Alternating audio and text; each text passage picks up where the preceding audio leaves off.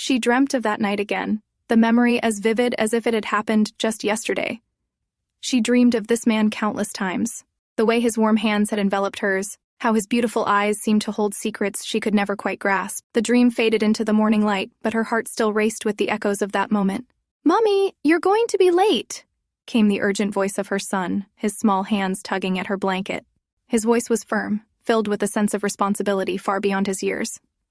Sitting up, she rubbed her eyes, greeted by the sight of her son. Remembering her client meeting, she quickly ran toward the bathroom. Later, as they sat for breakfast, her son looked at her with a critical eye.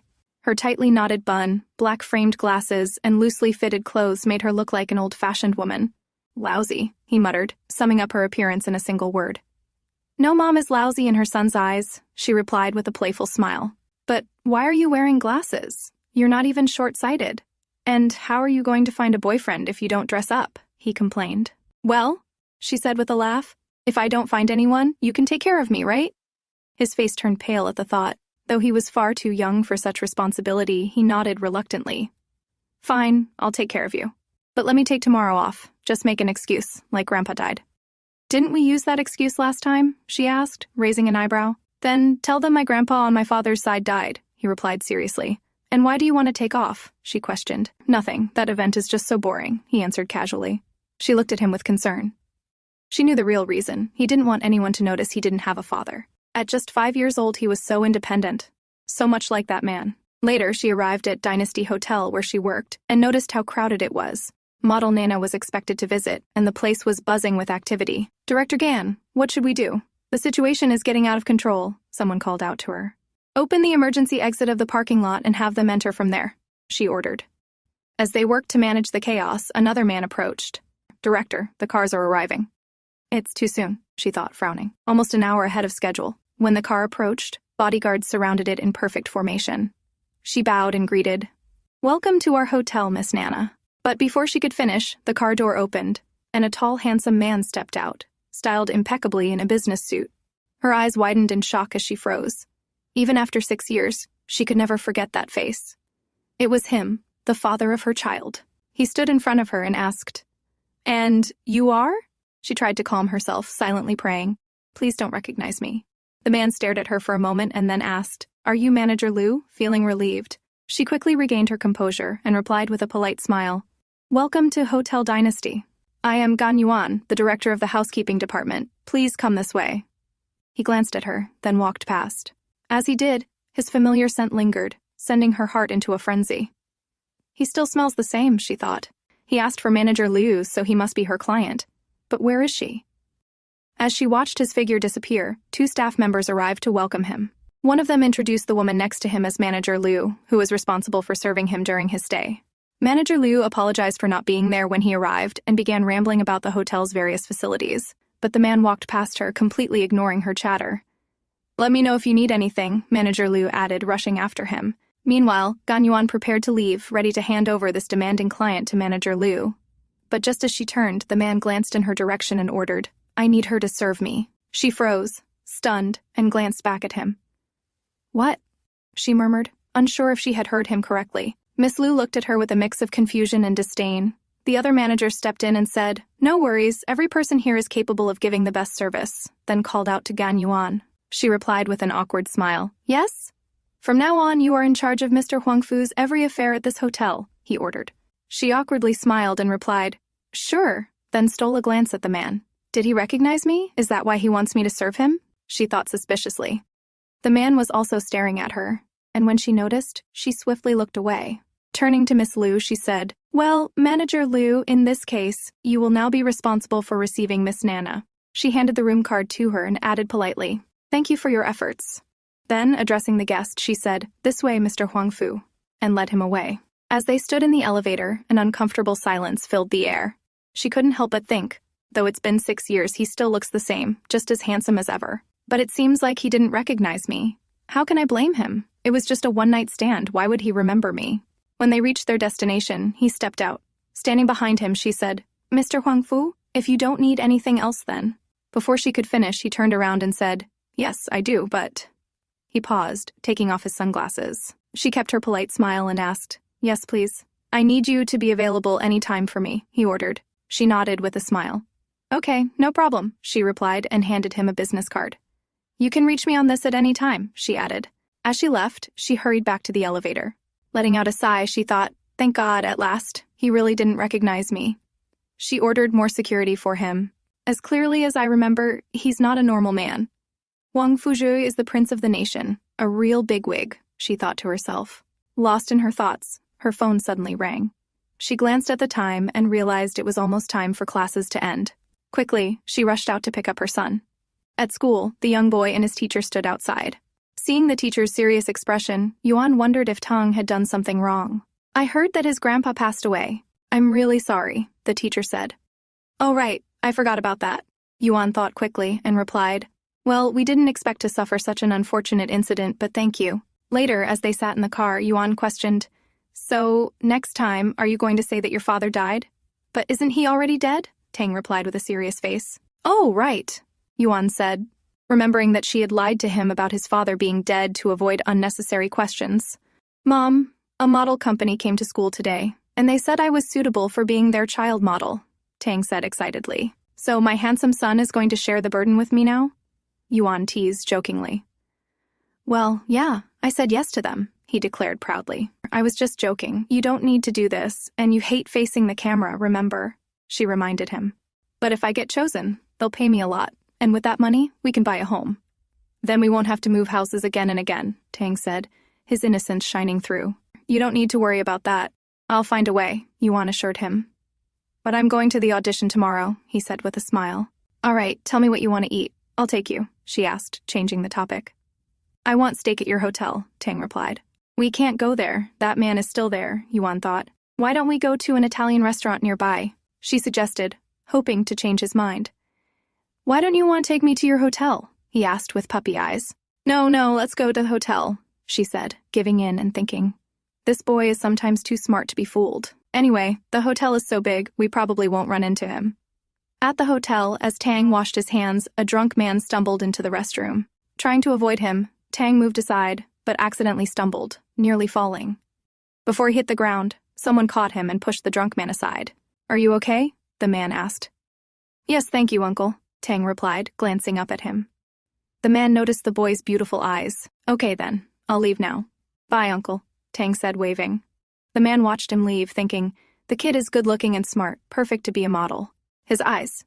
They're the same as mine. Something struck him, and he glanced back, but the boy had already left. Another man approached him. Mr. Huangfu, the guests are here. Okay, I'll be there, Huangfu Jue replied.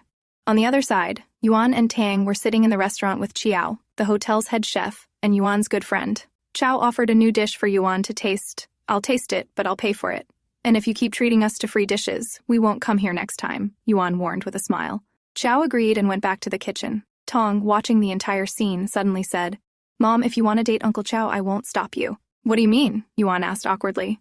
Well, height, looks, and personality, he's perfect. And he cooks too, so we won't need takeout anymore if you date him, Tang said, his eyes shining with enthusiasm. Son, do you want to find a boyfriend for me or a cook for yourself? Yuan teased. Then, with a more serious tone, she asked, Do you want Uncle Chiao to be your father? Tang thought for a moment, as if the idea had never crossed his mind.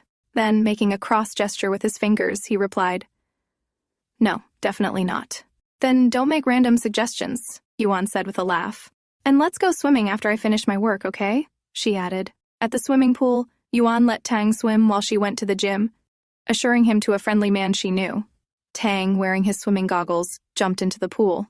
20 minutes later, as Yuan was working out, someone shouted, Director Yuan, please come. Manager Liu and Tang are having a quarrel.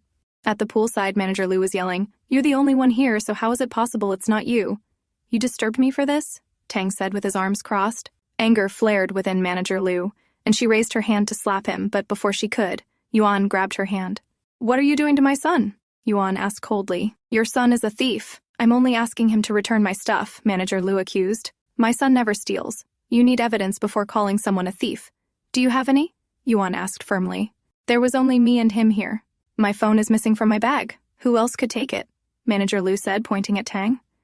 Yuan ordered the other staff member to check the camera footage, but he informed them that the cameras were off during that time. With an attitude, Manager Liu said, All right, give me my phone back and I'll pretend this never happened. Annoyed, Yuan snapped, Are you deaf? My son already said he didn't take it. Okay, then let's call the police, Manager Liu shouted. Just as she finished, someone called out, Manager Liu, I was looking for you. A staff member approached with a phone in her hand. This is your phone, right? She asked. Manager Liu, stunned, picked up the phone and asked, How did you know it was mine? I recognized the wallpaper, the staff member replied. How stupid, Tang muttered under his breath. Didn't your mom teach you some manners? Manager Liu yelled. Yuan kicked her, and with a splash, Manager Liu fell into the pool. So, Tang, here's your lesson. We don't attack others unless provoked, but when we are, tit for tat is fair play, Yuan advised her son. But Mom, what if she comes back because you upset her? Tang asked. Don't worry, son, your mom is strong, she replied confidently. The next morning, Yuan stood outside the office and heard Manager Liu crying loudly. Entering the room, she saw Manager Liu complaining to the manager, tears streaming down her face. Look at the bruises on my hand. It's all because she pushed me into the pool and bullied me, Manager Liu accused. The manager turned to Yuan. Did you do this? He asked. Yes, Yuan replied firmly. Manager Liu stood up angrily, but before anyone could say anything, Yuan's phone rang. Seeing it was a call from that demanding client, she picked up. After ending the call, she addressed the manager. He's asking for me to come. Go ahead.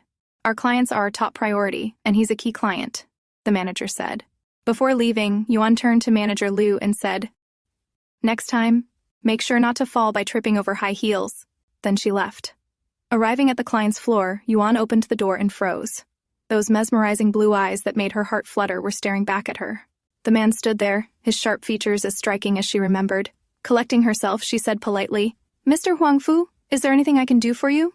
Huangfu Jue glanced at her before signaling to his secretary, who handed her a set of documents. We want to have a conference on the hotel's rooftop. Also, Mr. Huangfu will extend his stay for 10 more days. Could you arrange that? The secretary said. What, 10 more days? Are you kidding me? She thought. Forcing a smile, she replied, I'm sorry, but the rooftop is already booked. I'll pay for the damages. Please negotiate with the guest, Huangfu replied firmly. Okay, I'll try my best, she said, thinking, he never compromises and is just as stubborn as Tang. As she walked toward the elevator, she noticed Zhu approaching with his subordinates. They entered the elevator together. Which floor? She asked. First, he replied casually. Standing silently, Yuan thought, why is he staying longer? Is it for work or some other reason? Zhu also observed her quietly, thinking, this woman always seems to hide something, like a little fox. And her eyes. His eyes widened slightly with realization. She resembles someone I once knew. Have you been working here long? He asked. Nearly 2 years, she replied with an awkward smile. Where were you before this? He asked again. Why does it feel like he's checking on me? She thought. Just in some small hotels, she replied shortly. As the elevator stopped and more people entered with luggage, their fingers accidentally brushed. Startled, Yuan quickly pulled her hand back. Zhu noticed but said nothing, watching her reaction. Does she dislike me? He wondered. When the elevator opened again, Yuan stepped out quickly, pushing past the others. Watching her retreating figure, Zhu stood still, lost in thought. Meanwhile, Yuan's face flushed red.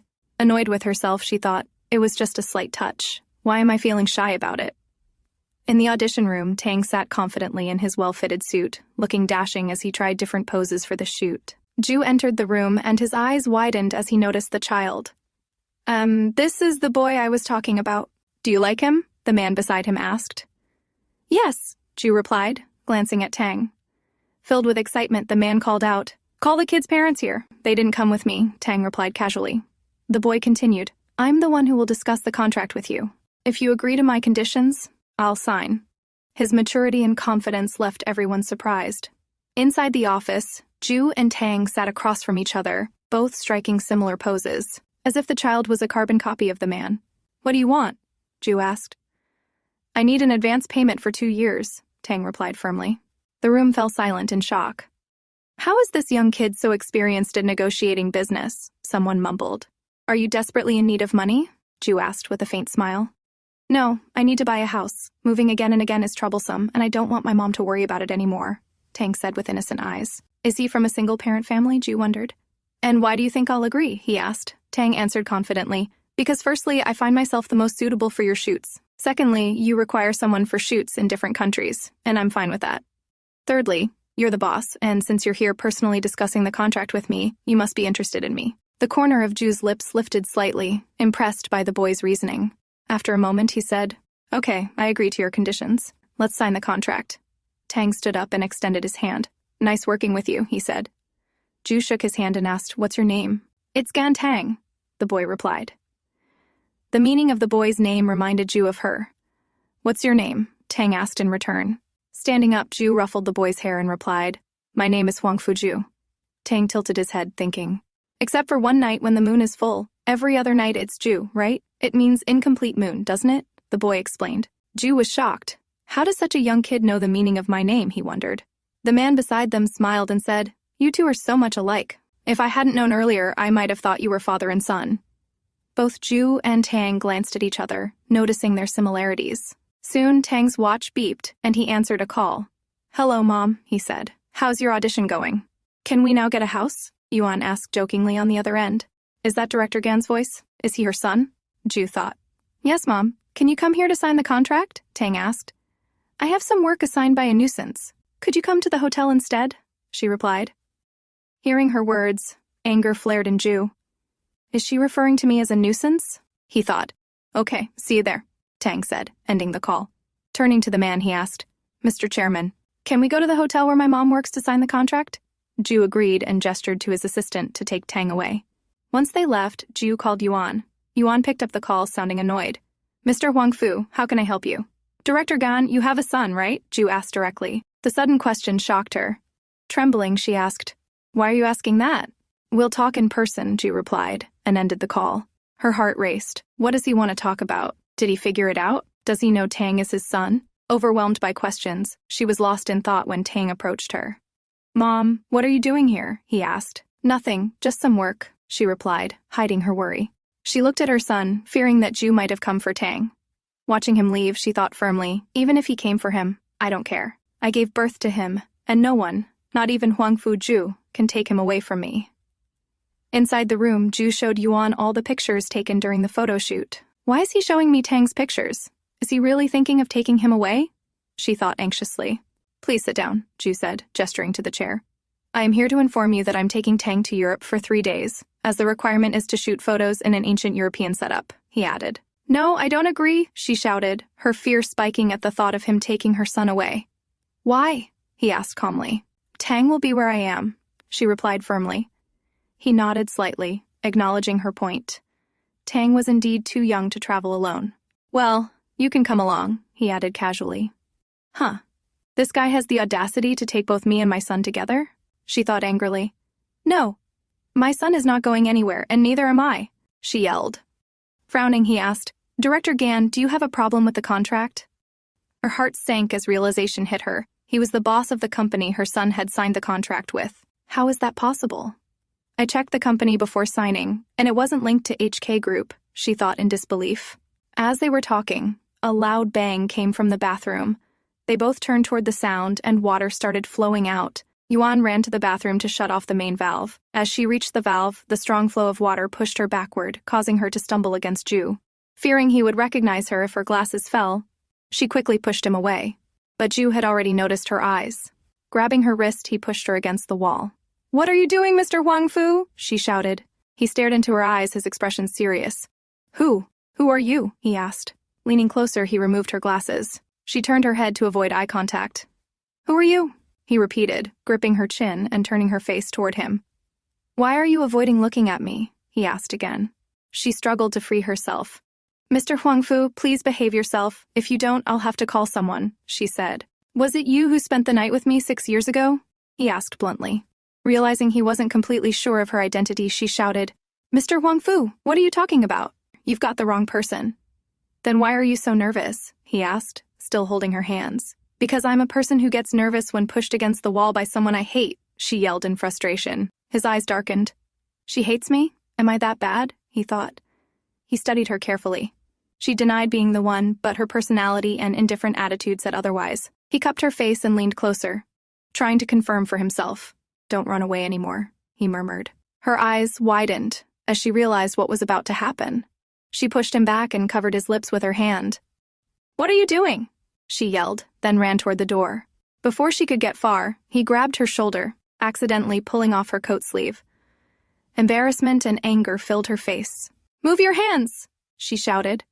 Realizing what happened, Ju quickly removed his hand, but in his haste he slipped, and in the next second he fell over her. They both hit the floor, and their lips met in an accidental kiss. Yuan screamed for help, and two men rushed into the room. Seeing the scene, they froze in place. "Get out of here, now!" Jue shouted, covering her. The two men exchanged glances but left immediately. Yuan tried to push him off. "If you try to touch me, I'll bite you," she said angrily. Jue stared at her for a moment before releasing her. "I'm sorry, I was wrong," he said and left. She stood there puzzled. What just happened? Why did he leave so suddenly? Then realization dawned on her. She looked at her back. "Oh, I see. It's because I removed the tattoo from my back. Well, good for me," she thought happily. Soon, his assistant arrived with new clothes and handed her some money as compensation. Her anger flared. "Am I so poor in his eyes?" she muttered, refusing the money. Without saying another word, she asked for her room and left. As Yuan entered Jue's room, she saw him shirtless. Embarrassed but gathering her courage, she asked him to cancel Tang's contract. But he firmly denied it. Angrily, she argued with him, but not getting her way, she finally left. Later, after changing into clean clothes, she approached the manager's office, only to find Jue's assistant already there. The assistant offered her dinner as an apology. "Sorry, I'm busy," Yuan declined immediately. But the manager insisted, promising to replace her work with someone else. As the assistant left with her positive reply, the manager begged Yuan to go, reminding her of how he had helped her in tough times. Reluctantly, she agreed. At home, as Yuan freshened up, she remembered Jue's disappointed face when he didn't find the tattoo on her back. Did he really remember me? She wondered. But she was determined. No matter how sad he looked, she wouldn't let him take her son. Meanwhile, Jue met with a tattoo artist, inquiring if a removed tattoo could look the same as before. There won't be a big difference, but subtle changes are visible. It's impossible for it to look exactly the same, the artist explained. Jue nodded, understanding. His assistant approached and handed over documents about Gan Ting, along with Yuan's glasses found in the bathroom. Examining the glasses, Jue noted they were plain frames without a prescription. Looking at Tang's birth date in the documents, Jue calculated the timing and realized it aligned perfectly with their encounter 6 years ago. His eyes widened at the possibility. So I wasn't mistaken. If she's the one, then Gan Tang. Jue stood abruptly. "Prepare the car. I'm going to pick them up," he ordered. At home, Tang stood ready for their outing, calling out for his mom. Yuan entered in her comfy loungewear, still wearing her glasses and with her hair tied in a bun. When the doorbell rang, Tang ran to open it. Jue stood at the door, dressed dashingly. Tang led him inside, announcing, "I'll introduce you to my mom." Jue placed a hand on his head and said, "We already know each other, right, Gan Yuan?" He glanced at her with sharp eyes.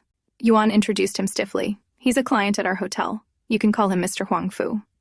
"I prefer uncle, though," Jue replied. Soon, Jue's assistant entered, carrying several gifts. "We can't accept these," Yuan said firmly. "It's impolite to visit empty-handed. If you don't like them, you can throw them away," Jue replied. "Then help me throw them out," Yuan retorted with the same attitude. The air in the room turned chilly. "Uncle, don't take it seriously, Mom's just joking," Tang said, trying to ease the tension. Shall we go then?" the assistant asked. But Jue sat down and said, "No hurry. Formal dress code is required for the restaurant," glancing pointedly at Yuan. "Okay, then wait for me," Yuan said, running off to her bedroom. While she was gone, Jue asked Tang, "Tang, where is your father?" "He passed away," the boy replied straightforwardly. Yuan returned, dressed entirely in black. "I'm ready. Shall we go?" she declared. "Is she going to a funeral?" Jue thought. As she passed him, he noticed her hair was down, making her look gentler. She demanded a separate car for them, which annoyed Jue slightly. At the restaurant, Jue asked Tang, "Do you like it here?" Tang enthusiastically shared how much he enjoyed it. Yuan turned to him with a fork in hand and said, "Don't talk while eating, son. It's bad manners." In doing so, she accidentally spilled a few drops of sauce on Jue's clothes. "My bad." "Let me help," she said, attempting to clean the stain with a tissue, only to spread it further. Jue stood and walked toward the restroom to clean up. Glancing at her, he thought she did that on purpose. While he was away, Tang turned to Yuan. "Mom, why did you do that? You did it on purpose, didn't you?" he asked, startling her. But his next question made her choke on her water. "Mom, is he pursuing you?" he asked seriously. "Little one, you better remember he's our guest," she scolded. "So what?" Tang replied stubbornly. "Anyway, what do you think of him?" she asked seriously. "Well, he's quite nice, except for his bad temper," Tang said thoughtfully. Annoyed, Yuan asked, "But he's so arrogant, picky, and proud. What's good about him?" As they talked, Jue returned. "Don't mind me. Continue," he said, sitting down. Awkwardly, Yuan said, "Well, we should take our leave. Thank you, Mr. Huangfu, for dinner." As they were leaving, someone called out Yuan's name. They turned to see Chow waving at them.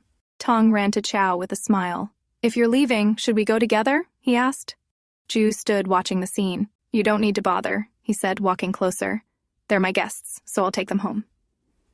He took Yuan and Tang by their hands and led them outside. Behind them, a woman shouted, "You're leaving because of that woman?" Chow turned back and said firmly, "I'll leave whenever I want." "And what about our engagement?" the woman asked hastily. "You have all my documents, so you can register by yourself," Chow replied coldly. "You're going too far," she shouted. "I've never cheated on you. Anyway, I have duties tomorrow morning, so I'm leaving now," he said, walking away. In the car, Yuan sat awkwardly while Ju turned to Tang. "Tang, I asked you to bring your passport. Did you bring it?" he asked. Tang handed it to him, but Yuan, scared that Ju might discover anything about her child, tried to snatch it away. Ju raised his hand, dodging her attempt. As he glanced at the passport, he noticed that Tang shared the same blood type as him. Yuan yelled, "Mr. Huangfu, I already told you I'm going to cancel the contract." "You can't just decide that on your own," he retorted. Tang, looking up innocently, asked, "Mommy, why do you want to cancel it?" Yuan forced a smile. "Because Mommy is busy and can't accompany you," she explained. "But I can go on my own, and besides, Uncle will be with me," Tang replied confidently. "This kid doesn't even know he's taking his father's side," Yuan thought, frustrated. "I can ask the manager to approve your vacation," Ju said to Yuan.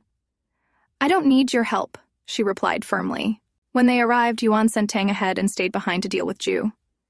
"Now give me my car key back," she demanded. Ju handed it back, but in the next second he grabbed her hand and pinned her against the car. Removing her glasses, he asked, "He's my son, isn't he?" "Even if you want a son, you can't just claim someone else's," she snapped. "His birth month is August, which means you got pregnant in November the previous year. And his blood type matches mine," Ju explained. "In this world, many children are born in August, and anyone can have the same blood type," she argued. "Why did you leave that morning?" he asked directly. Yuan tried to pull away. "Mr. Huangfu, please behave yourself. I've never met you before, and my son has nothing to do with you," she screamed.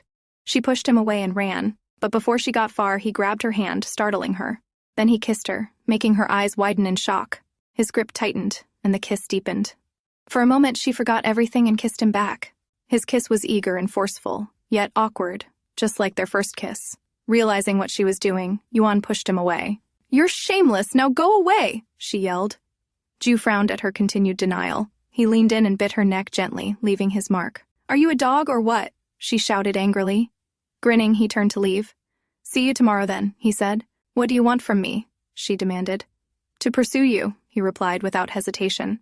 "But I have no interest in you," she shouted back. "It doesn't matter, because I do," he said firmly, and walked away, leaving her behind. Later, when Yuan returned home, she found Tang already asleep. Sitting beside him, she pulled out his drawing book. Opening it, she was shocked to see a drawing of a father and son. The son was clearly Tang, but the father's features were left undefined. She looked at him worriedly. She knew he was good at painting, and the only reason this picture was incomplete was that she had never told him what his father looked like. "It's better this way.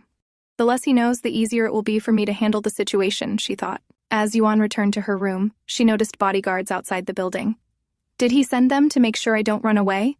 she wondered. The next morning, at work, Ju's assistant informed her that Mr. Huangfu was calling for her and handed her a courier. Opening it, her eyes widened. It was her portrait, a back profile from 6 years ago. The assistant kept watching her discreetly to gauge her reaction. Noticing this, Yuan calmly threw the picture into the trash. The assistant later informed Ju of everything. Inside Ju's room, Chow brought breakfast. Ju glanced at him. "Where's the other chef?" he asked. "He's not feeling well, so I came on his behalf," Chow replied with a polite smile. "I brought everything you like, as Yuan told me," he added. Ju's eyes sharpened at the mention of Yuan's name. He ordered other items, and when Yuan entered, he ordered the same for her. Yuan noticed the tension and how difficult Ju seemed to be. She decided to leave. "Then I won't disturb Mr. Huangfu's breakfast," she said, turning to leave. But Ju grabbed her wrist. "Be a good girl. Sit down and dine with me," he said calmly. Her face flushed red, but she accepted the invitation. Chow presented the ordered items and said, "I can redo them if you're not satisfied." "If Yuan likes it, then I don't mind it," Ju said affectionately. His assistant's face paled. His boss had never spoken like this about any woman. Yuan, too, was stunned, thinking, what the hell is he talking about? As their argument escalated, Yuan began coughing hard, startled by Ju's outrageous remarks. Ju leaned closer to her and whispered teasingly, "What happened?" Does your tongue still hurt from my kiss last night? Her coughing intensified, her face turning red with embarrassment. Zhao quickly handed her a tissue, but Ju cupped her face, turning her to look at him. He leaned in, brushing her lips with his thumb, then licked his thumb and smirked. It seems you've changed your lipstick today, he said smoothly. It was clear he had no intention of backing down. Yuan's face flushed in frustration. What is this man even talking about? Zhao stood nearby, glaring at Ju. The tension between them was palpable, as if an invisible battle was raging. Yuan stood up abruptly, but Ju pulled her back to his side. Turning to Zhao, he ordered, "You may leave now." Zhao clenched his fists, barely restraining himself, but he left reluctantly. He had hidden his feelings for Yuan for so long, hoping to show her his love gradually. But because of Ju's presence, desperation now clawed at him. Inside, Yuan glared at Ju. "I'm warning you one last time, don't you dare touch me with your hands," she yelled. "What about with my mouth?" Ju replied teasingly. Anger flared within her. Determined to teach him a lesson, she grabbed a teacup and hurled it at him. Ju quickly covered himself with a towel, peeking out with a playful grin. "If you don't want to eat, then we can talk about you, me, and Tang," he said. "I've already told you I've never met you, and Tang is not your son," she shouted. "Okay, then what about a paternity test?" he suggested. "As long as the results confirm it, I'll believe you," he added calmly. Her face darkened. "If you want to play this cat-and-mouse game, fine. I'll play along." "Okay, be ready tomorrow morning, and don't forget to pay for it," she replied sharply. Ju frowned at her reaction. Is she really not the one? But everything points to her, he thought, growing frustrated. Suddenly he rose from his chair and leaned toward her. "There's something in your hair," he said, tucking a loose strand behind her ear. The next moment, he loosened her bun, letting her hair cascade down. "What are you doing?" she shouted, startled. "Don't tie your hair the next time you see me," he ordered, his tone commanding. "Who are you to order me?" she asked, her annoyance evident. "Who am I?" he repeated confidently. "I'm the one you'll fall in love with." Annoyance filled her, and with a thud she left, closing the door. She walked into the room, her heels clicking against the marble floor. "Yuan, you're back," Zhao said, eyeing her closely. "Did the guy give you trouble?" "No," she replied quickly. Then after a pause he said, "Yuan, how about we make this real? What do you think?" "For the hotel's sake, we should forget about it," she replied firmly. "I don't want to be targeted by your admirers. I will quit," he declared, her voice unwavering. She exhaled. "Let's have dinner before you leave. A farewell dinner." "I'm leaving with Gan Tang after his shoot. Maybe we'll never meet again," she thought. "It's my way of thanking you." "I'm available any time," he said without hesitation. "But we're still friends, even after I don't work here, right?" he asked with a smile. "Of course," she replied. As they walked towards the elevator, Yuan's thoughts lingered. "He's the only one I've been close to all these years." The elevator dinged, snapping her back to reality. They were caught off guard by the sudden appearance of Xingqing, who ran up to him with excitement. "Did you come to pick me up? Is this a surprise for me?" she beamed, clinging to him. Zhao frowned at the sight. "Xingqing, why is she here?" Yuan tried to leave discreetly, but he called after her. As Yuan hesitated, Xingqing introduced herself with a smug smile. "Hi, I'm Chu Xingqing, Zhao's fiancé." Yuan remained composed, replying, "I'm Gan Yuan." After Yuan excused herself, Xingqing turned her attention back to Zhao, who firmly told her to let go. "Or how did you find me?" he demanded. "It's a secret," she giggled mischievously. Xingqing, with a sly smile, teased, "Walk me to my room and I'll tell you." Frustrated, Zhao grabbed her. "Who told you where I was?" The realization hit him hard. "If my father finds out, Yuan and Tong might get dragged into this." "Didn't you tell me to come here?" Xingqing asked innocently, further confusing him. Checking his phone, Liang found a booking confirmation he didn't remember making. "Did I book this myself?" he muttered, eyes narrowing in suspicion. His suspicions were confirmed. "Damn it. Huangfu Jue, you bastard!" he cursed under his breath, storming off. Xingqing ran after him, confused. "Zhao, what do you mean?" Meanwhile, Ju sat in his room, hearing the news that Liang had quit his job. A smug smile spread across his face. "Fine," he muttered, satisfied with the turn of events. As Yuan drove to meet Ju, she thought as stubborn as he was, she knew she couldn't escape him easily. She sighed in frustration, racking her brain for a solution. "If I keep stressing like this, I'll go bald." Suddenly, an idea struck her. "Hair. That's it." Ju wanted to see her untied hair so badly, she'd use it against him. Tang's curious voice broke her thoughts. "Mummy, where are we going?" "To have a meal with the photographer about the shoot," she replied casually. "Will Uncle Huangfu be there?" Tang asked, eyes filled with excitement. Yuan hesitated but gave in. "As you wish, he'll be there. This little traitor is siding with him," she thought bitterly. Could you two not quarrel tonight? Tang pleaded, his puppy eyes shining. Yuan sighed. Fine, I promise not to be mean, unless he provokes me. Tang grinned, feeling victorious, while Yuan shot him a look. My ungrateful son. You already changed sides. Tang confidently spoke about Ju. No, I am just trying to help you. Yuan was taken aback. Help me? She asked. I learned he's a big deal, a prince, so I think he can only make a good match with you, Tang added, smiling brightly. He's really his son. Analyzing people like this, she mused. Yuan felt a pang of realization. They were like black and white, and they really do belong in two different worlds. As they arrived, Ju stood there elegantly in his suit. Uncle Huangfu, Tang called out excitedly, running toward him. Yuan followed behind, wary of the inevitable confrontation. Ju's eyes locked onto Yuan's hair tied with a chopstick, his expression unreadable. A man approached. You're Ms. Gan, right? I'm Shu Anran, executive director of Prince Children's Wear. Yuan composed herself quickly, shaking hands. Man introduces the photographer who would be handling Tang's shoot. She nodded politely. Meanwhile, whispers filled the room. Our boss filled the chair for Ms. Gan in person? Who exactly are the mother and son? Dinner was served, and Ju's presence across the table made things tense. Yuan couldn't shake the feeling that they really resemble each other. I need to go to the restroom, she excused herself, stepping out for a breather. Inside the restroom, she grabbed a pair of scissors and cut her hair to match Tang's length. If Ju was determined to check the DNA, she had to act first, before he could take Tang away. Back at the table, Ju and Tang were deep in conversation. Ju subtly gestured to Tang, reminding him to keep their secret. Son, what did I teach you about eating? Yuan scolded him gently. I must focus on the meal and not get distracted, he replied with innocent eyes. If you are done, then we should leave now, she suggested. Ju stepped in. I'll drive you back, he offered, his tone leaving no room for argument. Tang cheerfully followed him, while Yuan hesitated for a moment before catching up. She quickly grabbed Tang, pulling him away from Ju. Mom, you're pulling my hair, Tang protested. Sorry, Tang, my mistake, she said with an apologetic smile. Can you wait in the car? I need to talk to Uncle about something important. Tang nodded. Okay then, goodbye. He waved before heading off. Once he was out of sight, Yuan turned to Ju, raising a small strand of hair. This is what you wanted. Now, let's not meet again, until the results are out. And, one more thing, stop treating Tang so nicely. Your kindness will only confuse him. Her voice was firm, leaving no room for argument. Ju studied her for a moment, then asked, Are you that sure he's not my son? Yes, Yuan replied confidently. A mother always knows who her child's father is.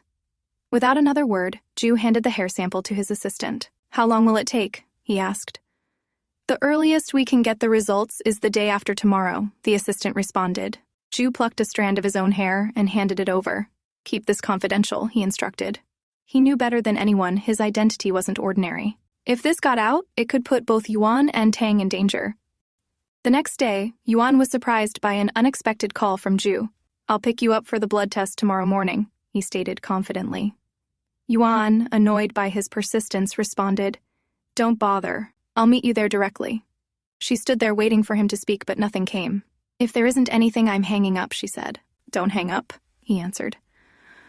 Again, she waited, but 5 seconds passed, and still there was no sound. Hey, why are you not speaking? She asked. Because I am drinking, he replied. Frustrated, she snapped. Then enjoy your drink. Why did you even call me? Before she could hang up, Ju's voice softened. I want you. Yuan's face turned red with frustration. You think you're an emperor who can summon and dismiss people at will? No way, she yelled, slamming the phone down. But the phone rang again within seconds. What now? She answered angrily, only to hear Tang's cheerful voice. Mommy, Uncle Huangfu wants to talk to you, he said innocently. Yuan, trying to control her temper, responded, I'm not taking it. Tang, puzzled, asked, Mommy, why are you so childish? She snatched the phone from his hand and cut the wire. Now go to bed, she ordered firmly. As Yuan turned, Tang suddenly asked, Mom, do you like Uncle Huangfu? Caught off guard, she stammered, Son, why do you ask that? Tang innocently pointed out, So many men pursued you, but you never noticed them, like they didn't even exist. But with Uncle Ju, you always get mad. Yuan tapped his forehead lightly and replied, Little detective, I just don't want him to disturb me. She quickly changed the subject, asking, Well, do you want to sleep with me tonight? Tang grinned. Yes, if you insist. Yuan sighed.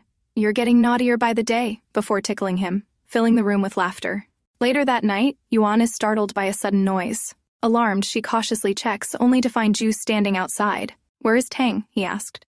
"He's sleeping, so please leave," she demanded, frustrated. He calmly asked, perfect timing, "Where's the wine?" Irritated, Yuan replied, "I don't have any." He turned back to look at her silently, then stepped closer, leaning in as he whispered, "Liar." Yuan tensed, her voice steady but wary. "What do you want?" She feared he might have discovered the truth behind her trick. Lately, Jue had been working extra hours just to make time for the photo shoot with them. Whenever he was free, this woman occupied his thoughts, as if she had cast a spell on him. Overwhelmed, he instinctively wrapped his arms around her, accidentally pulling her sleeve. Startled, she pushed him away, but he grabbed her wrist, causing her to stumble. "Don't be a freak!" she snapped, struggling to break free. Jue held her tightly. "What are you going to do?" "Let me go," Yuan demanded, but he remained silent. Instead, he pulled her even closer, and before she could protest, his lips met hers in a deep, lingering kiss. Despite her struggles, Yuan found herself momentarily caught in the moment. The familiarity of her touch, the taste of her lips, it felt the same as it did 6 years ago. Jue didn't want to lose her again. When he finally pulled away, his husky voice whispered, "Gan Yuan, be my woman." Her eyes widened in shock, her heart pounding. But she quickly regained composure and replied firmly, "No, I'm serious," he said. "But I refuse," she shot back. "You can have any woman you want. Why are you messing with me?" she asked angrily. Frowning, he replied, "I have no interest in others. I only want you." "But I have no feelings for you," she yelled. "Then start from today," he said, unfazed. Their argument was interrupted when Tang sleepily called out, "Mom, I want to go to the restroom." Rubbing his eyes, he glanced at them and muttered, "I can go by myself," before walking away. Yuan sighed, gathering herself. "If you want to see me at the airport tomorrow, then please leave now," she requested. Jue's eyes darkened. "Yuan, I've been looking for you all these years. Did you never think of me?" he asked desperately. Pushing him away, she said coldly, "I already told you, you're mistaking me for someone else." Just then, his phone rang. He answered, his face tensing at the news. Yuan watched him carefully. "The paternity test result, it's negative?" Jue asked in disbelief. "Yes, we've re-examined it," the voice confirmed. Jue stood still, absorbing the truth. Yuan met his gaze with unwavering eyes. "I told you, I am not the person you are looking for," she said firmly. "You changed the sample, didn't you?" Jue asked suspiciously. "You've got the wrong person." "Why would a normal person like me have anything to do with someone like you?" Yuan yelled in frustration. Jue leaned in closer. "But I'm sure it was you. Tell me I'm wrong," he pressed. As his hand gently caressed her cheek, Yuan felt her lies piling up, making it harder to escape. Yet she forced herself to meet his gaze and deny it once more. "No, I'm really not the woman you're looking for," she said, her voice firm but her heart wavering. Jue finally released her, turning away and leaving the room. Yuan sat silently, watching him go. This was the outcome she wanted, yet seeing him look so lonely and dejected, an ache settled deep in her heart. Why did it hurt so much to let him go? The next day, at the airport, Tang greeted Jue with a bright smile. "Good morning, Uncle." Jue, looking exhausted and disheveled from a sleepless night, nodded at him briefly before averting his gaze. Tang observed him with curiosity. "Uncle seems tired. Let's not bother him," Yuan said, trying to steer Tang away. But Tang slipped free from her grasp and held out a piece of cake to Jue. "Uncle, Mom made this. Eat it and you'll feel better," he said with innocent eyes. Jue stared at the cake, a mix of emotions in his eyes. Did she really make this, he wondered? Yuan glared at Tang, thinking this little brat just had to offer him. Tang smiled mischievously. "Oops, I wasn't supposed to tell you, but it's really good." Jue's assistant noticed that he hadn't responded to Tang yet, so he stepped in. "Tang, Mr. Huangfu isn't very fond of sweets," he said. But before he could finish, Jue stood up and looked at Tang calmly. "Even if he's not my son, I shouldn't dislike him for that," Jue thought. With that realization, he took the cake from Tang's hand and tasted it. "How is it?" Tang asked eagerly, offering another piece. Caught off guard, Jue hesitated. "Mom made it for you," Tang whispered. Yuan, realizing the conversation, quickly called out, "Gan Tang, you need to go to the restroom. Let's go." "But I don't want to," Tang protested. "Yes, you do. Come on," Yuan insisted, dragging him away. As Tang walked off, he whispered to Jue, "Women are so troublesome." A small smile appeared on Jue's face as he watched them leave. "If you like the kid so much, how about being his godfather?" Jue's assistant suggested cautiously. Jue shot him a glare. "It was just a suggestion," the assistant quickly added, fearing his boss's reaction. Soon, it was time to board the plane. Jue leaned back in his seat, feeling a headache from the lack of sleep. Tang, full of energy, ran up to him. "Uncle, can we play chess?" he asked excitedly. "Be quiet, you two. I'm trying to sleep," Yuan muttered. having been asleep since the flight began. Tang leaned in and whispered, "Uncle, Mom didn't sleep well last night. I think it's because of you." Then, with a grin, he added, "Now, let's play chess, okay?" Ju smirked and ruffled Tang's hair. "All right. After you," Ju said as they started the game. He observed Tang closely. Despite his young age, Tang played with impressive skill and focus. Ju realized he might have underestimated him. As the game ended, Ju announced, "I win." "One more round," Tang insisted eagerly, quickly resetting the pieces. A smile formed on Ju's face as he watched the child's competitiveness, feeling an unexpected warmth growing inside him.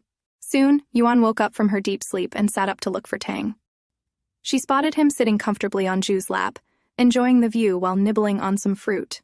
"Uncle, do you have a brother?" Tang asked curiously.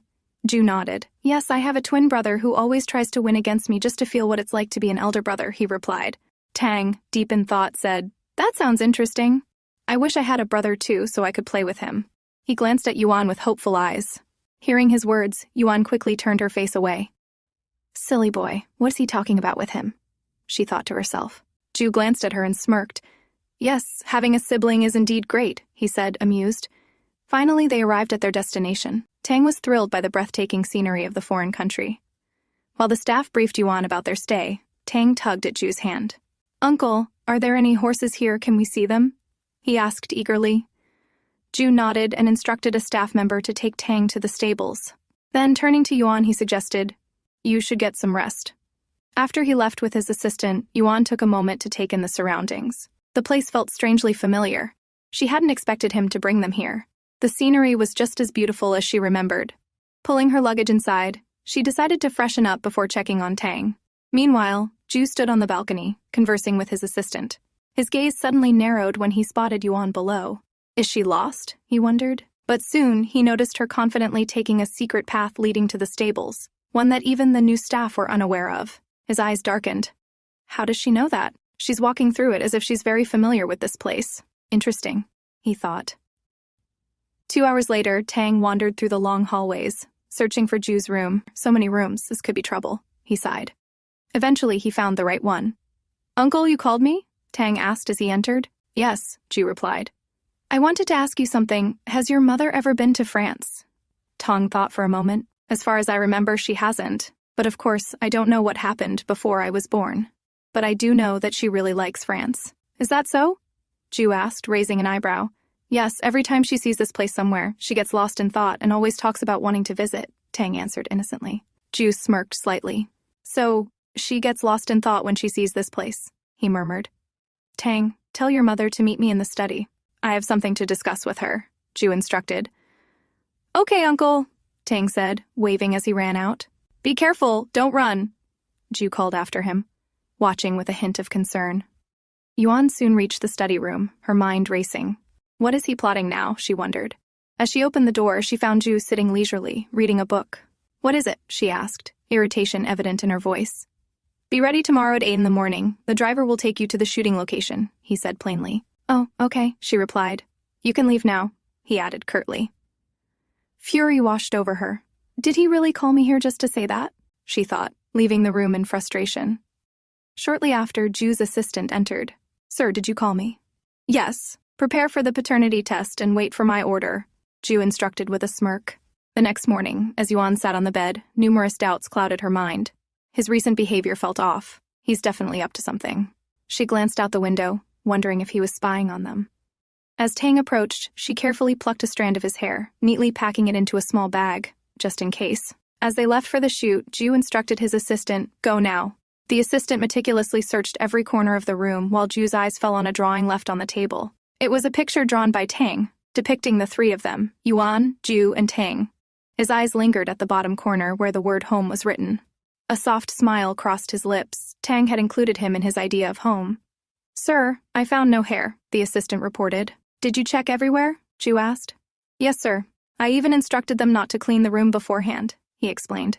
Ju narrowed his eyes. I underestimated this woman. "Why don't we use his toothbrush or any other personal item to obtain DNA?" the assistant suggested. "No, that will alert them," Ju replied firmly. "Tell them to mail me the test sample from before and arrange a feast after the shoot," he ordered. Meanwhile, the shooting was going smoothly.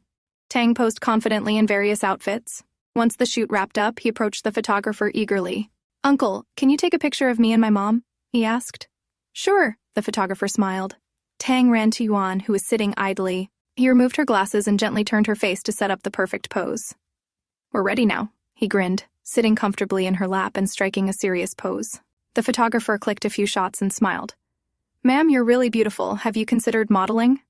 Yuan put her glasses back on and offered a polite smile. "Thank you for the compliment, but modeling isn't for me." Back at the castle, Yuan noticed subtle changes in her bathroom. The placement of items seemed slightly off, as if someone had been there. Her suspicions grew. Ju arrived soon after. "Would you like to go horse riding with me?" he asked casually. "Can we take Mommy, too?" Tang asked excitedly. Ju glanced at Yuan with a soft smile. "Of course, if she wants to." Tang ran to her, grabbing her hand. "Mom, come with us, please." Yuan hesitated, looking at Ju. "I can't let Tang go alone with him," she thought. "All right," she finally agreed. "But I need to change first," she added, before walking away. As she left, Tang's eyes sparkled with mischief. "Now that Mom is coming along, I can create opportunities for them," he thought with a grin. Meanwhile, a man handed a photograph to his boss. "Boss, a photographer uploaded this earlier." The man picked up the photo, his eyes narrowing as he examined it. It was a picture of Yuan with Tang. A smirk formed on his lips as he laughed. "So, I finally found you, and you are alive, my Gaia." On the other side, Ju rode a horse with Tang seated in front of him. He glanced back and saw Yuan preparing to mount her horse. To his surprise, she looked calm and composed, like someone experienced with riding. As they rode along the path, Tang asked curiously, "Does he have a name?" "Yes," Ju replied, patting the horse's neck. "His name is Bray, and he's the fastest one here." Tang's eyes sparkled. "When I grow up, I'm going to raise a horse faster than Bray," he declared proudly. They eventually reached a resting point. Spotting a locust nearby, Tang grew excited and ran after it. "Don't go too far," Yuan called out, concern in her voice. Turning to Ju, she stated, "We'll leave after 3 days once the shoot is done." "No," Ju responded firmly. "I'm not free, and besides, I'm worried about you." As they argued, Tang hid behind a tree, secretly watching them with a mischievous grin, hoping to give them an opportunity to get closer. During their conversation, Yuan suddenly noticed a strand of Tang's hair on Ju's collar. Her expression shifted. "I can't let it stay there." Changing her approach, she smiled sweetly. "Mr. Huangfu, you really don't need to worry about us." She walked toward him casually, but in her haste, she stumbled and fell directly onto Ju. They rolled down a small slope, finally stopping as Ju cushioned their fall. When Yuan opened her eyes, she realized with horror that her hand was placed in an awkward position. Her face flushed red as their gazes locked in a moment of confusion. She quickly retreated, but then remembered her goal, noticing an itch on his collar. Ju instinctively reached to check, but before he could, Yuan pounced. "Let me help you with that," she said hurriedly, grabbing his collar. "Get down," Ju ordered, his voice low and controlled. But Yuan, determined, leaned closer and tugged at his collar. In the process, the strand of hair slipped further inside. She smiled awkwardly. "I didn't hurt you earlier, did I?" "No, but can you get down now?" Ju asked again. Ignoring him, she leaned in even further, pretending to inspect the collar but instead blowing gently on his neck to ensure no trace was left behind. Satisfied, she finally moved back, her mission accomplished. Ju, however, remained frozen in place. "Gan Yuan," he called out in a dangerously low tone. Yuan stiffened. "What?" she stuttered. "Do you have any idea what you're doing?" he asked, his gaze darkening as he pulled her closer, his hands wrapping around her waist. "Hey, what are you doing? Let me go," Yuan protested, her cheeks burning. Ju smirked. "You're the one messing with my clothes. Shouldn't you be the one to fix them now?" he asked seriously, his hold tightening slightly. She struggled to break free from his grip, but he held her tightly. "What do you want?" she asked, frustration evident in her voice. "Weren't you volunteering?" he shot back. "It was just an accident," she explained hurriedly. But Ju tightened his hold, turning her slightly. "I think you did it on purpose," he said with a smirk. "Let me go," she protested, struggling against him. He pressed her against the tree, his gaze unwavering. Suddenly, her eyes caught sight of something, another strand of Tang's hair on his coat. Thinking quickly, she placed a hand on his chest, stroking it lightly with a charming smile. "Actually, I've always wanted to tell you something," she said sweetly. Ju raised an eyebrow, intrigued but cautious. "Oh? And what is that?" He leaned in closer. She continued to stroke his chest, her fingers subtly brushing away the hair. "I wanted to tell you that. I need to go to the restroom. I'll tell you later," she blurted out, pushing him aside and trying to escape. But before she could get far, Ju pulled her back and captured her lips in a deep, passionate kiss, his hand cradling the back of her head. After a moment, he pulled away, his voice husky. Gan Yuan, you were the one who lured me in first, so don't blame me now, he said, his eyes locked on hers. His hands roamed freely around her waist. Hey, don't go any further, she yelled, but he gently turned her to face him and kissed her again, not giving her a chance to resist. This man. He's still bad at kissing, just like 6 years ago. But why does he still manage to capture me so easily? Yuan thought, her heart racing. Ju's voice broke through her thoughts. Yuan, come to my room tonight, he murmured. Her eyes widened in disbelief. Mr. Huangfu, if you want something like that, go find someone else, she snapped. I don't have anyone else, he said casually. Besides, why reject me when you clearly enjoyed our kiss? It was just a physical response, nothing more, she argued firmly. Ju smirked. So, you're admitting that your body reacts to me? He asked, his tone serious. Her face flushed red in frustration. You're terrible at kissing. Who would react to you? She shouted. He chuckled. Then I'll just have to practice my kissing skills with you. Seizing the moment, Yuan finally pushed him away, sending him sprawling onto the ground. Ju lay there, looking up at her with a playful grin. You're really in a hurry to push me down, huh? He teased. Yuan huffed, catching her breath. Gantang! She called out, quickly grabbing her son and pulling him away. She mounted her horse with Tang, swiftly riding off while Ju stood watching them disappear into the distance. You can't run from your destiny, Yuan, he whispered to himself, a knowing smile tugging at his lips. Later, when Ju followed them, Yuan attacked with all her might, swiftly sliding Tang to the side. Ju dodged just in time, but his bodyguards immediately surrounded him, aiming their guns at Yuan. Back off, Ju ordered sharply. The bodyguards hesitated, confused by his command. I said, back off. Now, he repeated.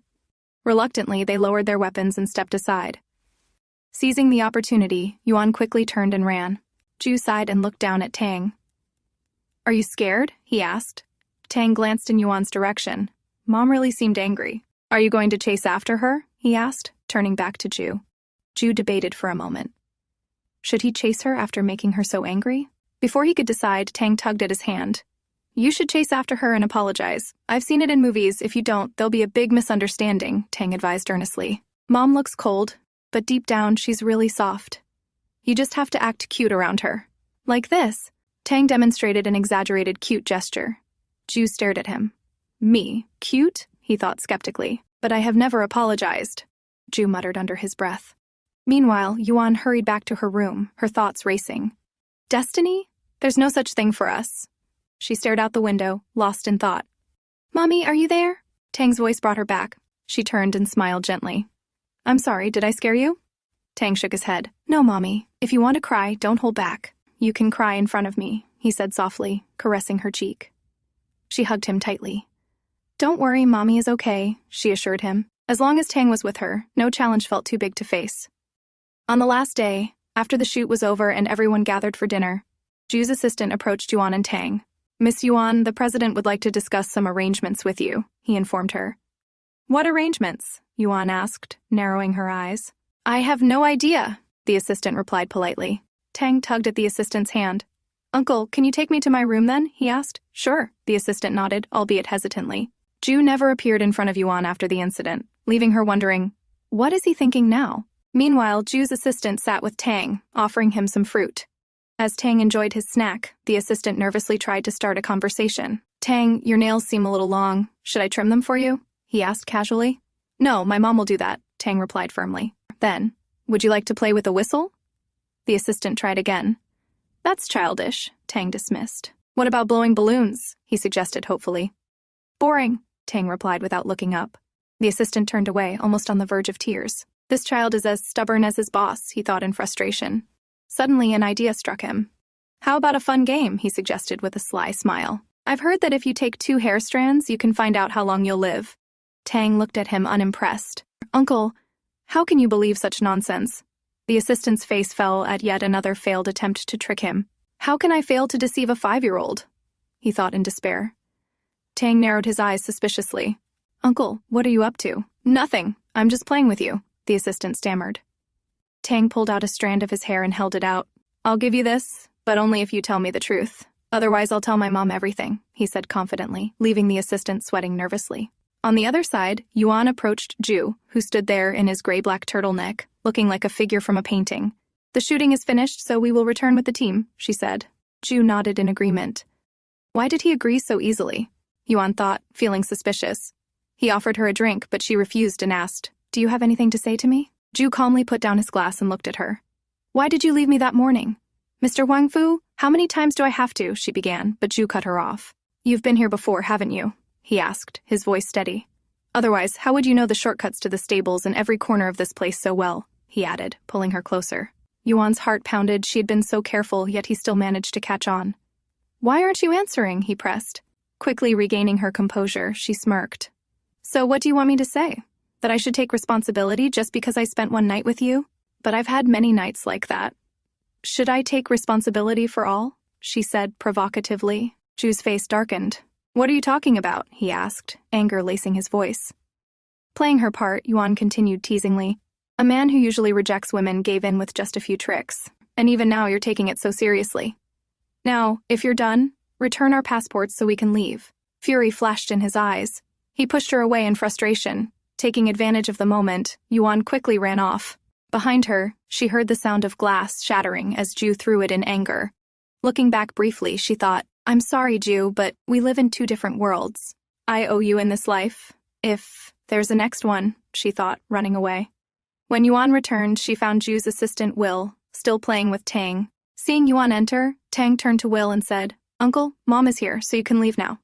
"Okay, I'll go," Will replied, swiftly passing by Yuan. Something about him felt off. Yuan's eyes followed him, suspicion creeping into her mind.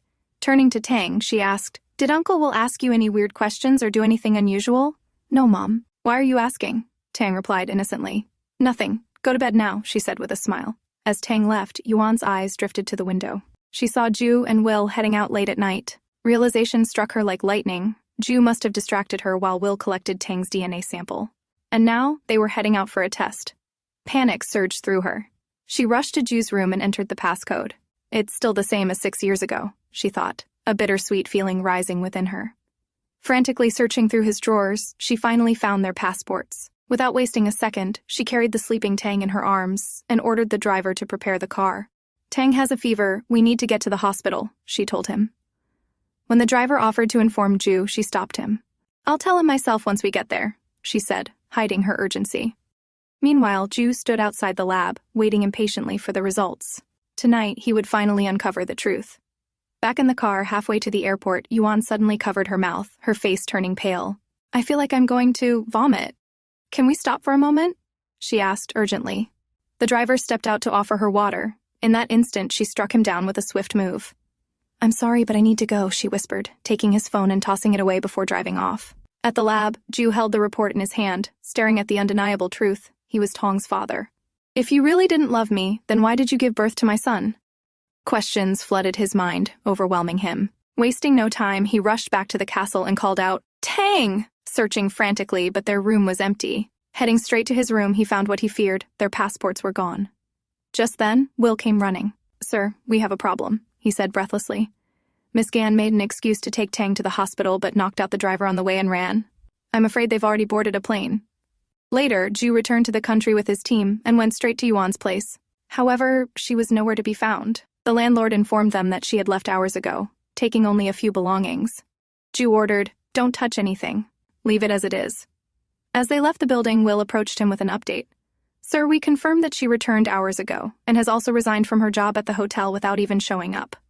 Track down her car," Jue ordered without hesitation. He knew she was still in the city, but the question remained, why was she hiding from him?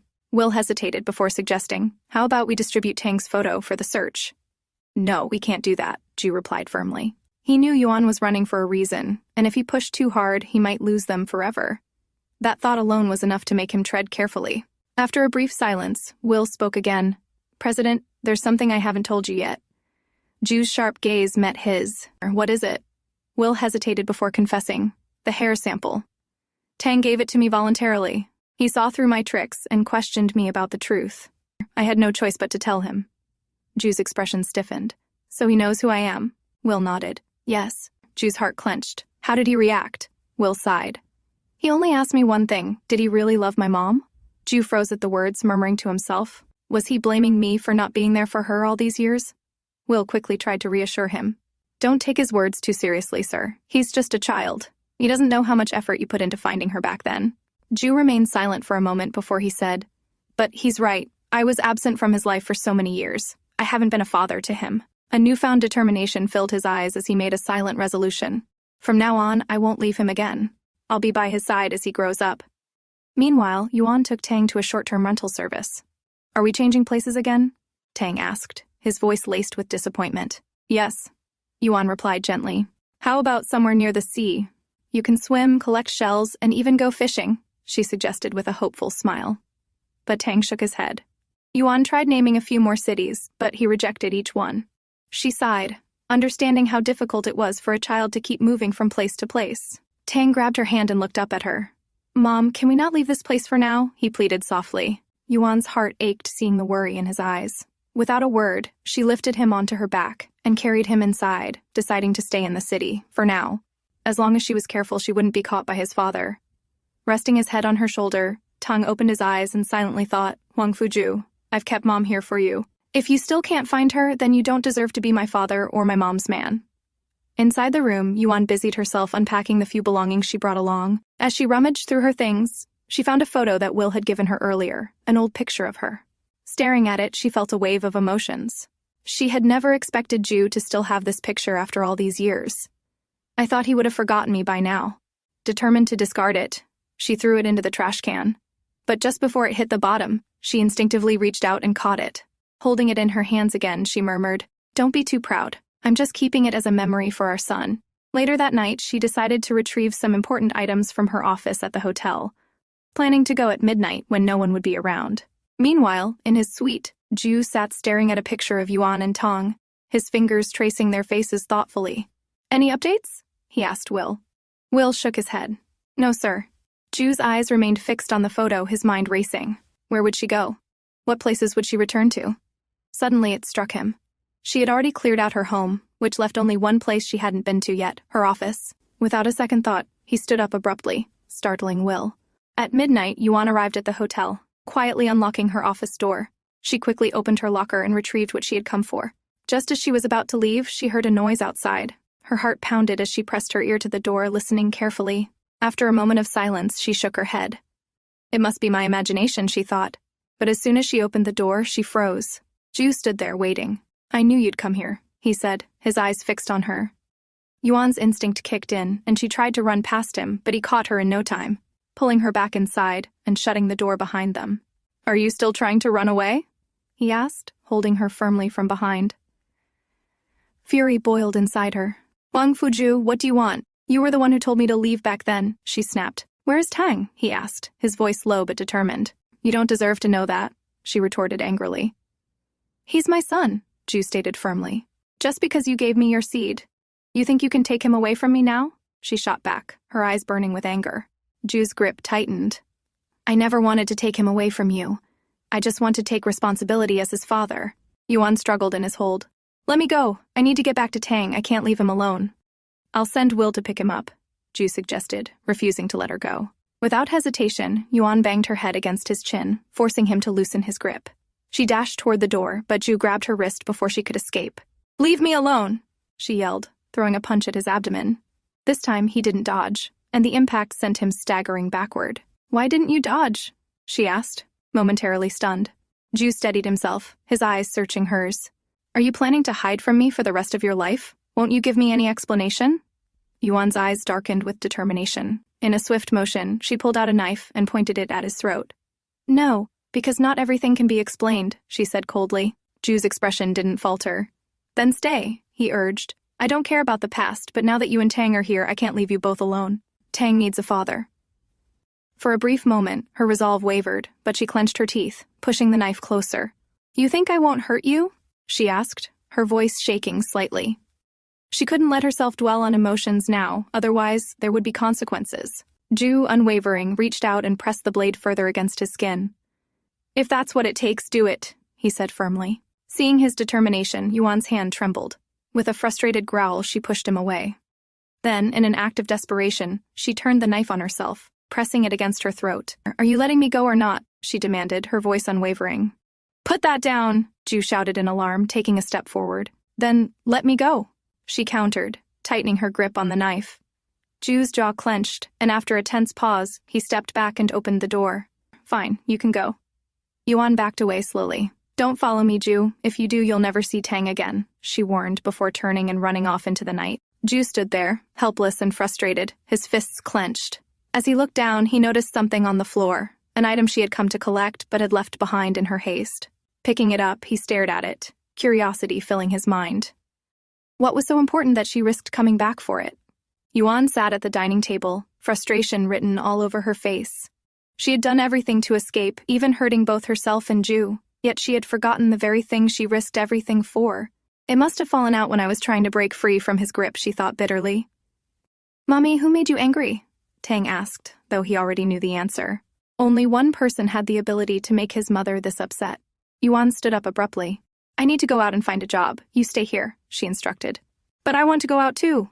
There's nothing here to do, not even any paintbrushes or books, Tang protested. Yuan shot him a glare. Are you trying to annoy me just like him? She snapped. Tang grinned mischievously. Who's him, Mom? He teased. Speechless, Yuan hurried to the room and returned with some paper and colored pencils. Here, you can play with these, she said, trying to distract him. Tang took the items but looked up at her suddenly.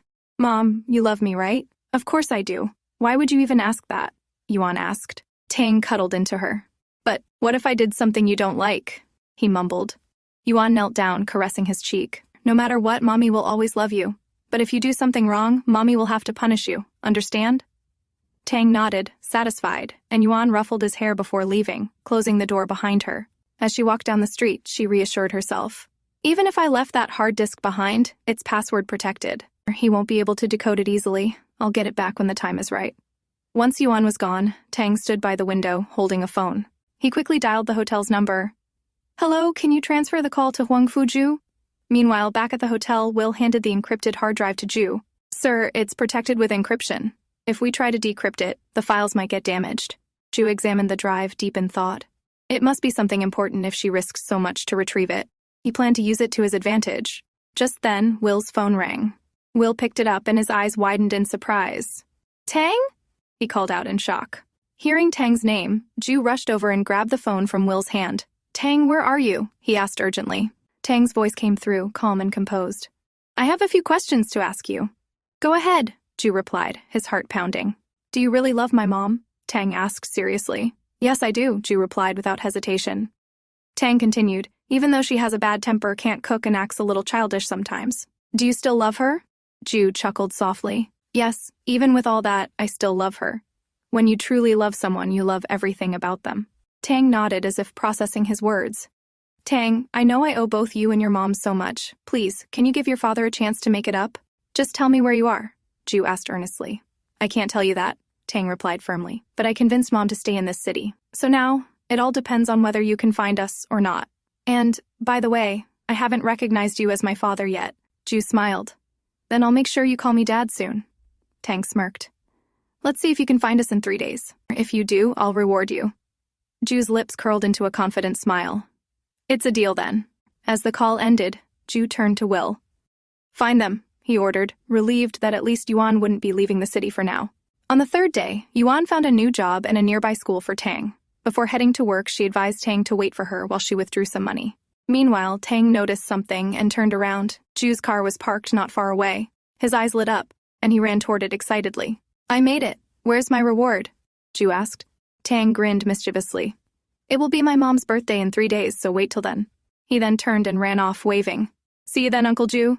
Yuan had taken a job as a fitness instructor at a club. This is Miss Yuan. Your friend recommended you. So, which plan would you like to buy? The receptionist asked the client. I want her to be my private coach. A deep voice responded, Ju standing there, his gaze locked onto her. Later, Yuan stood outside the training room, feeling uneasy. It was strange that she had a private client on her first day, but the pay was good, so she didn't question it much. However, the moment she entered, her body tensed. Her client was none other than Ju.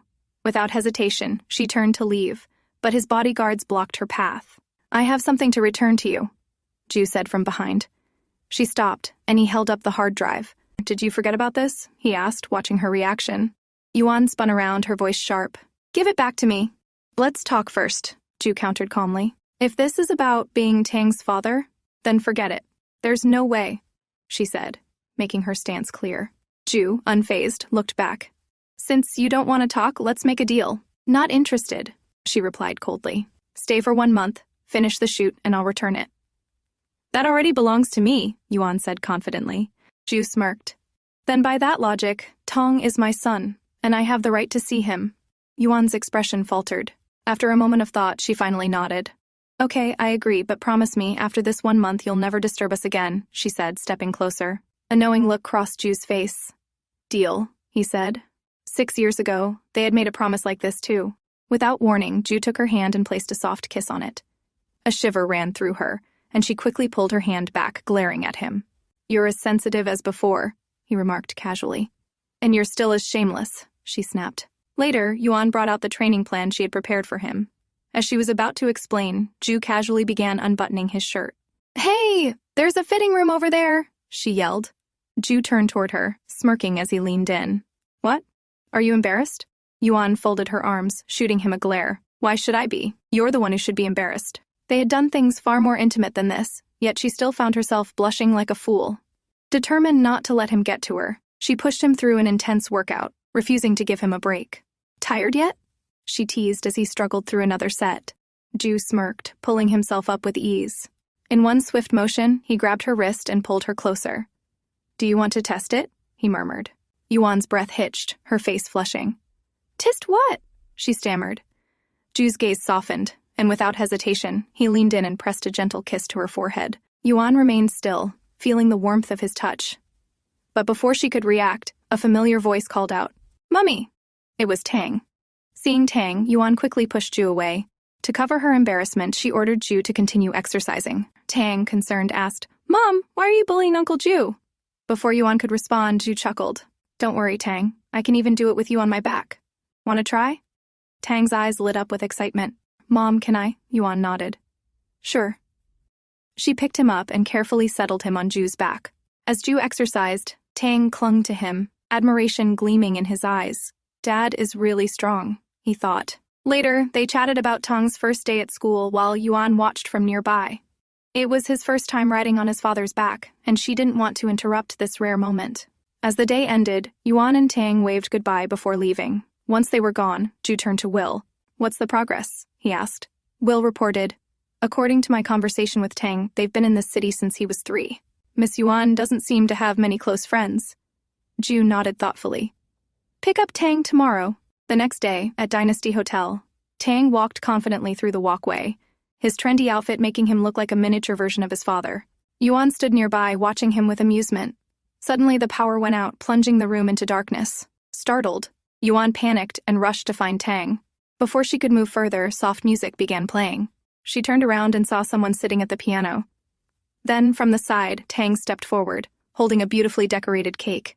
Happy birthday, Mom. I wish you happiness forever, Tang said with a bright smile. Yuan froze in place, her heart swelling with emotion. Tang pointed toward Ju. Uncle Ju planned all this.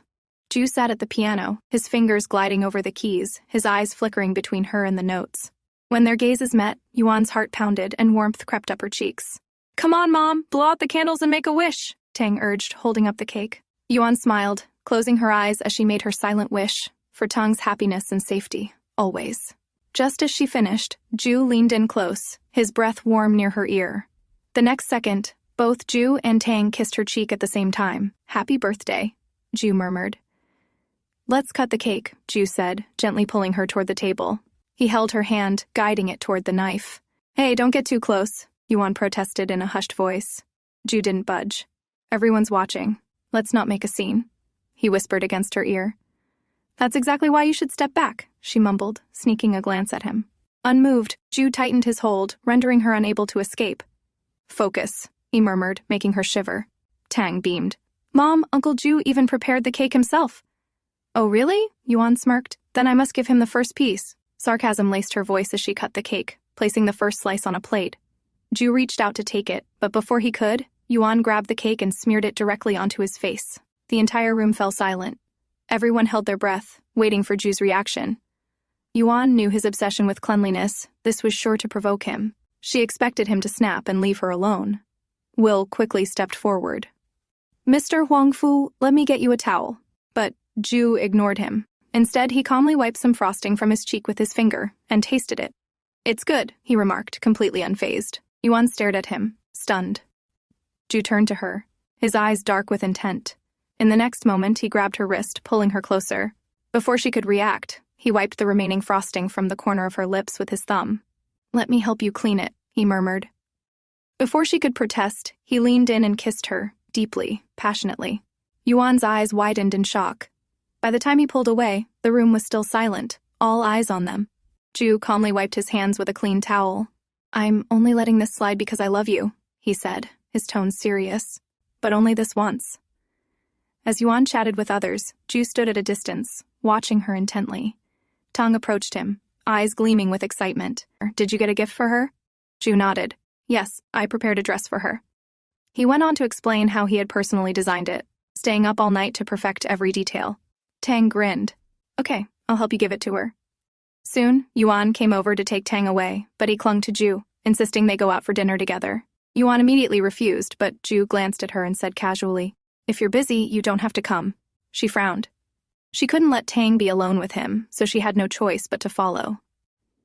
Just as they were about to leave, Qiao suddenly appeared, catching them off guard.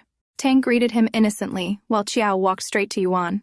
"I heard you changed jobs. Why? Do you need any help?" he asked, concern evident in his voice.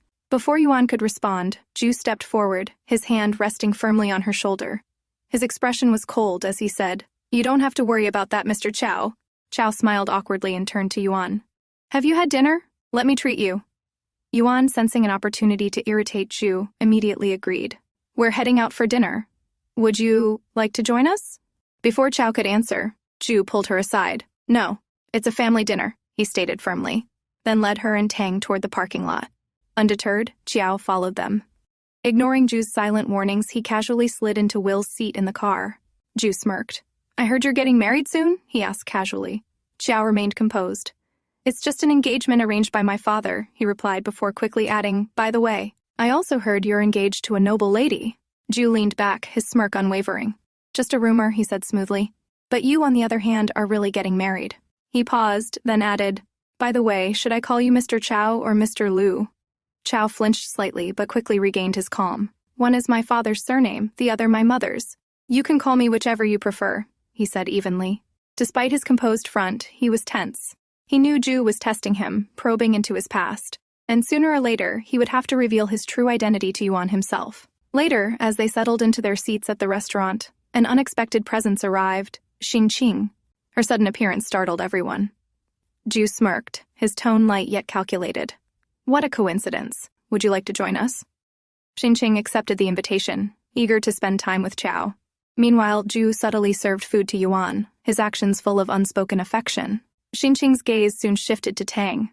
"Is he your son, Miss Gan?" she asked curiously. Yuan nodded. "Tang, greet Miss Xinqing." Tang politely greeted her, his refined manners catching Xinqing's attention.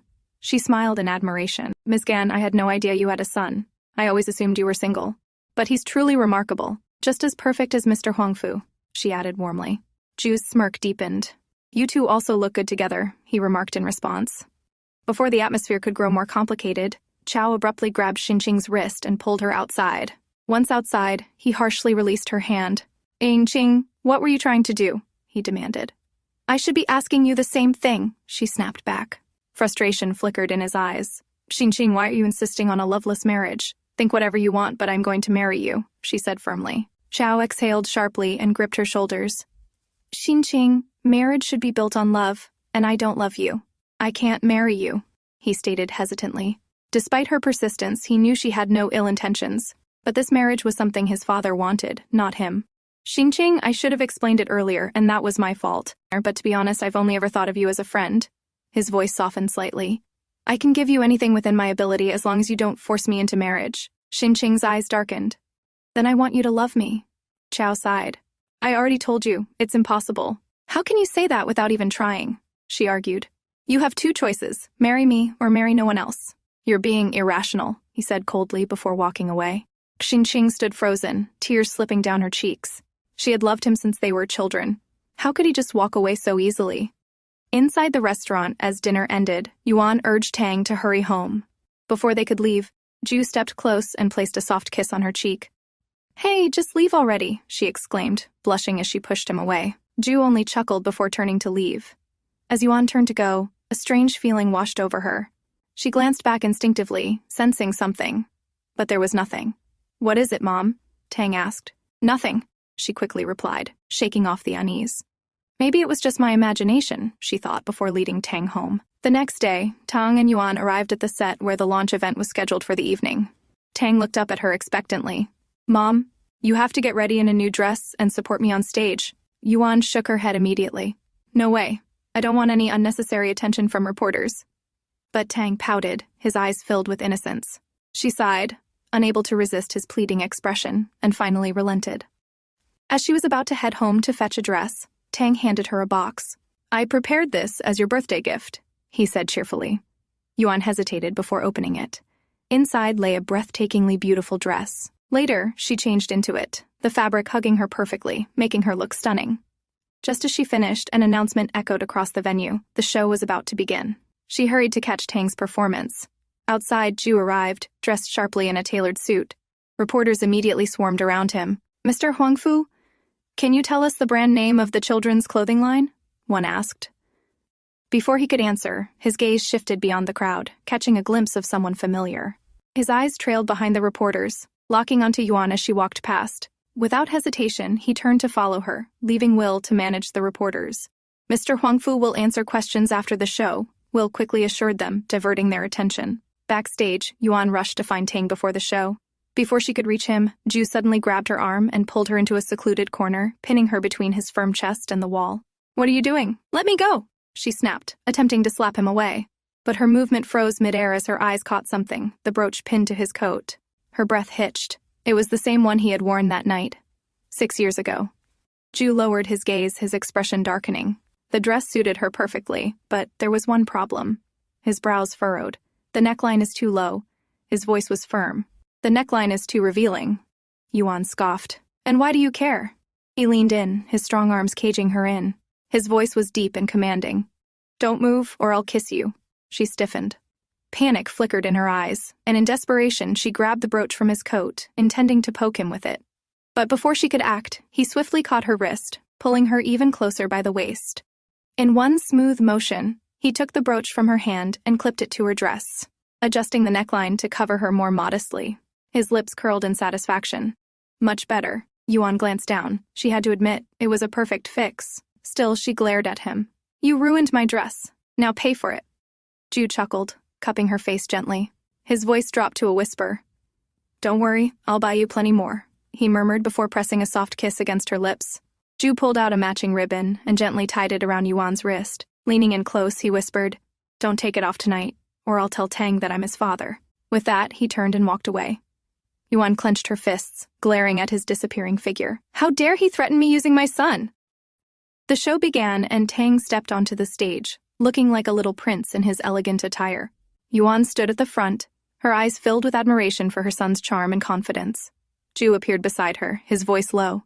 "Isn't he outstanding?" "Yeah," Yuan muttered absent-mindedly, still mesmerized by Tang's presence. Ju's gaze drifted toward her neck. Unable to resist, he leaned in and lightly bit her from behind. Yuan flinched, stiffening on the spot. "Huangfu Jue, what are you doing?" she hissed, spinning around and pushing him away. Ju caught her wrist, lifting it to his lips and pressing a soft kiss against her hand. "Wait for me here," he murmured before walking away. Yuan stood frozen, her hand flying to her neck, trying to process what had just happened. "This man is insane," she muttered under her breath. As the show continued, Tang reappeared on stage in a sleek new suit, looking even more refined. But soon, the audience's attention shifted behind him. Ju stepped onto the stage dressed in the exact same attire as Tang. A hushed murmur ran through the crowd as Ju reached Tang's side, casually taking his hand. The resemblance between them was undeniable, drawing gasps of admiration from the audience. Yuan clenched her fists, unease bubbling inside her. She could already picture the headlines once the reporters captured this moment. Ju took the microphone, his voice steady. "Everyone, thank you for attending today's show. With this, I'd like to officially announce the brand's name," he continued. "From today, it will be called Gan Tang." Tang's eyes widened in surprise. "That's my name," he whispered. Yuan's breath hitched. Panic coursed through her as she feared what he might say next. Ju, noticing her unease, smirked slightly before turning back to the audience. "I named it after a famous poem, Gan Tang," he added smoothly. "I believe our brand should carry the same values, growing into something as timeless and renowned as the poem itself." Yuan exhaled slowly, relieved that he hadn't exposed Tang's true identity. But her relief was short-lived. Leaving Tang around Ju was still a dangerous gamble. As the event wrapped up, Yuan called for Tang. "Mom, you look gorgeous," Tang said, running up to her with a bright smile. "Thank you, my child. Now, let's change quickly and head home," she said, leading him to the changing room. As Tang stepped inside, Yuan waited outside. But within moments, Ju appeared, stopping right behind her. "Where are you going? And where is Tang?" he asked. "He's changing and we're leaving," she replied firmly. Ju grabbed her hand. "The event isn't over yet. I'll drive you home later," he said. She immediately yanked her hand away. "Huangfu Jue, I only agreed to the show. There was never any arrangement for after the event. You're violating our agreement, so keep your word and stop bothering us." Ju's sharp gaze held hers before he swiftly grabbed her wrist again. "Let me go," she snapped, struggling against his hold. Before their argument could escalate, a child's voice rang through the hallway. "Auntie Tang is fighting with someone." Inside the room, a boy shoved Tang to the ground. In defense, Tang kicked him, making the other boy stumble and fall backward. Yuan rushed in just as the scuffle ended. She crouched down, pulling Tang up and checking for any injuries. Behind her, the other boy's mother stormed in, lifting her son and glaring at them. "How dare you bully my son?" she snapped. Yuan and Tang remained silent as the woman stormed toward them, but Yuan quickly stepped in front of Tang, shielding him. "What are you doing?" she demanded. Behind her, Ju stood with a dark expression. The woman hesitated upon noticing him, fear creeping into her features. "Your son bullied mine," she accused hesitantly. "I didn't. He pushed me first," Tang defended himself quickly. The other boy sneered and pointed at Tang. "You don't deserve to be a star model. You don't even have a father. You're not qualified," he mocked arrogantly. Ju's gaze turned colder. At that moment, the boy's father arrived. Seeing Ju's expression, he immediately ordered his son to apologize. He knew better than to offend someone like Ju Huangfu, but the arrogant boy remained stubborn. Instead of apologizing, he rushed toward Tang again in anger. Yuan was stunned by his behavior but immediately moved to protect Tang. Before the boy could reach him, Ju stepped forward and effortlessly lifted him off the ground. The child, realizing he was now defenseless, burst into frightened sobs. "Mr. Huangfu, please let him go. He's just a kid," the boy's mother pleaded, her voice shaking. Ju's grip remained firm, his expression unreadable. He had never tolerated anyone disrespecting Tang. The child cried louder, calling for his mother. "Please have mercy, Mr. Huangfu," the woman begged again, desperation in her tone. Yuan placed a gentle hand on Ju's arm. "Let it go," she urged softly. "No," Ju said, his voice unwavering. She leaned in and whispered, "You're scaring Tang, and there are reporters here. This could create negative publicity." Ju's jaw clenched, but he didn't release the boy just yet. Instead, his sharp gaze locked onto him. "Apologize," he commanded. The boy, now terrified, sniffled and stammered, I'm sorry." Only then did Ju set him down. Turning to the boy's parents, he ordered, "Take him away." They wasted no time, quickly ushering their son out. Yuan knelt beside Tang, concern evident on her face. "Are you okay?" "I'm fine, Mom," Tang reassured her, then grinned. "But did you see how cool Uncle Ju was?" Yuan sighed, shaking her head. I know. Now let's go home," she said, pulling him onto her back as they left. Ju quickly joined them, lifting Tang from Yuan's arms. "Uncle, were they afraid of you?" Tang asked curiously. Ju nodded. "Because of my status, no one dares to offend me. Always remember, if you don't want to be bullied, you must be stronger than others. That's how the world works." Tang listened intently. "I see. Mom told me about the law of the jungle, so it applies to humans too?" Ju smirked. "That's right." Yuan stepped in, interrupting their conversation. "Tang, let's go home now." But Ju firmly held her back. "Not yet. You owe me a dance." "I can't dance," she protested, blushing. "We'll see about that," Ju replied with a knowing smile. He handed Tang to Will, instructing him to take him to dinner, and held Yuan tightly, ensuring she wouldn't escape. Just then, Chao appeared unexpectedly. "May I have this dance with you?" he asked. Before Yuan could respond, another young lady approached Ju. "Mr. Huangfu, may I have this dance with you?" she asked, politely. The atmosphere shifted as all eyes turned toward the sudden intrusion. "I see Mr. Huangfu is busy," Chao said with a sly smile. "In that case, I'll take care of Yuan." Ju's grip on Yuan tightened. "No need for that, Mr. Chao," he said firmly. Frustrated by their tug of war, Yuan seized the opportunity to break free and ran off. Without hesitation, Ju followed, ignoring the others entirely. The young lady, left standing awkwardly, clenched her fists in humiliation. Yuan hurried toward the elevator, but the chilly night air made her shiver in her thin dress. Suddenly, a warm coat draped over her shoulders. She turned to see Ju standing behind her. Without resistance, she accepted his coat. She was freezing. As she adjusted it for warmth, Ju pulled her close, wrapping his arms tightly around her. Yuan's eyes widened at the familiar warmth.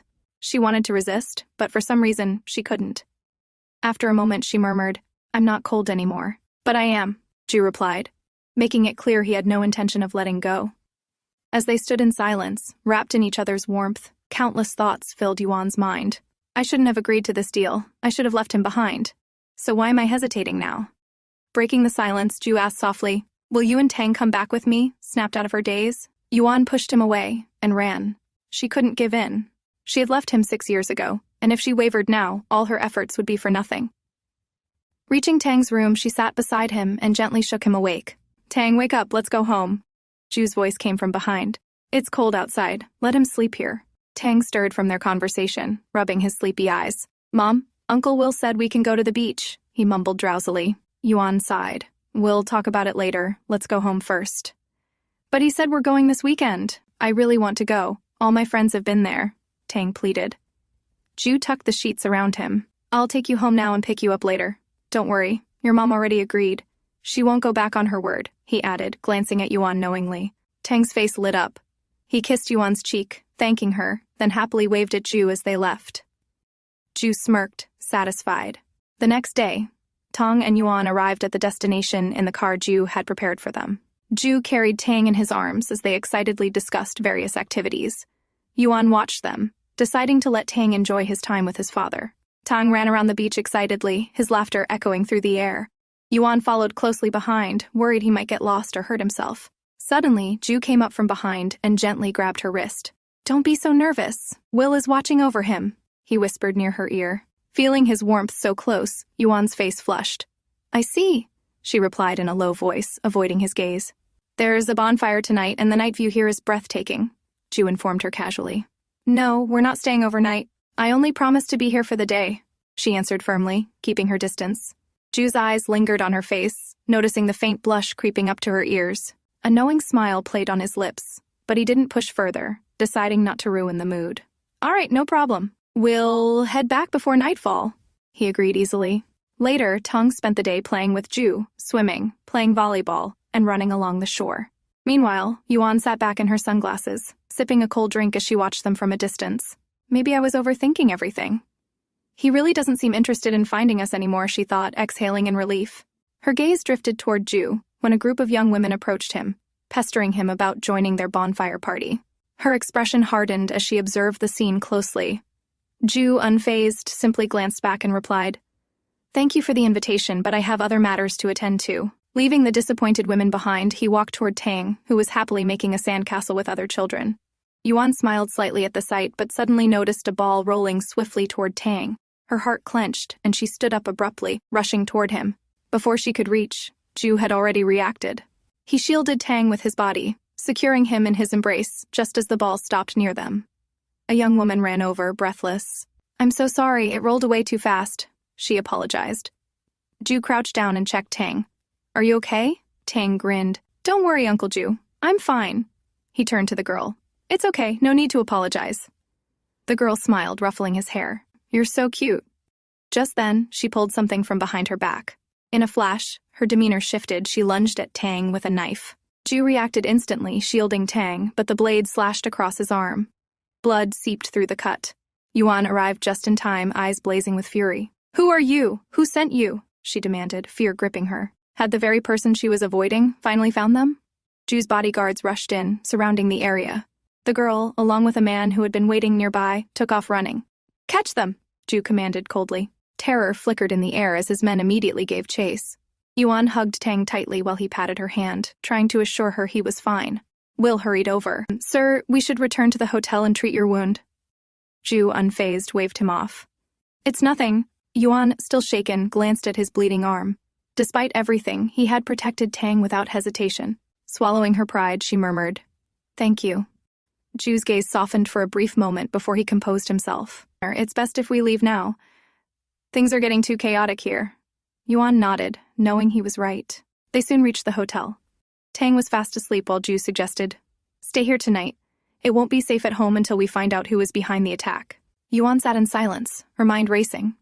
Was the attack meant for Jue, or was Tang the real target? The attacker had spoken in a foreign language, which pointed to the only man in her mind. "Hey, what are you thinking?" Jue's voice cut through her thoughts, startling her. "Tang must be frightened. We should go home," she replied. "To where? Your short-term rental apartment? Or are you planning to grab your passport, pack your things, and disappear again, just like last time?" Jue's voice was laced with anger as he pinned her against the wall. She struggled against him, but in the process, her hand brushed against his wounded arm, making him hiss in pain. Guilt flashed across her face. "I told you to stay away from me," she said tiredly. Jue's expression darkened. "Am I not worthy of your trust?" he asked seriously. "It's not that," she answered hurriedly. Seeing her unease, Jue softened. He pulled her into a tight embrace, his voice low and firm. "Then what are you so afraid of? Why do you keep running away?" For a moment, Yuan melted into his embrace. She was terrified that if she stayed, Jue or Tang might get hurt. A small, familiar voice broke the silence. "Mommy." She quickly pulled away and rushed to Tang, hugging him tightly. "Mom, I'm scared. Let's go home," he pleaded, his voice trembling. Jue sighed. He had no choice but to let them leave. But he wasn't letting them go alone. Until he knew who the attackers were, he wasn't taking any chances. They left the hotel, with Yuan carrying Tang, but she stumbled due to her injured arm from earlier. Before she could protest, Jue scooped Tang up effortlessly. She was too exhausted to argue and let him.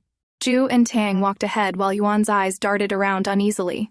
Something felt off. There was an unsettling sense that danger still lurked nearby. Just as Jue reached the car with Tang, gunshots rang out. In an instant, a man threw himself over Yuan, shielding her. Chaos erupted. People screamed. Some fell to the ground, either injured or worse. Her vision blurred as she took in the horrifying scene. Heart pounding, she shot up and ran towards Jue and Tang. Reaching them, her breath caught in her throat. Tang lay there, his face pale but still conscious. But then her gaze fell on the blood on his forehead. "Tang," her voice broke. "I'm fine, Mommy," Tang said weakly. Her panic only grew as she realized the blood wasn't his. Slowly, her trembling eyes moved to the man beside Tang. Jue, unconscious. Her entire world stopped. Tears welled up as she dropped to her knees beside him.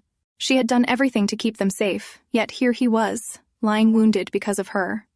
His men arrived, quickly lifting Jue while Tang clung tightly to Yuan, his little body shaking. She hugged him back, trying to steady herself, when she heard Tang's small, trembling voice. "Mom, Dad saved me." Her entire body froze. He knew. Tang knew who his father was. At the hospital, Yuan and Tang sat beside Jue's bed as Will updated them on his condition. "How long will it take for him to recover?" Yuan asked anxiously. "At least a month," Will replied. Once everyone left, Yuan remained by Jue's bedside, guilt weighing heavily on her. Tang reached out, grabbing Jue's hand. "Mom, I'll stay here until he wakes up," he said innocently. Yuan watched them, recalling how Tang had called Jue father earlier. Her heart clenched. Tang then pulled her hand, placing it between his and Jue's. "Do you like him that much?" she asked, smiling lightly. "Yes, don't you, Mom?" Tang asked back, startling her. She hesitated. Jue had protected Tang earlier. He had kept his promise to keep them safe. Holding Tang close, she finally admitted, "Yes, I like him just like you do." Tang's face brightened. "Then can I visit him regularly?" he asked eagerly. Yuan's heart sank. That wasn't possible. That man had found them. And now that he knew about Tang and Jue's relationship, both of them were in danger. "Tang, let's go home first and pack our things. Then we can come back," she suggested. Just as they were about to leave, a weak but firm grip caught her wrist. "Are you trying to run away again?" Jue's hoarse voice stopped her in her tracks. She didn't answer, quickly calling for the doctor instead. The doctor arrived and confirmed that Jue was in stable condition due to his good health. He suggested arranging a nurse for his care, but Jue immediately refused. Turning to Yuan, he pouted, "Won't you take care of me?" Before she could refuse, Tang beamed. "I will, Uncle Jue."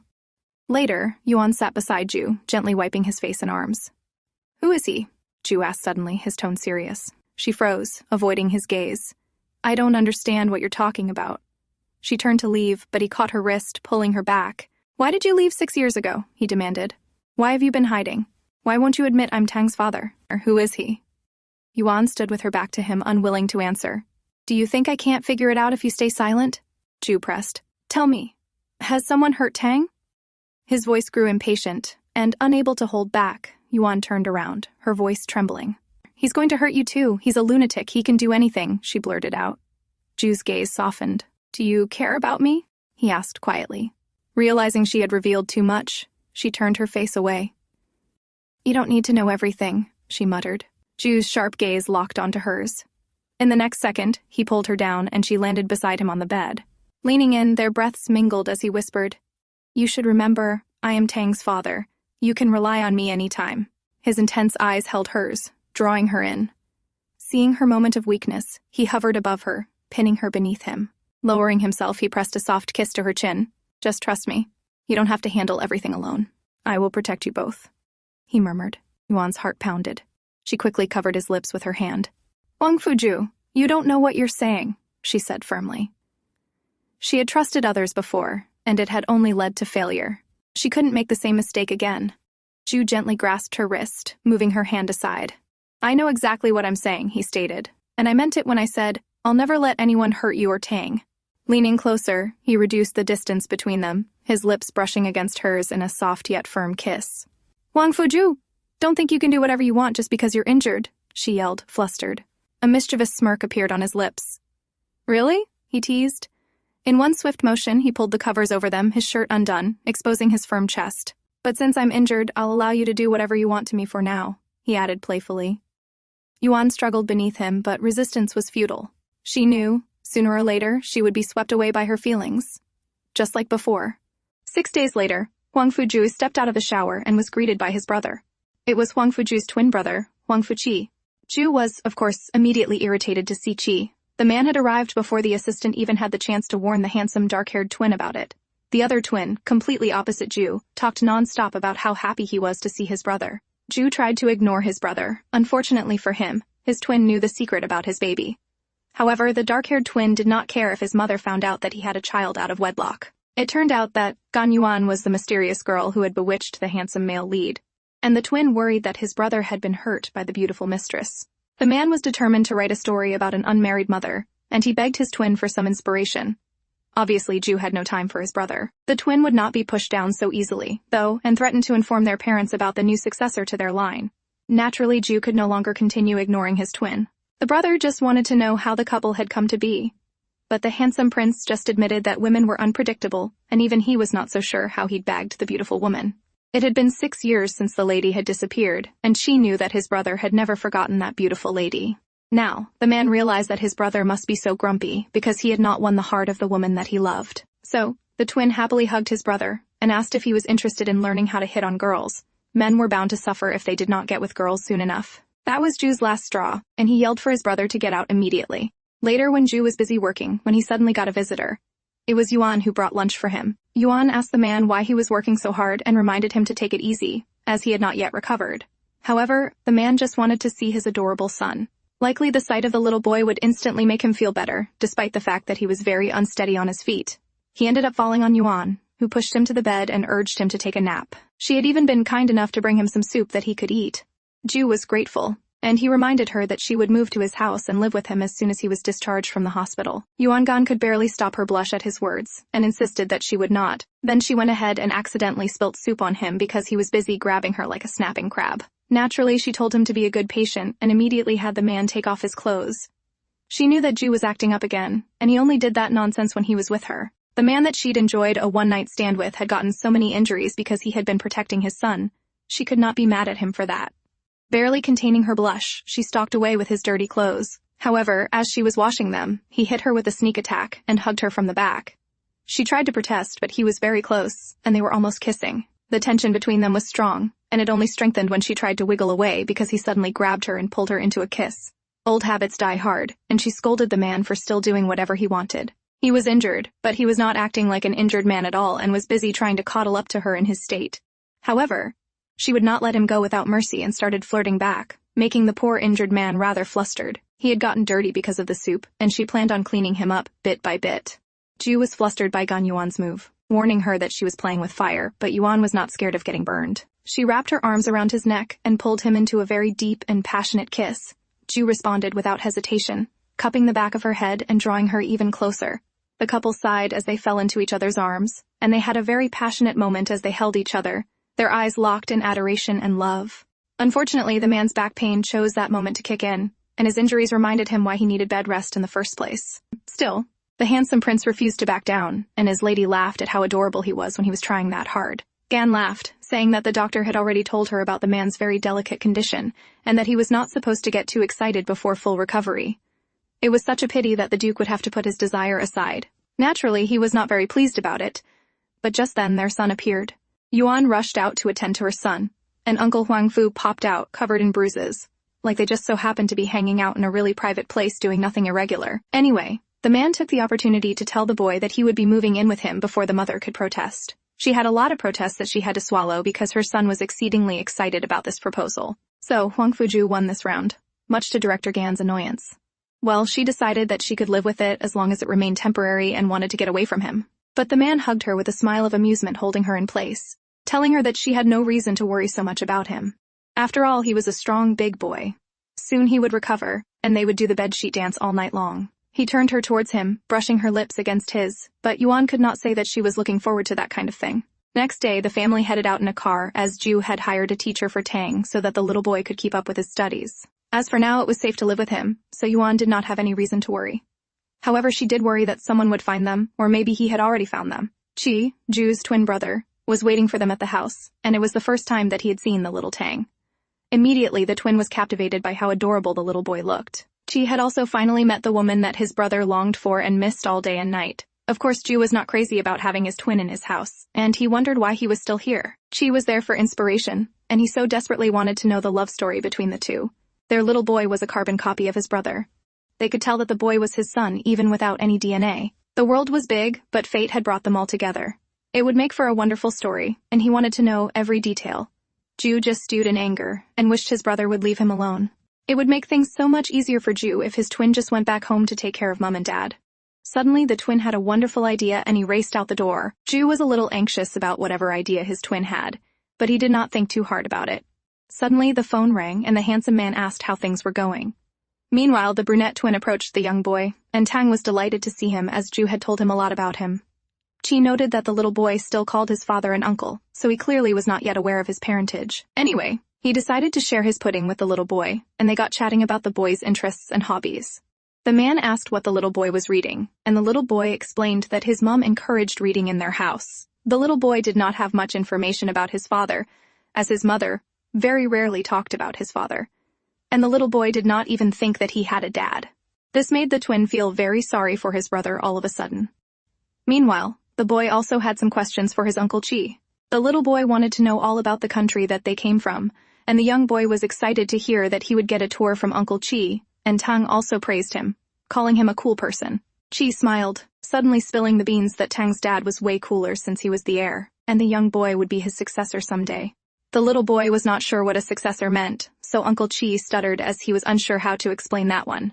Qi immediately tried to redirect the conversation to a lot safer topics, but just then, the boy's mother showed up. The little boy ran to happily hug his mother, and she was not so pleased to see Uncle Qi sneaking around for information. The man tried to explain to her sister-in-law that he was just chatting with the young boy, and she immediately rejected the title of sister-in-law. Qi really could not resist such an amazing story potential that his brother had blessed him with. Meanwhile, Huangfu Jue was busy handling a lot of business when Yuan came to visit. Without her saying anything, he immediately said that he had no intention of interfering too much in Tang's affairs, especially since he knew how protective she was of the boy. The man knew that his brother was digging around the little boy, and he was determined not to let his brother get what he wanted.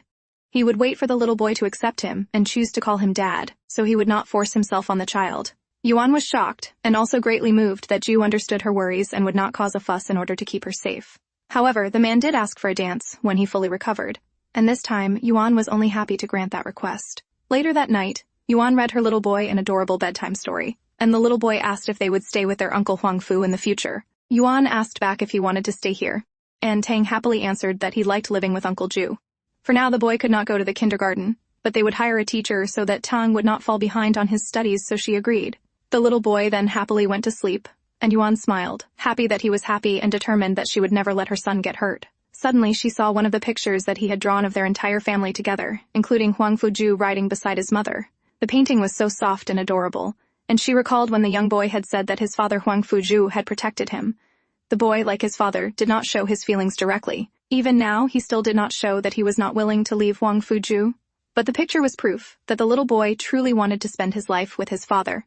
However, the man that the young boy was getting along with would only put them and himself in danger. Once again, Gan Yuan was finding it more and more confusing whether to stay by his side or leave him. That evening, Ju's assistant showed up with a gift dress for her and informed her that Ju was waiting for her on the rooftop. The silk was gorgeous, clinging to sleek curves and the soft pink bringing out the beauty of her skin. Yuan Gan was gorgeous when she stepped out to join Huangfu Jue for dinner. It had been such a long time since that one night, and she had not expected the man she loved to keep the dress. Ju, pulling her in his warm embrace, said that he had many surprises, and he would show them to her one by one. He had even gotten better at speaking honeyed words, Yuan thought, but she liked it anyway in her heart.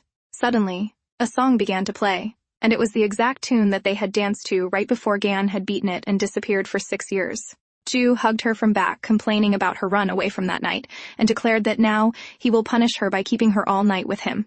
The two embraced closely, their touches growing more intimate. Ju wrapped his arms around her, pulling her into a deep, passionate kiss. Yuan, still flustered and breathless, struggled to keep up with the intensity of his desire, and the man confessed that he had been looking for her for 6 years, and she had promised that night that she would tell him her name by dawn. The poor prince had waited for the man till the next morning, but so much time passed, leaving the poor man in agony. The more he spoke, the more heated the man became. Her unexplained departure that night had left him tormented for years, endlessly questioning why she vanished without even a proper goodbye. Yuan now was trying to wiggle away from his passion, asking him to calm down. However, the man just wanted to know why she had abandoned him. She wanted to tell him, but couldn't bring herself to reveal those facts yet. As if knowing what was on her mind, Ju promised that such a thing would not happen again, as he would do everything that he could to protect her and Tang. Their dance slipped from the ballroom to the bedroom, where he gently pushed her onto the large bed. Hovering above her, he took her hand and placed it against his wildly beating heart. "Can you feel it?" he asked, his voice low and trembling. Yuan wanted to resist, but how could she, knowing this man was crazy for her? His lips crashed against hers in a passionate, almost desperate kiss, as if he were starving for her. "Only you can calm me," he whispered between kisses. "Haven't you yearned for me all these years too?" 6 years ago, the man had brought the beautiful lady to his study in Paris, and he had shown off a painting that he had bought at an auction the other day. He also showed off all of his really nice trophies that he had won, and he'd taken her around and showed her almost everything he owned, like a boy bringing home his first school crush. Yuan had insisted that she needed to go, but the prince was not ready to let go. He used the secret path to take her to the stable, the one she had taken when they were on Tang's photoshoot trip. So this was the time that made Gan Yuan the only one to know of the secret path outside of His Royal Highness. The man then, of course, showed off his prize horse, and the lady asked if she could ride a different horse. Immediately her request was granted, and the man asked her name. However, Gan was more of a dance-and-run kind of partner, and she did not plan on sticking around that long. But the man had fallen deeply in love with her. He wanted her to stay with him. But she had no reason to stay here, as she had no family here, so he even asked her to let him be her family. The moment was peaceful, serene, and beautiful, and it looked like a romance fantasy. Until a gun was raised, and it shot down the man that she loved. Suddenly, Gan Yuan's eyes snapped open, and she jerked awake from her nightmare, turning to find the man busy kissing love marks into her beautiful skin. The lady leapt up in horror as she recalled what she'd done last night, and she raced out in horror. The beautiful lady had once again let herself lose control just because the man had tempted her with his sculpture-like body. She called him a jerk, and now he wondered if she was angry because his back injury hampered his performance last night. Later, the man greeted his assistant that morning, but the assistant had some bad news. Apparently, there were some rumors starting to circulate about the Duke, and he could not let the media get away with that. Immediately, the man tried to shut things down. The man demanded that the photos be received and added to his own personal collection. Obviously, he would not let those beautiful photos of his family go to waste. Meanwhile, the same information was given to a blonde man who stared at the pictures like he had found what he was looking for a long time. He noticed that the amazing prince seemed to share some similarities with the young Gan Tang, like their eyes were perfectly similar violet eyes. Back in the villa, Uncle Chi greeted Tang to ask if he'd spent the night with his mother. He had woken early to stir the pot of gossip, and the little boy shot down that invasive question, saying that he was way too old to need his mother to sleep by his side. The boy was just 5 years old and already quite good at talking smack. He knew that his uncle Huangfu had been his mom last night, even if he had no idea what they'd been doing. Chi was baffled by how similar both father and son were, and he wondered if Gan Yuan would have a second child. The author let himself get carried away with the idea, and now imagined the Yuan somehow returning with triplets. Speaking of which, Yuan took that moment to appear, and she could barely look Ju in the eye, considering what had happened that night. She got even more nervous when she realized that all the focus of the room was on her. After a short, awkward greeting, they settled down for breakfast. The two looked like a perfect match, and Yuan casually pulled out her phone to see something that shocked her to silence. The rumors of their affair was all over the news. It turned out that 3 days before the incident that sent Huangfu Jue to the hospital, the worker responsible for maintaining the fountain had gone missing. They'd found the man in a certain place before he'd disappeared. The Duke suspected that this man was a professional killer. And then Yuan entered with a knock. She needed to talk to Ju about the rumors that were spreading around. She was worried about their private life becoming dangerous, but the man was also aware of all the things that she worried about. Gan Tang was his son, and the incident in the hotel proved that hiding would not solve the problem that they faced. The man did not want his beautiful woman to escape after having a good time with him. She had the decency to be embarrassed about getting caught in yet another escape plot. Yuan just wanted her sweet boy to have a normal childhood, but now he could not even leave the villa. Huangfu Jue was too special, and she worried that something bad would happen again. Ju said that giving the boy a normal life would involve telling him the truth about his mother and father. She wanted it too, but she was worried about doing that because the boy's father was just way too important. He was the heir of a nation, and all this should not have started. And instead of her desire, she needed to choose to save him and their son. She left his embrace asking Ju to deal with the news, as she was going to go take care of her boy. The man worried as he watched her go, knowing that he had to find out who targeted Tang, and what it was that made his beautiful woman hide for so many years. Suddenly, they got a call from the princess, and the man picked up the call to get a compliment from his sister. The princess was quite happy to find that her sister-in-law was hot as heck. The entire world had seen the published article, and it was becoming quick gossip. This was rather frustrating. Of course, the Duke's mother and father knew because even the princess had gotten the news. In the villa garden, Gan Yuan stared blankly as she considered her future and her choices. Her little boy called her attention, worried about why his mother looked so unhappy. The woman laughed, reassuring her son that she was fine. The two got busy playing in the gardens when the woman suddenly heard some rustling in the bushes. The silver-haired beauty froze when a dog suddenly appeared. The beautiful, adorable creature barked happily, and they noticed that it was just an adorable puppy. The little boy happily chased after the little snowball with his mother close at his heels. Suddenly, Yuan noticed some footprints in the grass, which were odd for a remote area far away from the villa. Fortunately, before the boy could stray into danger, his uncle Huangfu showed up. The man had caught the puppy with a head just as giant as the little boy's, and he handed the puppy dog to his little boy and declared that he can keep it if he likes it. The boy was excited and begged his mother to keep it, saying that he would take good care of it. Meanwhile, the Duke had found out who was behind the explosion. John Wilson, wanted by his nation for smuggling arms, had fled to Italy. His men had followed the Duke, and it had not been a spontaneous explosion.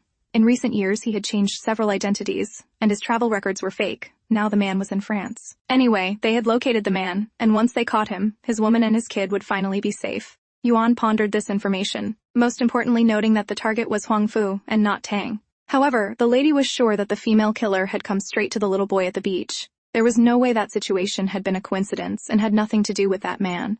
Yuan suspected that perhaps she was just reading too much into the situation, and she asked Ju to share some of the information that he had found.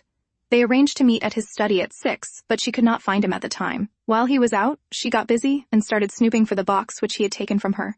Looking through the room, she found a strange folder. Suspiciously, she opened the folder and her eyes widened. It was the design of the dress that Tang had given her.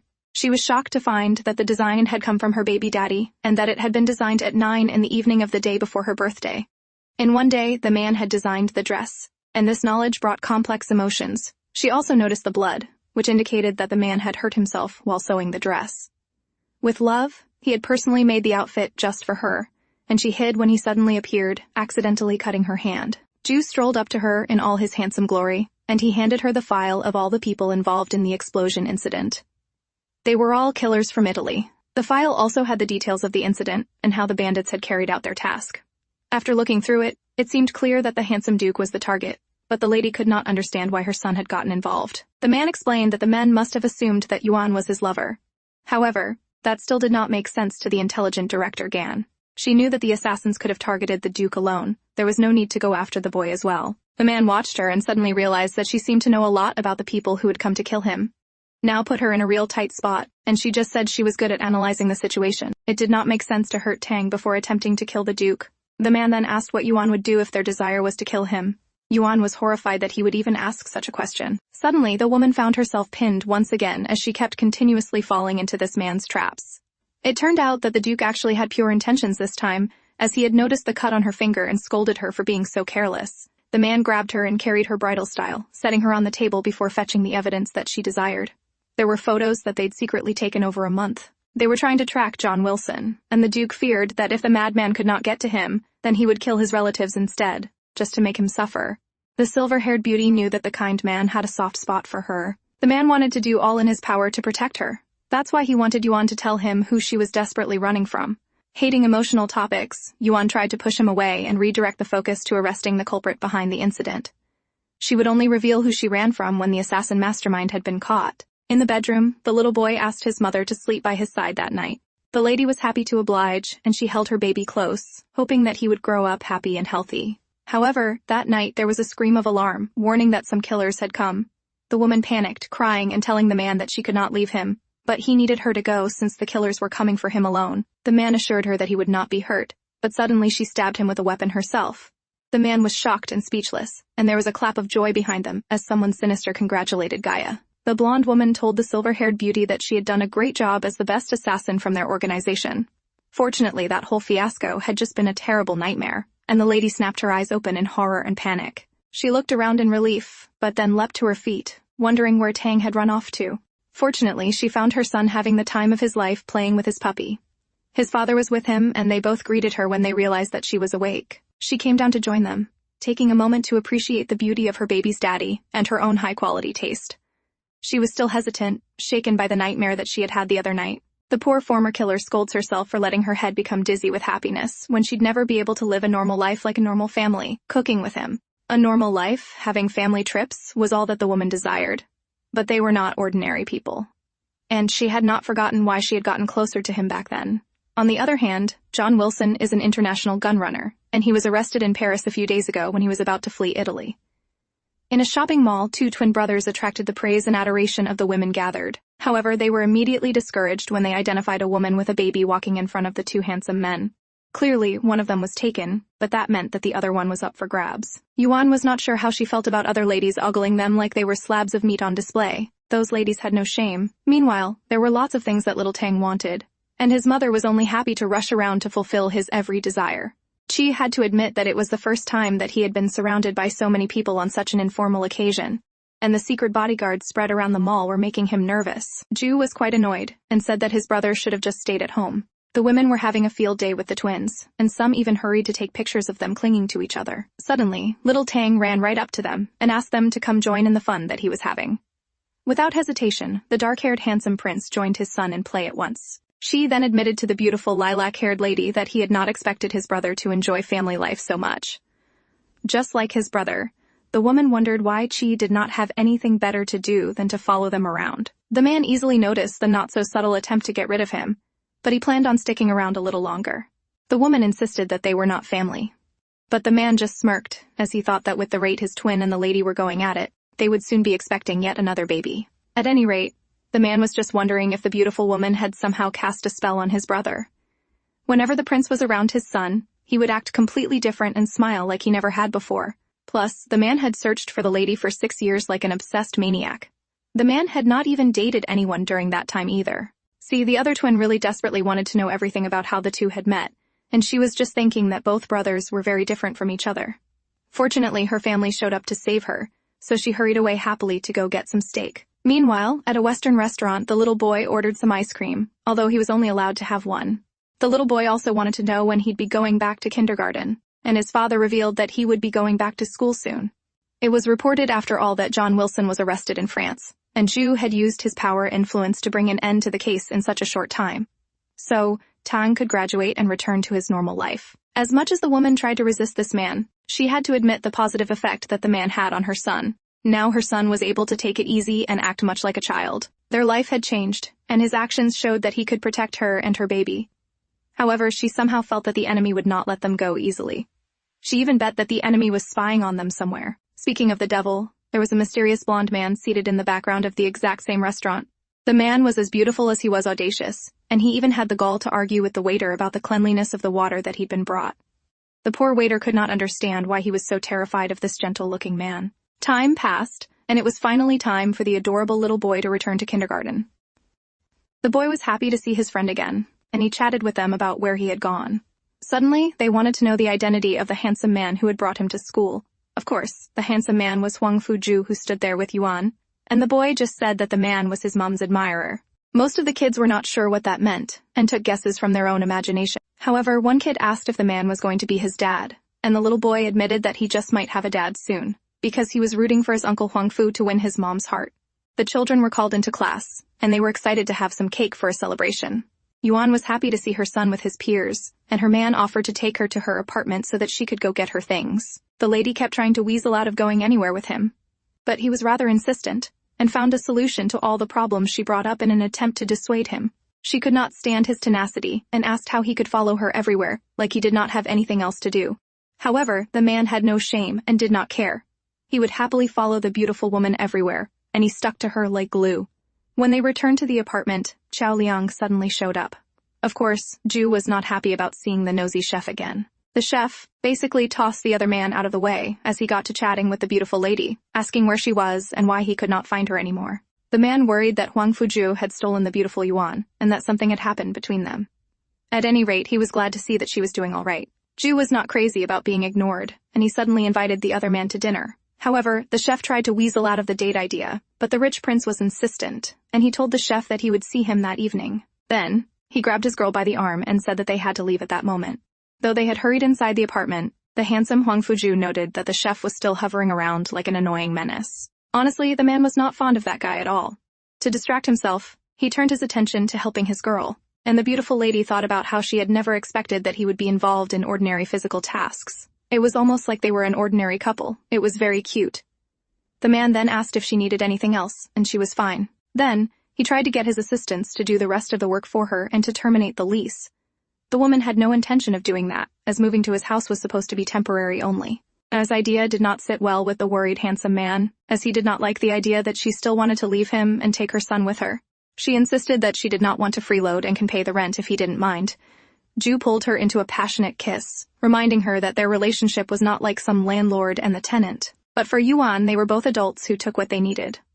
Man's eyes darkened hearing her words, and he clearly wanted more from their relationship, and the two quickly got entangled in seductive touches and holds. They had spent so much time packing and messing around that it was already noon, and she had to go pick up her son from school, she reminded him.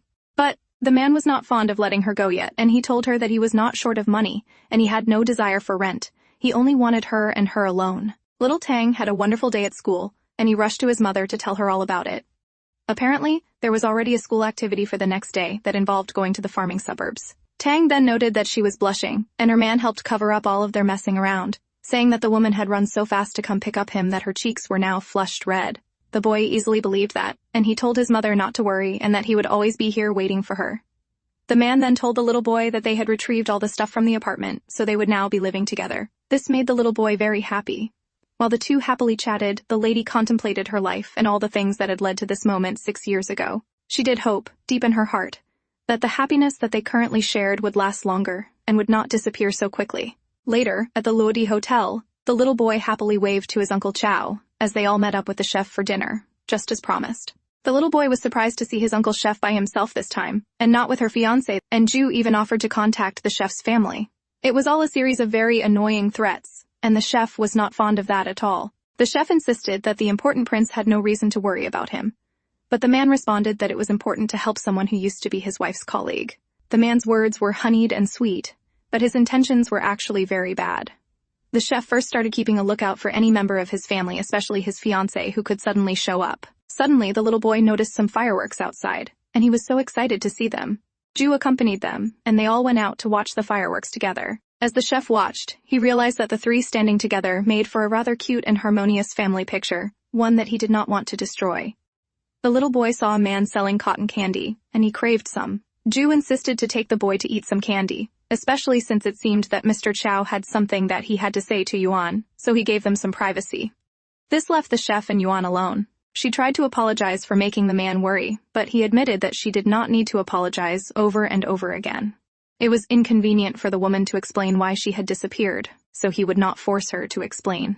However, Yuan admitted that she had always thought of Chow as a good friend of hers. The man then could not help but ask if things were truly impossible between them. The woman had to admit that this was rather the truth. It was not that the chef was not good enough, but it was that she would not fall in love with anyone else but with him only. That's how it is. The woman had tied the rich prince down because she was selfish back then. She could not get any more people involved in that. The one that she loved, the chef asked if it was Hongfu or Tang's father. The situation was rather ironic, and the woman confessed that the one she loved was Tang's father.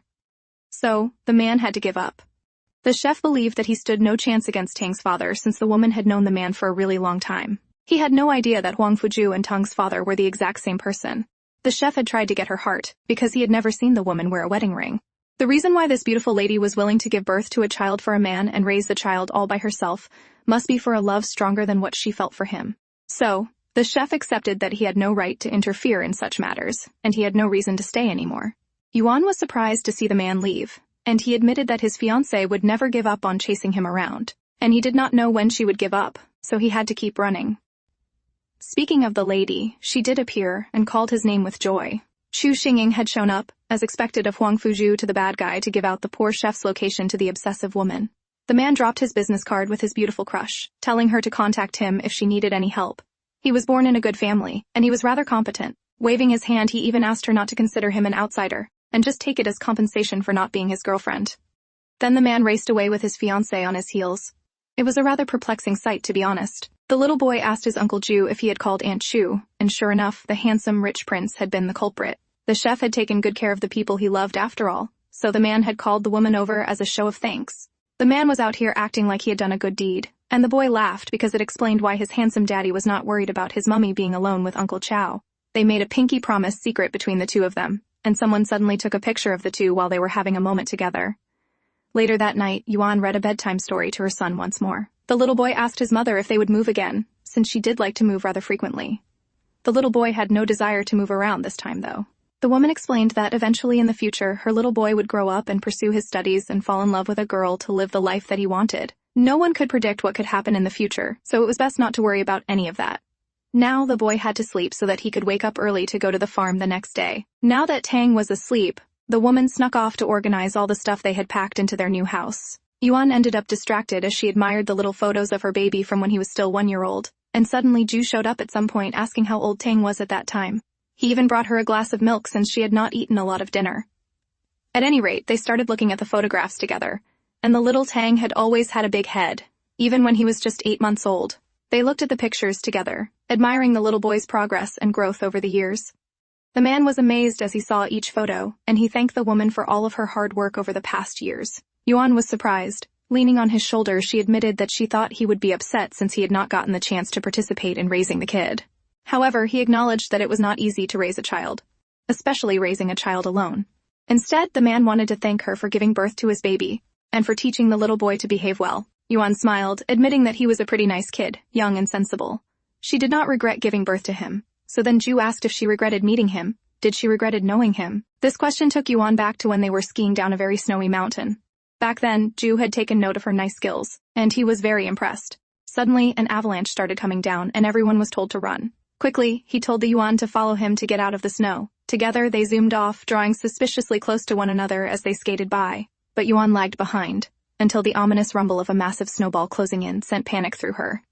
Just as it was about to hit, a strong hand yanked her aside, pulling her into the safety of a solid embrace behind a snow-covered rock. Her face lifted, breathless, and met the eyes of the man who had just saved her. That was the first time they met. And even now, after all this time, she never once regretted it. She never regretted meeting Huangfu Jue. Yuan held him tighter, her heart stirred by the memory of that day. She whispered softly, confessing she could never regret meeting him, because if it weren't for him, she would have been buried beneath that avalanche. Ju pressed a gentle kiss to her forehead, his voice just as tender. He too had never once regretted meeting her. But in the very next moment, Yuan shyly pushed him away, mumbling that he should go to sleep, maybe out of embarrassment. Before she could escape, he caught her wrist and pulled her back into his arms. Their faces hovered just inches apart. In a low, husky voice, he murmured, "Aren't you forgetting something? Don't I deserve a little gratitude for saving your life?" Yuan's body tensed as his touch deepened, growing more intimate with each passing second. A soft moan escaped her lips, betraying her restraint. She scolded him in a breathless whisper, "Well, you're never satisfied, are you?" Later, Yuan placed a safe watch on her son's wrist before sending him to school. The boy smiled, saying that he missed her Omuris, and she smiled, saying that she would make it for him that evening. Gan Tang then waved goodbye and hurried to join his friends on the bus. Fortunately, the tracker that his mother had put on his hand was working really well, so she'd pick him up in the afternoon as soon as she was done with work. As the lady was on her way home, she thought she noticed something, but there was a photographer in the back taking pictures of a lady and her son. Maybe she thought too much and started to walk on her way again, leaving the crowd behind. But as she had noticed, another photographer man was just looking for a place to hide when a hand landed on his shoulder. Yuan threw him in retaliation for taking her pictures in secret. She wondered why an entertainment officer was bothering with a person like her, But he was obviously stalking her because of her close relationship with the rich Prince Huangfu Jue. The whole thing was bothersome, so she broke the stalker's stuff and threatened to beat him up. That sent the man running. The effect brought by Huangfu Jue's identity was great, but if things went on like this, people would find out about her little boy, and she did not want that at any cost. Later that day, her alarm went off, and it was time for her to go pick up her son. Suddenly, the teacher called to ask if Tang was with his mum because they had somehow lost the boy on the farm. Apparently, the little boy had been picked up by someone who they thought was a family or friend.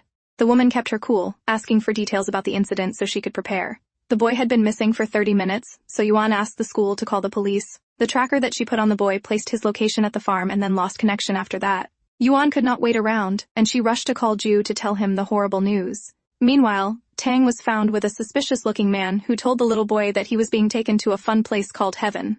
The little boy was in a truck that was zooming away, and the beautiful boy admitted that he did not think that heaven was fun.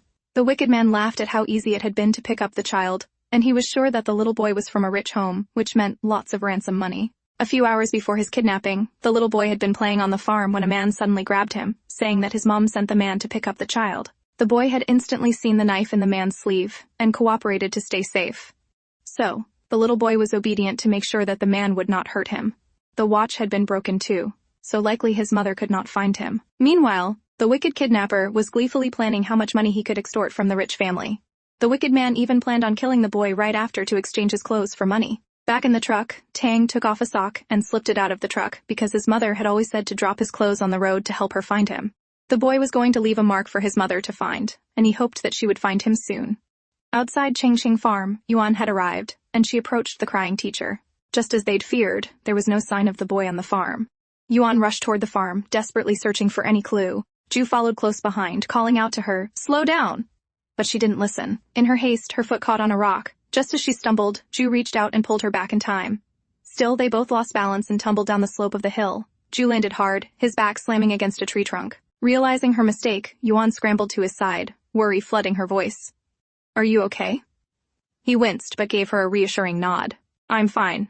I've already assigned my men to search for Tang." Just then, Yuan's eyes caught something behind the tree. She stepped closer and picked up a small boy's handkerchief. Her heart raced. He had been here recently. Ju, already on alert, noticed tire tracks leading off toward the northwest. He turned to his assistant. "Will send a team to search that direction. Now." On the other side, the road got bumpier the longer Tang remained in the truck. It was such a bleak place, and the little boy was getting scared. Suddenly, the truck jolted to a stop, stuck in a rough patch of the road. The back door swung open, its buckle shaken loose from all the bumping. The little boy didn't hesitate. He seized the moment and bolted. The man noticed the child escaping. Of course, an adult was faster than a child, but Tang ran with everything he had, his small legs fueled by pure fear. The man grew frustrated, furious that he couldn't catch a single kid. But Tang didn't spare a glance back. He just kept running, breath ragged, heart pounding. Then suddenly, his foot slipped near the edge of a cliff. He skidded to a halt, frozen in place. There was no way forward, just a sheer drop below. The man finally caught up, a cruel smirk spreading across his face. "Aren't all you want," he mocked. "But now what, little brat?" Tang begged the man to let him go, promising that his parents would give him a large sum of money in exchange. But the kidnapper had something else in mind. With a chilling grin, the man pulled out a large knife and demanded Tang's clean clothes. Tang froze. He knew exactly what would happen if he obeyed.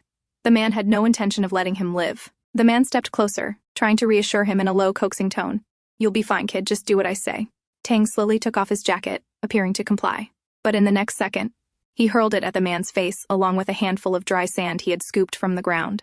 The sand stung the man's eyes, clouding his vision. Without wasting a second, Tang turned and bolted into the woods. Panicked and barefoot, the child ran as fast as he could, heart pounding. Behind him, the furious kidnapper gave chase. But Tang, in his fear, stumbled and crashed to the ground, twisting his ankle. The man closed in fast, but just as he reached out, a heavy kick landed on him, sending him flying backward. A silver-haired man had appeared out of nowhere. He stood tall, cold, and unreadable. "Close your eyes," he told Tang. Terrified but trusting, Tang obeyed, pressing his little hands over his wide eyes. Behind him, the stranger made quick work of the attacker, beating him into submission. When the fight ended, the man approached Tang. "You all right?" he asked. Tang nodded gratefully and tried to stand, but a sharp pain shot through his leg. "My ankle," he whispered. The man crouched down. "Climb on. I'll carry you to the roadside. We can call your parents once we get a signal." Tang clung to his back. The man carried him gently through the forest. But before they could find a road, they came across a rundown house. Weathered, empty, barely standing. "It's not much, but it's shelter," the man said, setting Tang down on the dusty floor. Stay here. I'll go to the hillside and check the way forward. Don't leave. Meanwhile, elsewhere, Jue and his men had found an empty truck by the roadside. Suspicious, Yuan checked the area and discovered some of Tang's belongings, the very items Tang had dropped earlier on purpose. Sir, one of Jue's men called. We found someone. It was the kidnapper, bruised, beaten, barely conscious. Yuan picked up Tang's school jacket from nearby. Jue stepped forward and grabbed the man by the collar. Where is he? Where's the boy? Jue demanded. The man groaned, his face twisted in pain. I don't know, some other guy showed up. He beat me and took the kid.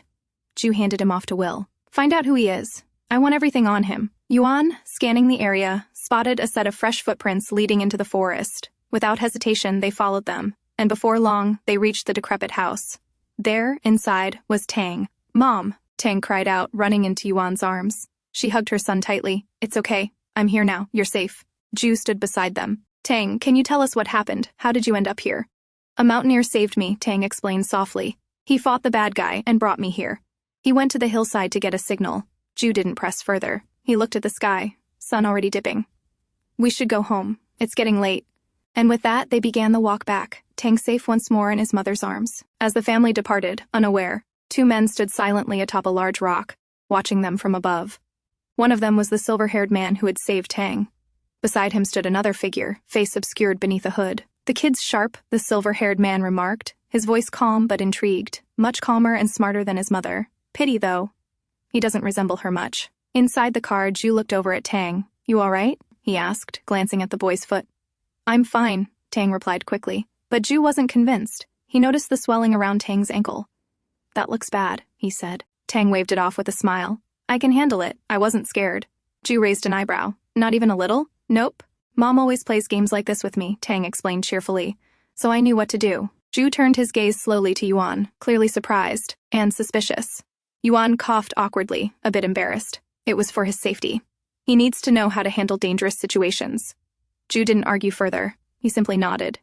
Next time, I won't let anything like this happen again.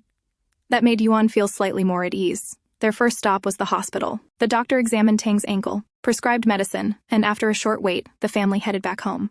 That evening, Jue looked at Tang. Want to take a bath together? Tang turned to his mother for permission. Yuan gave a small nod. Go on. He had a tough day, so it was good to spend time with his dad. In the bathroom, Jue gently helped Tang bathe, splashing water and playing with him. Tang's giggles echoed off the tiles, his fear slowly melting away. A little while later, Yuan stepped in with a towel. All right, bath time's over or you'll catch a cold, she said, smiling softly. She knelt beside the tub, carefully drying Tang's hair. Oh, by the way, she added, your Uncle Will is back, and he brought your favorite cheesecake. Tang's eyes lit up. Wrapped in his towel, he practically ran to the table, happily munching on cheesecake after a terrifying day. But Jue's thoughts were elsewhere. Will was back, and that meant he had something. I'll be right back, Jue said to Yuan. There's something I need to take care of. Put Tang to bed if he gets sleepy. Yuan nodded, but her eyes followed him as he left with Will. She was sure he was close to finding out the truth. Outside, a man sobbed on the ground. Will had captured the one who had arranged the kidnapping. Please, I didn't mean to, just did what I was told. The man stammered, on the verge of breaking. Jue didn't waste words. Enough. Will, start the interrogation. I want the name, whatever it takes. Will didn't hesitate. He lifted his arm and struck the man hard with the flat edge of a large knife. The man screamed. I'll talk. I'll tell you everything. He gasped through tears. It was a foreigner. A guy who comes to my nightclub often. He paid me to arrange it. Will pulled out a photo. This one? The man shook his head frantically. No. His name was Jack. At that name, Jue froze. His eyes narrowed. Something clicked in his mind. Recognition flashed. Without another word, he turned to leave. Handle the rest, he said to Will. Will gave a curt nod. The next morning, the family sat down together for breakfast. Tang was noticeably more cheerful now, laughing softly and chatting between bites. The tension from the previous day had lightened, replaced by a sense of calm. Jue, reading a newspaper, called Will. Cancel the cooperation with Nation F, he said plainly. Will, on the other end, was stunned. That deal was mutually beneficial, and it's a win-win for both parties. That's an order, Jue cut him off. Will paused, then replied firmly, understood. Later that morning, Tang turned to Jue with something on his mind. I've been thinking, the man who kidnapped me didn't seem to know much about me, he said. Jue leaned forward, listening. He believed me when I said we were rich. But the truth is, right now, it's just Mom and me. She works a normal job. If he really knew about us, he wouldn't have believed that. Jue stared at the boy, impressed. You're sharp, he said with a small smile. Deep inside, he felt proud. This is my son. I think it's time you learn how to protect yourself, Jue said after a moment. Boxing, self-defense. I'll have you trained properly, but for that, you'll need to come home with me. From a distance, Yuan stood in the hallway, listening in silence. A quiet unease settled in her heart. Is he planning to raise Tang as his heir? Jue turned to Tang again. What do you think? Will you come with me? Tang's eyes lit up at the idea. Really? Boxing and all that? That sounds so cool. But after a pause, the light dimmed slightly. He glanced toward where his mother was. Then, gently, he shook his head. I want to go with you, he said honestly. But I can't leave Mom. I'll stay wherever she is. Jue looked up and met Yuan's eyes. He gave Tang a gentle nod. All right, I'll talk to your mother. Tang smiled, satisfied, and trotted off. Yuan stepped forward immediately. Don't even think about taking him away, she said sternly. Jue looked at her for a moment and smiled quietly. I understand, he said. Where you are, he will be too. Yuan didn't respond, but her eyes softened just slightly. And in that moment, for all their differences, they both understood what mattered most. Tang. In Nation F, a man walked into a lavish room holding a newspaper. He handed it to a blonde woman. The man who kidnapped the kid, he's dead. The woman's expression shifted instantly. Dead? She repeated, her voice trembling. The man nodded gravely. And I'm afraid Huangfu Jue might have found out about us. Panic washed over her. What if the Duke comes after us? She whispered, fear gripping her chest. He'll kill us. Just then her sister entered the room, having overheard the conversation. What have you done? She snapped at her older sister. Are you insane? Do you even realize who Huangfu Jue is? Sedin didn't think the blonde woman began, but her sister cut her off, fuming. Oh, Kido didn't think. Exactly. You never think. As the two argued, the man's phone buzzed. He stepped aside to answer it, and his face drained of color. He slowly turned back to them. He's done it. Huangfu Jue has rejected the cooperation terms. The blonde woman's eyes widened. He can't do that! The kid had nothing to do with him. Her sister folded her arms. Maybe he did. The boy was a model for his brand. What if that's the connection? We need to inform your husband, she said firmly, already turning to leave. No, wait. The woman tried to stop her, but it was too late. Her husband had already arrived. He had heard everything. You, he growled. She immediately apologized. I'm sorry. I didn't mean for it to go this far. He raised his hand, furious, about to strike her. But her sister stepped in between them. You touch her, and I swear I'll make sure you regret it. Before he could react, his phone rang. He answered, and his face twisted further in disbelief. When the call ended, he stood frozen for a moment, then shouted, I'm no longer the ambassador! What? The blonde woman gasped. They want me to clear my office immediately. Everything is gone. He raged, eyes blazing. His fury turned back toward his wife. You ruined me. I've lost everything because of your stupidity. But her sister was quicker. You lost everything? Please, you never had anything. Everything you are, everything you got, was because of my father. And if you lay a finger on her again, I will tell him. The man glared at both of them, then stormed out of the room, slamming the door behind him. Left in silence, the blonde woman turned to her sister, voice shaky. What do I do now? Her sister replied calmly but firmly. Before things spiral further, shift the blame to your husband. Make it look like he planned everything. But what if he and Huangfu Jue both find out the truth? She whispered. Her sister met her eyes, voice low and cold. Then don't give him the chance to talk. Later that night, the blonde woman quietly prepared a drink for her husband, one laced with a sedative. Her plan was simple. Once he passed out, she would act.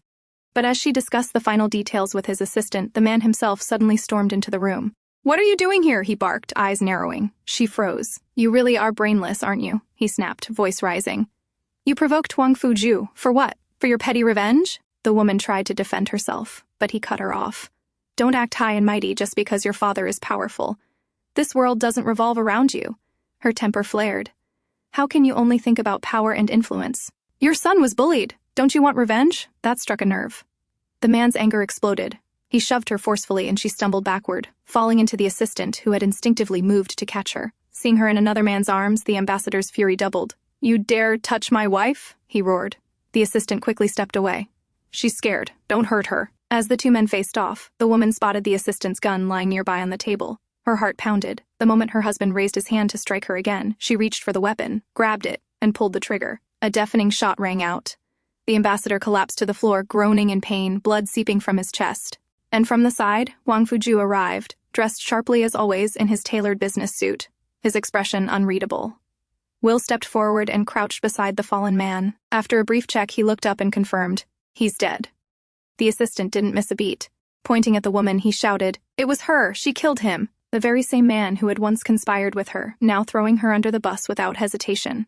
The woman's eyes flared with rage. "You liar," she screamed, lunging at him. She grabbed his collar. "You planned this with me. You told me to do it." In their struggle, the assistant lost his footing near the large window. They both tumbled over the edge. Later, Will reported to Jue with a calm voice. Both of them survived, but they're in comas. If they wake up, they'll be sentenced for murder.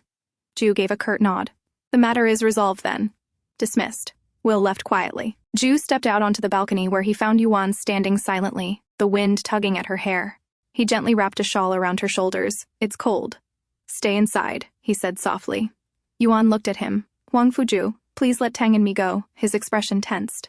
"Again with this?" he muttered, irritated. "I want a normal life for him," Yuan said firmly. "A childhood without bodyguards or political enemies, without your name hanging over his head." "He is my son," Jue replied. "That destiny is already written, but I'm not ready to accept it," Yuan whispered. Jue stepped closer and wrapped his arms around her from behind, his voice quieter this time, raw and pleading. "Don't leave me again. Whatever you want, power, money, status, identity, I'll give it all to you." Yuan stood still for a long moment. Then she made a decision. "Then give me one thing," she said. "Give up your position as successor. Walk away from the throne." Jue stared at her silently. "If you're willing to let it go, I'll stay," she added. "If not, then I can't be with the crown prince." Her voice was calm but resolute. "I'll give you 3 days," she said. 3 days to decide. If you can't give up the crown, then you'll have to let us go." And with that, she turned and walked inside, leaving Jue standing alone on the balcony. She knew it in her heart. Huangfu Jue would never give up the throne. He had worked for it relentlessly since his teenage years, pouring blood and sweat into building his legacy. But everything that had happened recently, it was a wake-up call for Yuan. She couldn't let Tang grow up under constant threat, not when his very existence would be a target. As long as Tang remained by Jue's side, he would always be in danger. The next morning, Jue was nowhere to be found. Will approached Yuan. The Duke had to leave early. "Urgent matters," he informed her. Tang came running over. "Mom, I want to bring back one of my old paintings from our house." Yuan immediately seized the opportunity. "That's a great idea," she said quickly. Then, turning to Will, "Can you help us out? It's in the old apartment. You'll know which one." Will nodded and rushed outside, then gestured to the 2 guards stationed outside the door. "Keep an eye on them until I return," he ordered, and left without suspicion. As soon as the door clicked shut, Yuan turned to her son. "Tang, we're leaving. Right now." The boy blinked in surprise. "What? Why?" Yuan knelt to his level. "I can't tell you the reason, but you have a choice. You can stay here with your father if that's what you want."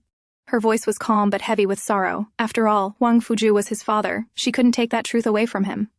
Tang looked torn. "Can I stay with both of you?" Yuan's expression softened, but she shook her head. "No, baby. Not this time."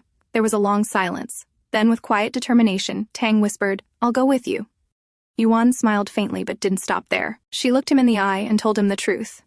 "If you stay here with your father, you'll never have to move from house to house again. You won't have to worry about anything. He can protect you." Tang's gaze dropped to the floor. He understood what she was saying, but he looked up again and hugged his mom, resolute. "Daddy has everything, but you only have me, so I'll stay with you." Tears welled up in Yuan's eyes at his simple, loyal words. "All right," she whispered, stroking his hair. "We'll go together." Tang nodded. But just as she reached for her bag, he raised a hand. "Wait, Mom, can I go to the bathroom first?" Yuan paused, then nodded. "Okay, but be quick." She didn't think much of it, completely unaware that her son had something up his sleeve. Elsewhere, Huangfu Jue arrived at a quiet, luxurious estate, the residence of his twin brother. The man was sprawled lazily on a lounge chair beside the swimming pool, half asleep with a book covering his face. Jue didn't waste time. "I want you to take the throne," he said firmly. There was no response. His twin continued to play dead, not even flinching. Jue narrowed his eyes, then swiftly snatched the book off his brother's face. Still, the twin didn't budge. Instead, he rolled to the other side, stubbornly pretending to sleep. Jue stared at him, unimpressed. His twin, ever the child, was acting like this wasn't serious. A few seconds passed. Then the sound of pages tearing cut through the air. Rip. Immediately, the twin bolted upright. "Are you insane? That was an original manuscript." He snatched the book back from Jue, inspecting the torn pages with wide, horrified eyes. Jue didn't say a word. He just stood there, calm and unreadable. The twin sighed heavily and finally sat up straight, rubbing his temples. "You know, if a woman really loves you," he muttered, "she'll stay with you, whether you're a beggar or a king." Jue's tone was cold. "I didn't come here for advice." But his brother wasn't done. "Then what did you come for? You think I'm fit to be king? You're wrong." Jue frowned. "And how are you less fit than me? Just because you were born a few minutes after?" The twin raised a brow, amused. "Exactly. You are the elder. You are more appropriate by default." Then his tone shifted. "And if Mom and Dad knew you were doing this for a woman, do you think they'd let Yuan walk free?" He leaned forward, his voice edged with realism. Choosing a woman over your crown only works in romance novels, not in real life. He shook his head. A man has to be strong, powerful, to protect the woman he loves. Before Ju could answer, his phone rang. He picked it up and his expression darkened almost instantly. "What?" he said sharply. On the other end, the voice was urgent. "Sir, Madame Yuan is missing." Ju didn't respond. He turned on his heel and strode out without another word. Behind him, his twin let out a long sigh. "Love really does make people crazy," he muttered, watching his brother disappear into the distance. At the airport, Tang stood near the departure gate, eyes scanning anxiously. "Why isn't Daddy here yet?" he mumbled, glancing back one more time. "Come on, Tang, we're running late," Yuan urged, waving her hand. But Tang hesitated. "Mom, I need to go to the bathroom." Yuan frowned slightly, concern flickering in her eyes. "Again? Are you okay?" Tang gave a quick nod. "I'm fine. Promise. I'll be quick." Yuan sighed and watched him head toward the restroom. She waited near the entrance, glancing at the time again and again, uncertainty slowly building in her chest. Should I ask someone to check on him? He's taking longer than usual. Just then, a man brushed past her, bumping into her shoulder. She staggered slightly, startled, and was about to turn when she heard a familiar voice. The tone, the cadence, it made her heart skip.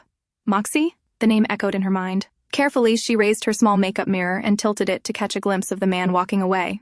Even from the back, she recognized him, her former employer, the man she thought she'd never see again. And he was heading straight toward the bathroom. Inside, Tang was waiting patiently. He stared at his phone, hoping for a message from Ju. Just then, his mother called. "Tang," Yuan said quickly, trying to sound calm. "Stay inside the bathroom a little longer, okay? Mommy is going to get us something to drink." "Okay," Tang answered happily. Truth be told, he'd been trying to delay anyway, and now he had a reason. Back in the terminal, Moxie slowed his steps. His assistant glanced at him. "Sir? Something wrong?" "No," he muttered, scanning the crowd. "I thought I saw someone I knew, or maybe it was just an illusion." Yuan, listening nearby, stiffened. "He can't see me. I need to leave." But before she could move, someone grabbed her wrist. She turned, startled, and met Huangfu Jue's intense gaze. "Why did you lie to me?" he asked, voice low. "Didn't you promise to stay if I gave up the position of successor?" Yuan opened her mouth to respond, but she was still too close to Moxie. If he saw her, everything could collapse. Thinking fast, she pulled Ju close and wrapped her arms around him. He stiffened. "What are you doing? Is this another trick to run away again?" Before he could pull back, Yuan cupped his face with both hands, brought it close, and kissed him. Ju froze. For a second, his eyes widened in shock, but then, as if enchanted, he responded to the kiss, pulling her closer, deepening it without even realizing. From a distance, Moxie turned away, never noticing her.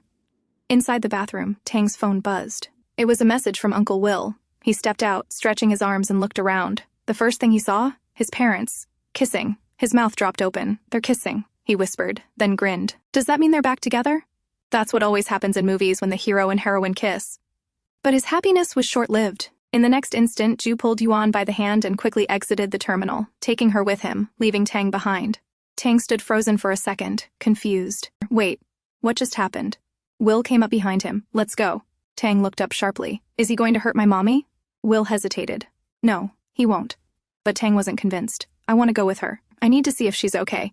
Will sighed and gently held the boy's shoulder. "Not now." He turned Tang around, leading him away.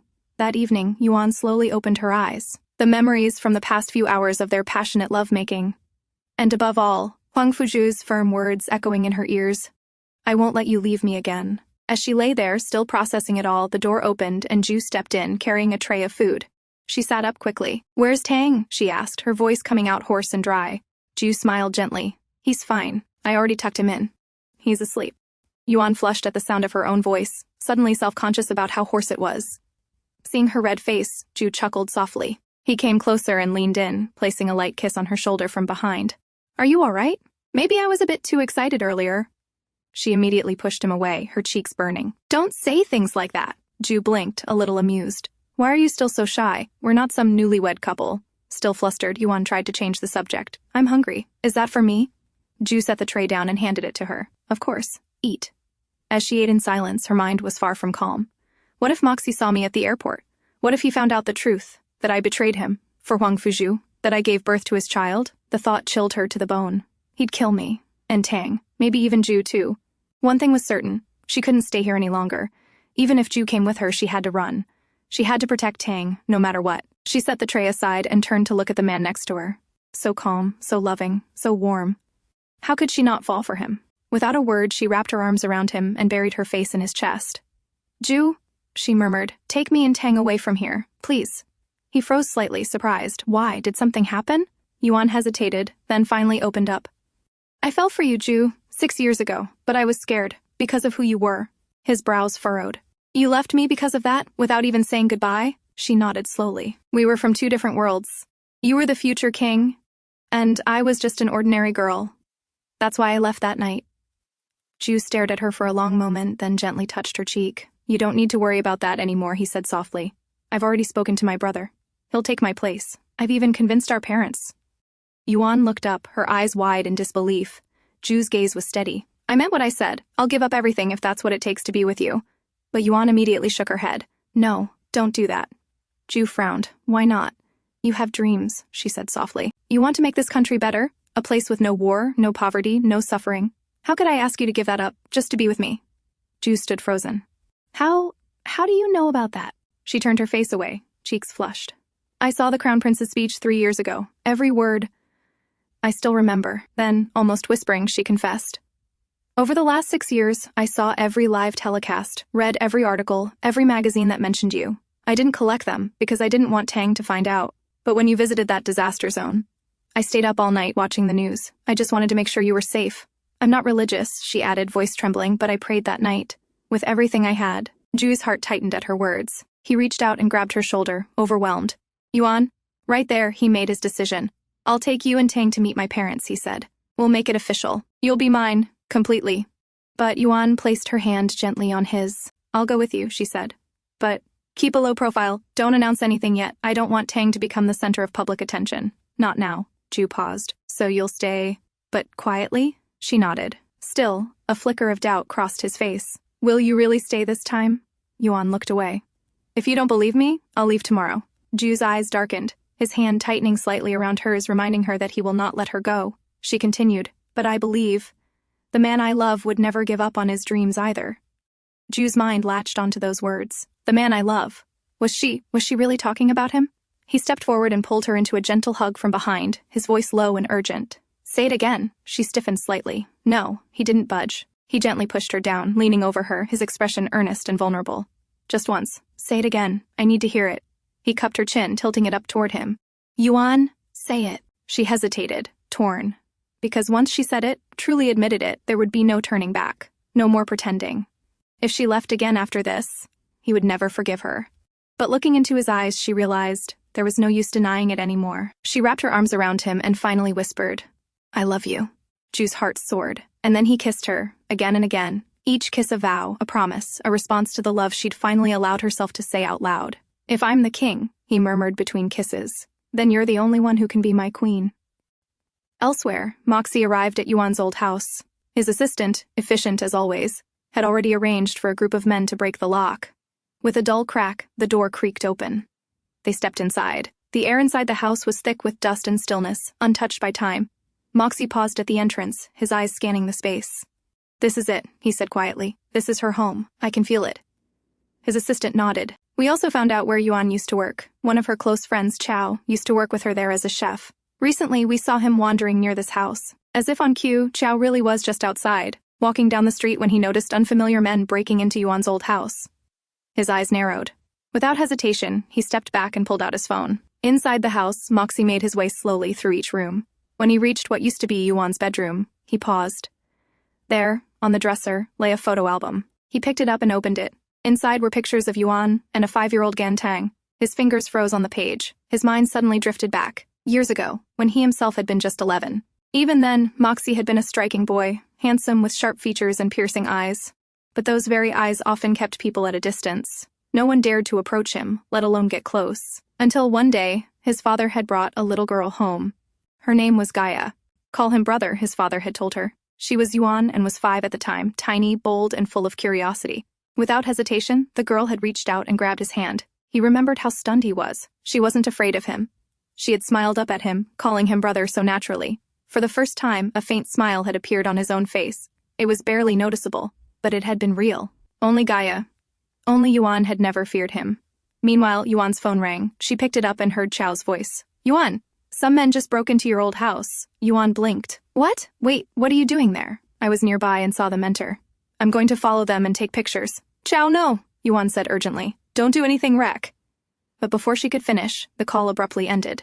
Chow was already on the move, trailing the sleek white car carrying Moxie and his men. From the back seat, Moxie's assistant glanced at the rearview mirror. Sir, the man, Yuan's friend, is following us. Moxie didn't look up from the album in his hands. This Chow. Who is he exactly? The assistant replied. He's the son of a well-known tycoon in the catering industry. Moxie's eyes narrowed. If he's close to her, then he must know a lot. About my Gaia. He closed the album with a snap. Change the route. Get off the highway. The car suddenly veered off, taking a sharp exit and heading deeper into the suburban area, startling Chow, who was following behind. He slowed his car. The road ahead was unfamiliar and quiet. Should I call Yuan again? He wondered. He picked up his phone and began dialing. But before he could speak, headlights blazed in his direction. A white car came out of nowhere, crashing into his vehicle with terrifying force. Chow screamed in pain. On the other end of the call, Yuan, who had just picked up, heard it all. Chow? Chow? Yuan stood frozen, phone trembling in her hand, a wave of dread crashing over her. The man stepped out of the car and walked over to Chow, who lay on the ground, blood streaming from a gash on his forehead. Next to him, a phone buzzed. Yuan's voice was screaming from the other side. Chow, what happened? The man calmly picked up the phone. Gaia, he said softly, his voice smooth and unmistakable. Yuan's breath caught. That voice, it was him, Moxie. He didn't wait for her to respond. Your friend? The one following me? He met with an accident. He's seriously hurt. His calm tone contrasted sharply with the cruel intent in his words. A chill ran through Yuan's spine. Her mind reeled, flashing back to her childhood. She remembered the day he'd taken her to see the animals in the wild. What are they? He had asked her. The animals, the little girl replied innocently. He had shaken his head. No, they're not animals. They're prey. He raised his rifle and fired, striking a deer without hesitation. She remembered his younger sister, hiding behind him, eyes wide in fear. He looked back and explained gently, as if teaching a lesson. We're hunters, and you must never forget that. From then on, she had trained hard. She fought swiftly, fiercely, because her brother had told her to become a perfect hunter. And she had also seen, even at that age, how he treated those who betrayed him. He'd burned them, and their families, alive. Because that was who Moxie was. Now, back in the present, his voice came through the phone again. So tell me, how should I deal with a man who follows me? The threat was clear. He had no intention of letting this slide. Later, Chow was dragged to an abandoned building, his head still bleeding, his body weak. Moxie sat beside him coldly. Tell me everything you know about Gaia, he ordered. Tell me everything. If you want to live. Chow groaned, barely able to sit up. Who the hell is Gaia? He muttered. Moxie's eyes narrowed. He studied Chow's confused expression. He was telling the truth. He didn't even know Yuan by that name. At that moment, his assistant stepped in, holding a device. Sir, Yuan's location seems to be close. She's somewhere nearby. Moxie tilted his head, intrigued. She's come here? Yuan had arrived. But before stepping into danger, she tied her phone to a small pig she'd picked up earlier, letting it run ahead through the alley. Moments later, Moxie's assistant updated again. Her location's moving now. She's heading away from here. Moxie smirked. So, this is her way of playing games with me, he muttered. Fine. I'll let her have her fun. Inside the building, Chow's lips were cracked. Water, please, he begged the guard nearby, barely conscious. But before the man could reply, a sound came from the window. The guard turned, alert. Crash! In the next second, Yuan leapt in, silent and swift, and struck the guard with a sharp blow to the neck. He collapsed immediately, unconscious. She rushed to Chow's side. Cow! Are you okay? He could barely speak, but his eyes flickered with recognition. She knelt, wrapping his arm over her shoulder, supporting his weight. Don't talk. I'm getting you out of here. We're going to the hospital, she assured him firmly. Meanwhile, on the other side of the compound, one of Moxie's men found the small pig, still trotting along with the phone tied to it. He picked it up and called in, chuckling. Sir, it was a pig. She tried to throw us off. Moxie, now sitting back in the shadows, smiled silently. She knows how to distract me, he said under his breath. My clever little sister. And though he was being deceived, he didn't stop it, because deep down, he was enjoying the chase. As Yuan helped Chow outside, his arms slung over her shoulder for support, he turned to her weakly. Yuan, do you know that man? He asked, his voice strained. The you I just saw back there. It's like I've never met this version of you before. Yuan didn't answer directly. Instead, she lowered her gaze. I'm sorry, she said softly. I dragged you into my mess. You shouldn't have had to go through this, but I promise, I'll get you out of here. Chow managed a faint smile. Don't worry, I didn't tell him a thing, not even your name. You're safe. Yuan paused and looked at him, her expression full of quiet gratitude. Thank you, she said, her voice trembling. You've always been a good friend. I never wanted to bring you trouble. But before they could move any farther, bright beams of torchlight swept over them, Moxie's men had found them. "Orders are clear," one of the men called out. "Don't harm her, just bring them in." Yuan stood her ground, expression unreadable. Somehow she had expected this. She knew it wouldn't be so easy to escape. A car's engine suddenly roared in the distance, and moments later it skidded to a stop in front of them. Behind the wheel was a woman, Qiao's fiancée, her eyes wide with panic and worry. Yuan gave a small smile. "Go, Qiao. She'll take you to safety." "You called her?" Qiao asked, surprised. Yuan nodded. "She'll take care of you. Just go." The woman rushed out and helped Qiao into the car. She turned to Yuan. "Aren't you coming too?" But Yuan gently shook her head. "If I get in, none of you will make it out. Please, just go." With visible reluctance, the woman returned to the car and started the engine. The vehicle sped off into the distance, leaving Yuan standing there alone as the torches closed in. And then, from the shadows, he appeared. Moxie. They stood face to face after all these years. He stepped forward slowly, his expression unreadable. 2,461 days, he said softly. "That's how long you've been gone. This time, Gaia, you went too far." Yuan's lips tightened. "You shouldn't have hurt my friend." He reached out, raising his hand to caress her cheek. But she turned her face away in disgust, as if repulsed by even his touch. "You never change," he muttered. "That man wasn't worthy of your friendship." Those words, those same words she had heard for years. In Moxie's eyes, no one had ever been worthy of her, and because of that, she had never been allowed to make a single friend. "Then tell me," she said coldly, looking away from his eyes. "Are you the only one worthy of being close to me?" He stepped closer, lifted her chin, and said it clearly. "No one is worthy of my Gaia." Yuan's eyes narrowed. In a blink, she seized the moment, pulling out a knife and making a quick, clean cut across his neck. A thin line of blood appeared. But Moxie only smiled. "Your skills have improved," he said, amused. More of his men stepped forward, surrounding her dot, but Yuan didn't back down. One after another, she struck them, swift and precise, taking down each man who came near her. But there were too many. Even with all her training, she couldn't handle them alone. Eventually, they overpowered her. From the sidelines, Moxie took a towel from his assistant and calmly wiped the blood from his neck. "You've been gone long enough," he said, watching her struggle. "It's time to go home." "I'm not going anywhere with you," Yuan spat. Moxie gave a slow smile, like a man giving his final offer.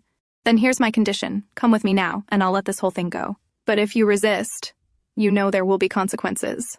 Back at the villa, Ju stood in his study, holding a letter. It was from Yuan. In the note, she wrote simply, "There's something I must take care of. Go to the airport with Tang first. I'll meet you there," Will called. "Should I look into her whereabouts?" he asked. Ju shook his head. "No need, we'll leave for the airport as planned." He looked out the window, voice firm. "She promised she'd come, and I trust her. She won't disappoint me." This time, Ju had chosen to believe in her love, fully, wholeheartedly. But what he didn't know was the storm Yuan had walked into, and that the woman he trusted was now standing face to face with the one man she had feared her entire life. Yuan knew it all too well. If she was captured now, escaping again would become nearly impossible. So when the distant sound of police sirens reached her ears, she made her move. In a heartbeat, she pulled out her gun and fired. The bullet didn't hit Moxie. It wasn't meant to. It whizzed past him deliberately, a warning shot. His bodyguards instantly moved in, shielding him from further attack. In the chaos, Yuan turned and bolted, but not toward the main road. Instead, she darted into the woods. One of the bodyguards prepared to chase after her, but the police cars were already pulling up, lights flashing, sirens blaring. Moxie's assistant stepped closer to him. "Sir, it's best we cooperate with them. We don't want trouble with the authorities, especially if we intend to return to this country." Moxie narrowed his eyes, watching the direction Yuan had disappeared into. "It's no coincidence," he murmured. "She planned this." A faint, crooked smile tugged at his lips. "My clever little sister." Meanwhile, at the airport, Ju arrived with Will and Tang. "Where's Mommy?" Tang asked, eyes scanning the crowd. Ju placed a reassuring hand on his shoulder. "She'll come. We'll wait for her." Will, however, looked at his watch. "If we delay any longer, we'll miss the morning meeting with the delegation." Just as he was explaining, Tang suddenly shouted, "There she is!" All eyes turned, and there was Yuan, jogging toward them with her bag slung over her shoulder. "I'm so sorry," she said, slightly breathless. "I didn't mean to be late." On board the flight, Yuan yawned as she buckled her seatbelt. The adrenaline had faded, and exhaustion was settling in. Ju noticed immediately. He reached over and gently guided her head onto his shoulder. "Sleep," he said quietly. "You need it." She didn't resist. Within minutes, she was dozing, her breath soft and even. Ju didn't know what had happened the night before, but he knew one thing for certain: she was tired. She had fought through something she hadn't told him yet. They landed in Ju's home country later that day and arrived at the palace. Staff lined the entrance, bowing respectfully as they entered. "This is our home now," Ju said, glancing at Yuan and Tang. "We'll settle here from now on." Tang's eyes sparkled with wonder. Whoa, is this a real palace? Yuan stood quietly at his side, her expression unreadable. The palace was magnificent, but her heart was heavy. Can I really live here? With him? Around them, Ju's staff exchanged stunned glances. Their master, who had never brought a single woman into the palace, had not only returned with one, but with a child who bore a striking resemblance to him. After settling them into one of the residential wings, Ju turned to Yuan. If you need anything, just ask the staff, he told her. I need to step out for a while. Yuan nodded. Go ahead, don't worry about us. Once he left, Yuan let out a long sigh. I never wanted to bring Tang here, but right now, it's the safest place. If I stay hidden behind Ju's power, maybe Moxie won't reach us. Not long after, a tutor arrived, assigned by Ju for Tang's early education. The teacher introduced herself to Tang, quickly striking up a friendly conversation. Yuan watched silently from a distance, her thoughts churning. Ju's intentions were clear. He wants Tang to be raised as the future king, but she wasn't ready to make that decision, not yet. She had come here to hide, not to build a throne. Now, she had to decide what her next move would be. On the other side, Ju arrived at a private training ground, where a woman stood tall, dressed in a sleek modern swordsmanship uniform. Without a word, she tossed a sword in Ju's direction. Join me, she commanded. Ju caught the weapon and immediately stepped into the sparring circle. The clash of blades echoed through the air as the two exchanged sharp, powerful moves with fluid precision.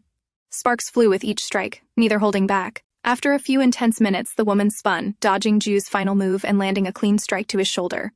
She stepped back and removed her helmet. It was Ju's mother. Calm but fierce, she lowered her sword and said bluntly, "When do I get to meet my grandson?" Ju blinked. He hadn't expected that. So, his twin brother had already informed their parents. He opened his mouth trying to dodge the question, but she cut him off sharply. I asked when, Ju. Soon, he replied hesitantly. 1 week, she declared without missing a beat. You have 1 week, or face the consequences. Ju might have argued with his father, but not with her. Not when her tone made it clear she wasn't bluffing. Understood, he said, defeated. She turned to the butler nearby. Bring the gifts. The butler stepped forward, holding many elegantly wrapped boxes. These are for Yuan and Tang, she said. Ju took the gifts, stunned. Does this mean you've accepted them? His mother raised a brow, her tone dry and sarcastic. Would you give up if I didn't? He chuckled quietly, but she continued more seriously. I want you to be happy, Ju. I support your choice. Relief flickered across his face. Thank you, Mother. But, she added sharply, don't let your personal feelings cloud your judgment. If you jeopardize this country's future, I will strip you of your rights. Her gaze was steel. I'm not joking, you know I mean it. Ju nodded solemnly. I understand. As he turned to leave, she watched him with narrowed eyes. So eager to go. Have you already placed that girl ahead of me? She said, half joking. Ju glanced back with a small smile. They're new here. I'm just worried. She gave him a long look, then smiled gently. I believe in you, and I support you. He nodded slightly, almost in a bow. You'll like them, I'm sure. As Ju walked away, his mother's smile faded. Gan Yuan. She'd already had her people look into her, but the girl's identity was impossible to verify. No past, no records, no traceable lineage. Who exactly is she? But no matter her background, Ju's mother was certain of one thing: she would protect her son. Even if that meant taking him away from Yuan, no matter what it takes. Meanwhile, back at the palace, Yuan had just tucked Tang into bed. She sat quietly beside him, gently brushing back his hair as he slept peacefully. Ju arrived moments later, his expression unusually serious. Yuan looked up. Something wrong? He didn't answer immediately. Instead, he motioned for her to follow. Outside the room, he handed her 2 beautifully wrapped boxes. These are from my mother, he said. Yuan stared at the gifts in disbelief. You told her? No, Ju said quickly, pulling her into a hug from behind. I didn't say anything, but she knows, and she's already accepted us. She doesn't mind that I'm just an ordinary girl? He kissed the side of her head. She said it herself. She wants me to be happy. Yuan let out a slow breath. She glanced down at the gifts, her heart tangled with gratitude and unease. But am I really just an ordinary girl? They were living in a modern world now, yet the shadows of her past still loomed close. Elsewhere, Moxie stood in silence as his assistant delivered an update. We haven't located Miss Yuan yet, the man said, but we found some clues. He handed over a photograph. She and her son appear to be very close to Huangfu Jue. Moxie took the photo. It was a candid shot, Huangfu Jue with a young boy beside him. He stared at it for a while, saying nothing. Then finally, he spoke. Doesn't the boy look quite a bit like Huangfu Jue? The assistant hesitated, then nodded. Yes. The resemblance is hard to ignore. He's returned to his country for National Day. It's public news. Moxie's voice was cold and decisive. Book a flight. We're going to his nation. At the Moner estate, when Yuan awoke the next morning, she found a note on the bedside table. It was from Ju. Had to leave early for work. If you need anything, ask the staff. I'll be back soon. After getting dressed, she went downstairs. The morning air was fresh, and the estate grounds stretched wide like a painting. To her surprise, she saw Tang in the distance, riding a small horse with a riding tutor by his side. He waved excitedly as she approached. Mom, look, I named him. His name's Thunder, because he runs fast. And my riding's getting way better, he added proudly as he dismounted. The tutor said, I'll be amazing if I keep it up. But just then, a commotion broke out. A white horse came charging wildly from the other end of the grounds, neighing loudly and throwing the nearby handlers into panic. Tang's horse startled and bolted forward. In the chaos, the reins tangled around Tang's wrist, and he was dragged along, unable to break free. Tang! Yuan shouted in horror. Someone stop that horse, the tutor cried out. Shoot it if you must. Save the young master. The guards raised their rifles, but before they could fire, a commanding voice rang out across the field. Who dares aim a weapon at my horse? Everyone froze. A girl rode in on a tall mare, surrounded by an entourage of well-dressed riders and staff. Her presence was impossible to ignore. Sharp eyes, noble posture. She was Nancy, the Duke's daughter. The security team lowered their weapons immediately, torn between duty and fear. No one dared defy her. But Yuan didn't have time to wait. Without thinking, she grabbed a large stone from the ground and hurled it at the white horse's leg. The stone struck hard. The horse stumbled with a pained cry, faltering in its run. Tang was thrown off, tumbling toward the ground, but Yuan was already sprinting. She caught him mid-fall and the two rolled onto the grass together. Mom? Tang gasped, trembling. I've got you. You're safe, she whispered, holding him tight. But then came the crack of a whip. Nancy stood before her, fury written all over her face, whip raised. She lashed at Yuan, but Yuan caught it in one swift motion, shielding Tang behind her. How dare you hurt my horse? Nancy shouted. Do you have any idea how valuable he is? Yuan looked her straight in the eyes. To me, nothing is more valuable than my son, she said coldly. If you want to keep your horse alive, get him treated now, before the injury worsens. Nancy's glare faltered. She turned to her staff. Take him to the vet. Immediately. With a final huff, she left the field, her entourage following. As calm returned, another girl stepped forward toward Yuan. I'm really sorry for what happened, she said softly. Nancy's temper can be a lot. Yuan turned to her, surprised. I'm Tian Shuiying. I'm her classmate, she added with a half-smile. Yuan gave a small nod. I'm Yuan, thank you. They exchanged polite greetings, but as Yuan looked more closely at the girl's face, something stirred in her memory. She looks familiar. I've seen this face before. She tried to place it, but the thought slipped away. After a brief exchange, Xuing left with a graceful goodbye. Yuan stood there in silence, holding Tang close, her mind clouded not only by the chaos just past, but by that nagging feeling. Where have I seen her before? Later that afternoon, Madame Tutor gently treated Tang's minor bruises while Yuan sat by his side. The woman glanced at her before saying quietly, Madame Yuan, the girl from earlier, Nancy, she's the Duke's only daughter. In the future, it's best not to engage with her unnecessarily. Yuan nodded thoughtfully. Taking the opportunity, she asked, What about the other girl? The one who came afterward and apologized. Tian Suying, Miss Tian? She and Lady Nancy became close friends while studying abroad. A few years ago, her parents passed away in an accident. The Duke adopted her afterward, because reportedly she once saved the Duchess's life. Yuan took a quiet stroll around the estate, needing air to clear her head. Her thoughts circled around the earlier chaos. She was worried that the incident might reflect poorly on Ju, or worse, cause conflict with Nancy's powerful family. Just then, something shiny caught her attention near the edge of the woods. Without hesitation, she walked toward it. It was a still warm cigarette stub lying in the grass. Someone had been there very recently. Yuan crouched to examine the area. Her eyes narrowed. From this angle, one had a direct, unobstructed view into Huangfu Jue's master bedroom. The range? Less than a kilometer. Perfect distance for a sniper shot. She spotted faint footprints in the dirt. Someone had been watching. And, possibly, targeting Ju. That night, Ju returned from work. Yuan waited for him in the living room, her mind heavy with the discovery. Hey, she said, trying to keep her tone casual. I accidentally broke the curtains in your bedroom. They're ruined, so maybe sleep in the guest room tonight? Ju paused, raising an eyebrow, but didn't press. All right, I'll shower first. Can you grab my pajamas? Sure, she said quickly, suggesting the guest room farthest from the visible angles of the woods. She laid out his clothes carefully, choosing a room that would be safest. But after some time passed and there was still no response from him, her nerves spiked. She walked to the bathroom and knocked. Ju? No answer. Worried, she pushed the door open slightly and froze. Ju was standing under the running water, drops gliding down his body, steam curling around him. His gaze lifted the moment she stepped in. Maybe he had waited for her. Yuan turned on her heel in panic. I'm sorry, But before she could flee, he reached out and gently pulled her in, wrapping an arm around her from behind. His voice was low, teasing. "Why did you break the curtains?" Her breath caught. "I told you. It was an accident." He leaned closer. They're made of reinforced silk blends, nearly impossible to tear unless someone used scissors. So? Caught in her lie, Yuan stammered. I was scared. This manor is so big. I just wanted you to stay closer." Ju chuckled, not buying it. "Yuan, if you wanted to sleep next to me, there are easier ways." Her cheeks flushed bright red, but then his eyes shifted and locked onto a wound on her arm. "What happened?" he asked, voice changing instantly. "It's nothing," she said quickly. "Just from today's horse incident. I've already handled it." He let out a deep sigh and pulled her into a full embrace. "Why do you always take everything on yourself?" She didn't reply. "I'll announce our relationship soon," he said. "Once it's official, you won't have to hide anything. You can stay by my side freely for the rest of your life." His warmth seeped into her bones. And then, she asked something she'd been holding in for years. "Ju, were you mad at me when I left you 6 years ago?" He looked into her eyes, then leaned forward and kissed her forehead. "Yes," he said honestly. "I was furious."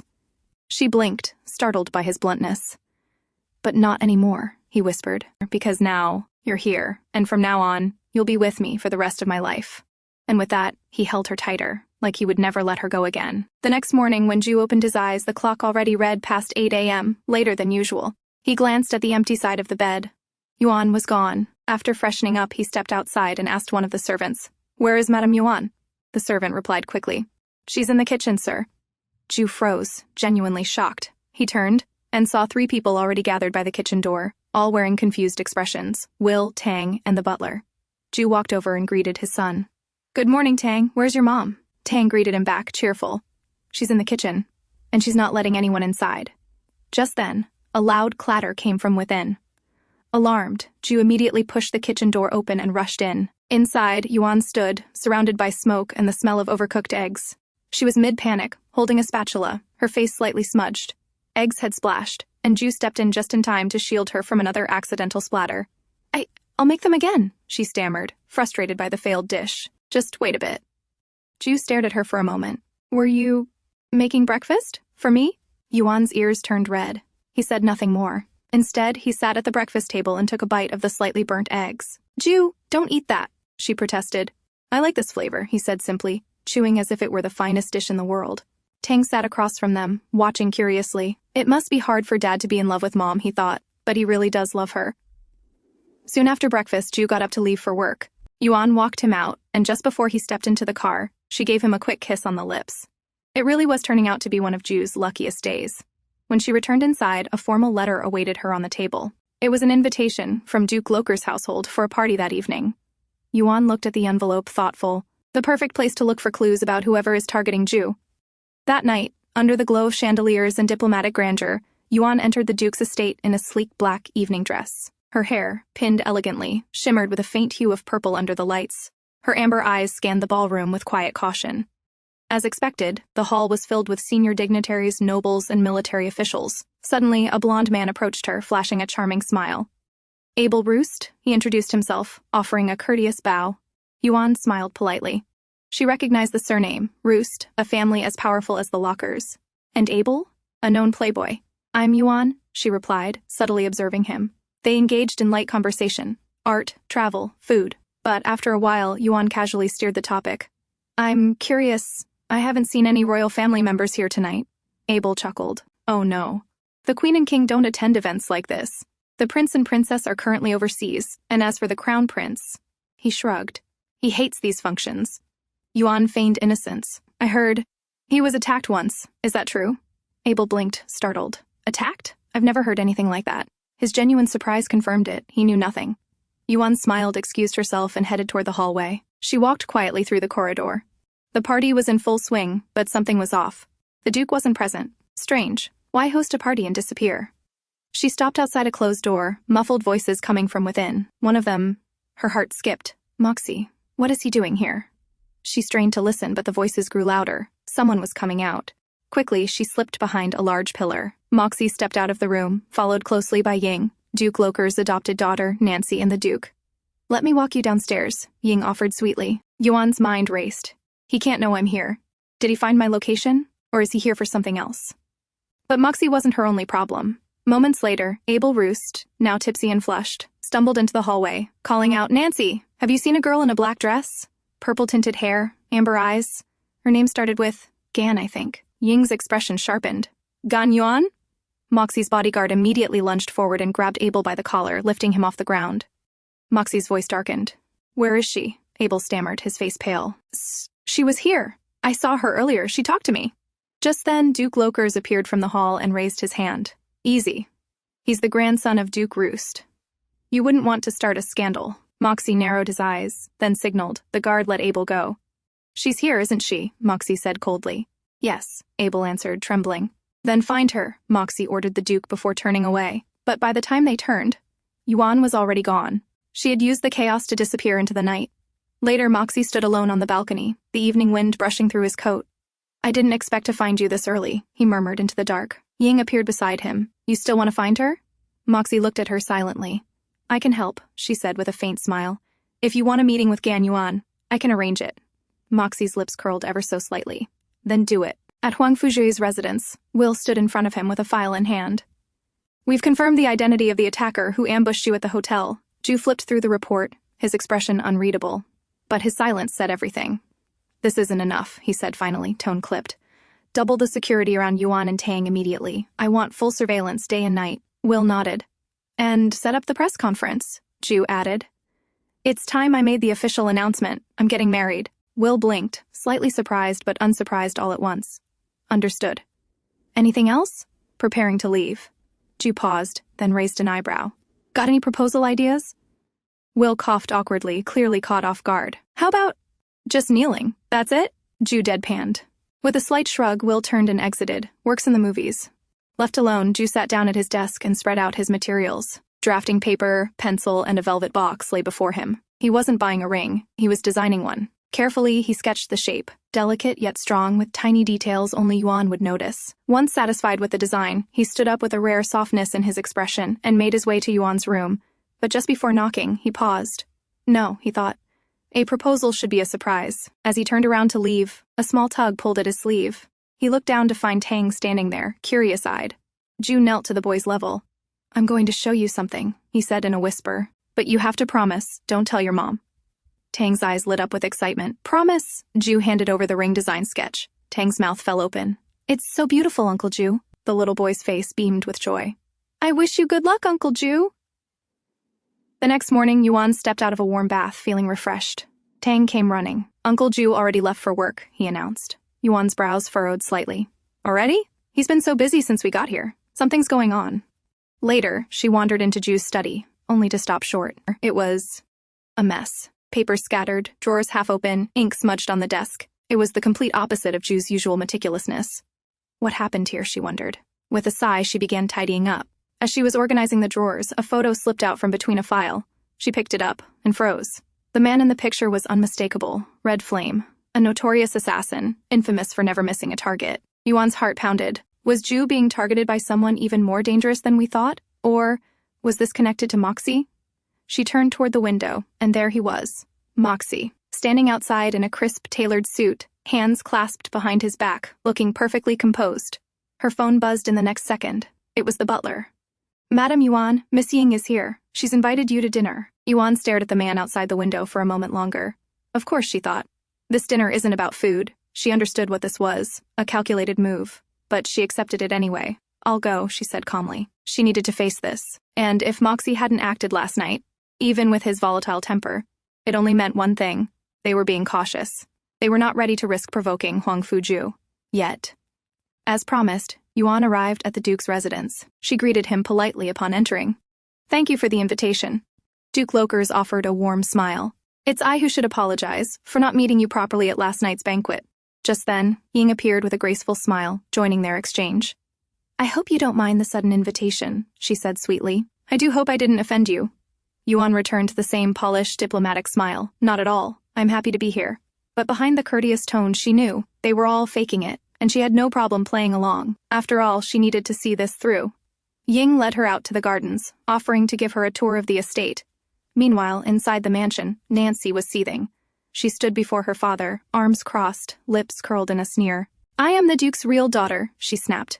But it's always Ying who acts like she runs the house just because she's better with her words. The Duke frowned and cut her off sharply. Enough, Nancy. If you spent less time being jealous and more time learning from Ying, perhaps people would treat you differently. I'm serious, he snapped. Try acting with dignity for once. Furious, Nancy spun on her heel and stormed out of the hall. The Duke sighed heavily. If only she were half as composed as Ying. Just then, the butler stepped forward and whispered, "Sir, Mr. Moxie has arrived." In the backyard, Ying guided Yuan through the vibrant landscape and stopped under a blooming cherry blossom tree. "This is my favorite spot," she said, smiling as petals drifted on the breeze. "This species is called Shidarezakura. Its blossoms hang like silk threads in the wind." The way Ying spoke so fondly, so knowledgeably, caught Yuan's attention. "You seem very familiar with Japanese culture," she said carefully. "Did you grow up there?" Ying nodded. "Not exactly. I was already an adult when my parents immigrated to Japan, but even before that, I was obsessed with the culture." That explains part of it, Yuan thought, but why does she still feel so familiar? Before she could reflect further, a staff member approached and informed them that lunch was ready. Ying led her toward the garden, where a lavish table had been set, adorned with an array of exquisite dishes. As they took their seats, the Duke gave Yuan a polite smile and said, "Would you mind if one more guest joined us for lunch?" Yuan smiled back coolly. "Of course not." "So it begins," she thought. "Let's see what this setup is really about." As expected, Moxie arrived soon after. But he didn't greet her as Yuan. He smiled faintly and said in a low voice, "Gaia." Yuan didn't flinch. She took a sip of water and replied with a perfectly neutral expression, "I'm sorry. I think you have me confused with someone else." Moxie chuckled under his breath, catching her game instantly. "My mistake," he said smoothly. "It's just, you remind me so much of my younger sister. Would you be kind enough to have a drink with me?" Across the table, Nancy clenched her jaw, her eyes narrowing. Even Moxie, who barely talks to anyone, is showing interest in this woman, she thought bitterly.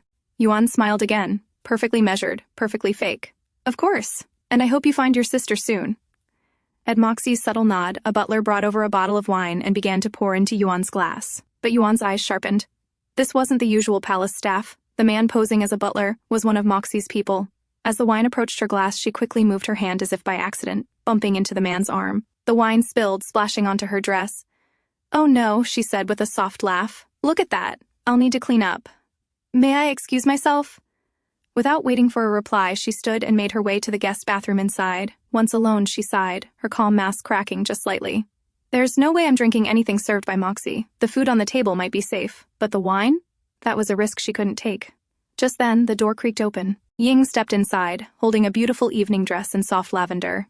"I brought you something to change into," she said warmly. "It's new, and I thought it might suit you." Yuan hesitated. "That's too much." "Please," Ying said with an almost pleading look. "I insist. I'd feel terrible if you stayed uncomfortable." After a long pause, Yuan nodded slowly. "All right, thank you." But inside, her mind remained on high alert. Everything here might be a trap. And yet, she had to keep playing along. After a short while, Yuan stepped outside wearing the elegant purple dress Ying had brought her. The soft fabric caught the afternoon light, and the delicate embroidery shimmered with each step she took. Ying gasped softly, her face lighting up. "Miss Yuan, you look absolutely stunning. It's as if the dress was made just for you." Yuan smiled politely at the compliment. "Thank you. You have a good eye. And a smooth tongue," she thought silently. The girl really did know how to talk. But then Ying suddenly changed the topic. "Miss Gan, are you sure you don't know Mr. Moxie?" Yuan's gaze sharpened. "Why do you ask?" Ying hesitated, then said with an innocent look. "I only meant that Mr. Moxie mentioned someone named Gaia. He seemed to regard her as someone very important." Yuan's voice remained calm, but her instincts kicked in. "Oh? Then you must know this Gaia as well?" Caught off guard, Ying visibly flinched. "No, I heard the name recently from Mr. Moxie, that's all." Before Yuan could press further, someone called out from the other end of the corridor. "Yuan." She turned at the sound, and was stunned to see Huangfu Jue standing there, dressed in a tailored black suit. "Jue?" She blinked, confused. "What are you doing here?" She had asked Tang to inform him if she hadn't returned by 2 p.m., but it wasn't even close to that yet. "I have some business with the Duke," Jue replied coolly, walking toward her and extending his hand. "Thought I'd drop by." Yuan stepped down the stairs to meet him just as Ying followed behind, wearing her ever-graceful expression. "Mr. Huangfu," Ying said sweetly, "we invited Miss Yuan to lunch since we couldn't properly welcome her at the banquet yesterday." "Banquet?" Jue repeated, his brows furrowing slightly. Yuan immediately pressed herself lightly against his chest, slipping her arm around his, as if for support. "Can we go home?" she asked, her voice soft and a little breathy. "I think I drank a bit too much. I'm feeling lightheaded. Her cheeks were slightly flushed, her eyes just glossy enough to make it convincing. But Ju had known her long enough to see through the act. She wasn't drunk. She was trying to get him out of there, fast. Still, he played along. Whatever was happening, she clearly didn't want him tangled in it. For now, he'd trust her judgment. He smiled and took her hand. Of course, let's get you home. As they began to walk away, Ying's calm facade cracked ever so slightly. She stepped forward quickly. Wait, Mr. Huangfu, but Ju turned coldly toward her. She's clearly unwell, he said sharply. Can't you see? Ying froze in place, lips parting as if to defend herself, but the words didn't come. Without waiting another second, Ju led Yuan out of the estate. Later, Ying informed both the Duke and Moxie that Yuan had left, with none other than Huangfu Jue, the crown prince. Moxie's eyes narrowed, but before he could respond, Nancy strode in, heels clicking sharply against the floor. Mr. Moxie, she said confidently. Give me 3 days. I'll bring Gan Yuan to you myself. Moxie was amused. I don't care which sister delivers her, he said coldly, as long as I get what I want. The moment he left, Ying quickly followed after Nancy. You shouldn't get involved with Gan Yuan, Ying warned in a hushed voice. She's dangerous, and you don't know what you're dealing with, Nancy scoffed. Don't try to act noble. You're always playing the innocent one, but I see through your act. Don't forget who the real daughter of the Duke is. I could ruin you overnight. Ying paused. Her eyes shifted slightly. If that's what you want, then I'll leave. Then go, Nancy snapped. Right now. Without a word, Ying packed her things and walked toward the gates. But before stepping out, she turned back one last time. Whatever you do, Nancy, don't provoke Gan Yuan. You won't like what happens. Just shut up and leave, Nancy barked. But before Ying could take another step, the Duke arrived with a thunderous expression. Who said she could leave? He growled. In this house, no one walks out without my permission. He turned to Nancy and scolded her sharply in front of everyone. Nancy, red-eyed and furious, shouted back, If she's staying, then I'll leave. She stormed off. Ying moved to follow her, but the Duke stopped her. She'll be back before nightfall, he said with tired certainty. Her temper never lasts. Ying bowed her head politely. Thank you. For everything. The Duke patted her shoulder gently and walked away with a sigh. Sometimes I wish you had been my real daughter instead. As his footsteps faded, Ying's gentle expression darkened. Her smile vanished. What remained wasn't innocent, but calculated. Meanwhile, in the car, Ju glanced sideways. Feeling better now? Yuan leaned her head lightly against his shoulder, nodded. I just wanted to spend a little more time with you. He smiled softly. In that case, you can have me until tomorrow's meeting, and maybe longer. When they arrived home, Yuan requested the butler to bring their lunch to the terrace. Then, with a gleam in her eyes, she took Ju's hand and led him up herself. Sit here, she instructed, gesturing to the table, and don't move. Promise? Ju raised an eyebrow but played along. All right, I promise. Minutes later, she returned, glowing. Yuan walked out holding a lit candle, wearing a flowing light yellow-orange dress. It might have been lunch, but she had brought the romance of a candlelit dinner with her. They clinked their glasses, toasting quietly. To our reunion, she whispered. As time passed and the wine flowed, Yuan's cheeks flushed, and her words slurred just enough to reveal her tipsiness. I think I'm a little drunk, she murmured, reaching for the wine again. Ju stopped her hand gently. That's enough for now. But she pouted, then looked at him with sparkling eyes. Then, Your Highness, may I have this dance? Ju stood, chuckling, and extended his hand with mock formality. You can have all of me. With one arm around her waist, he pulled her close. They swayed under the open sky, surrounded by candlelight and fading sun. I want to dance with you forever, she whispered, resting her head against his chest. Even if I'm drunk, I still mean it. She pulled back slightly, looking up at him. You're so handsome, you know that? She teased. No wonder I fell for you. He stared, startled. Yuan leaned in and kissed him softly. I love you, she whispered against his lips. More than you'll ever know. Ju froze, momentarily speechless. Those words, he had waited 6 years to hear them. He gently lifted her and sat her down on the edge of the table, holding her close so she wouldn't sway too much. If you love me, he said, then promise me. You'll never run away from me again. She looked at him, her gaze slightly hazy but full of sincerity. I didn't even want to. Not back then. Not ever. I only left because I thought it was for the best. Her voice cracked slightly. And I've felt guilty every single day since. Ju closed the distance between them, his forehead resting gently against hers. Then stop running, he whispered. Stay. Just be with me. And become my queen. In the morning, the butler arrived at the palace study carrying a velvet box. Inside it lay the ring Ju had meticulously designed himself. A breathtaking piece fashioned in the likeness of a spider lily, identical to the tattoo he had glimpsed on Yuan's back on their very first night together. Ju opened the box and smiled. It's perfect, he murmured.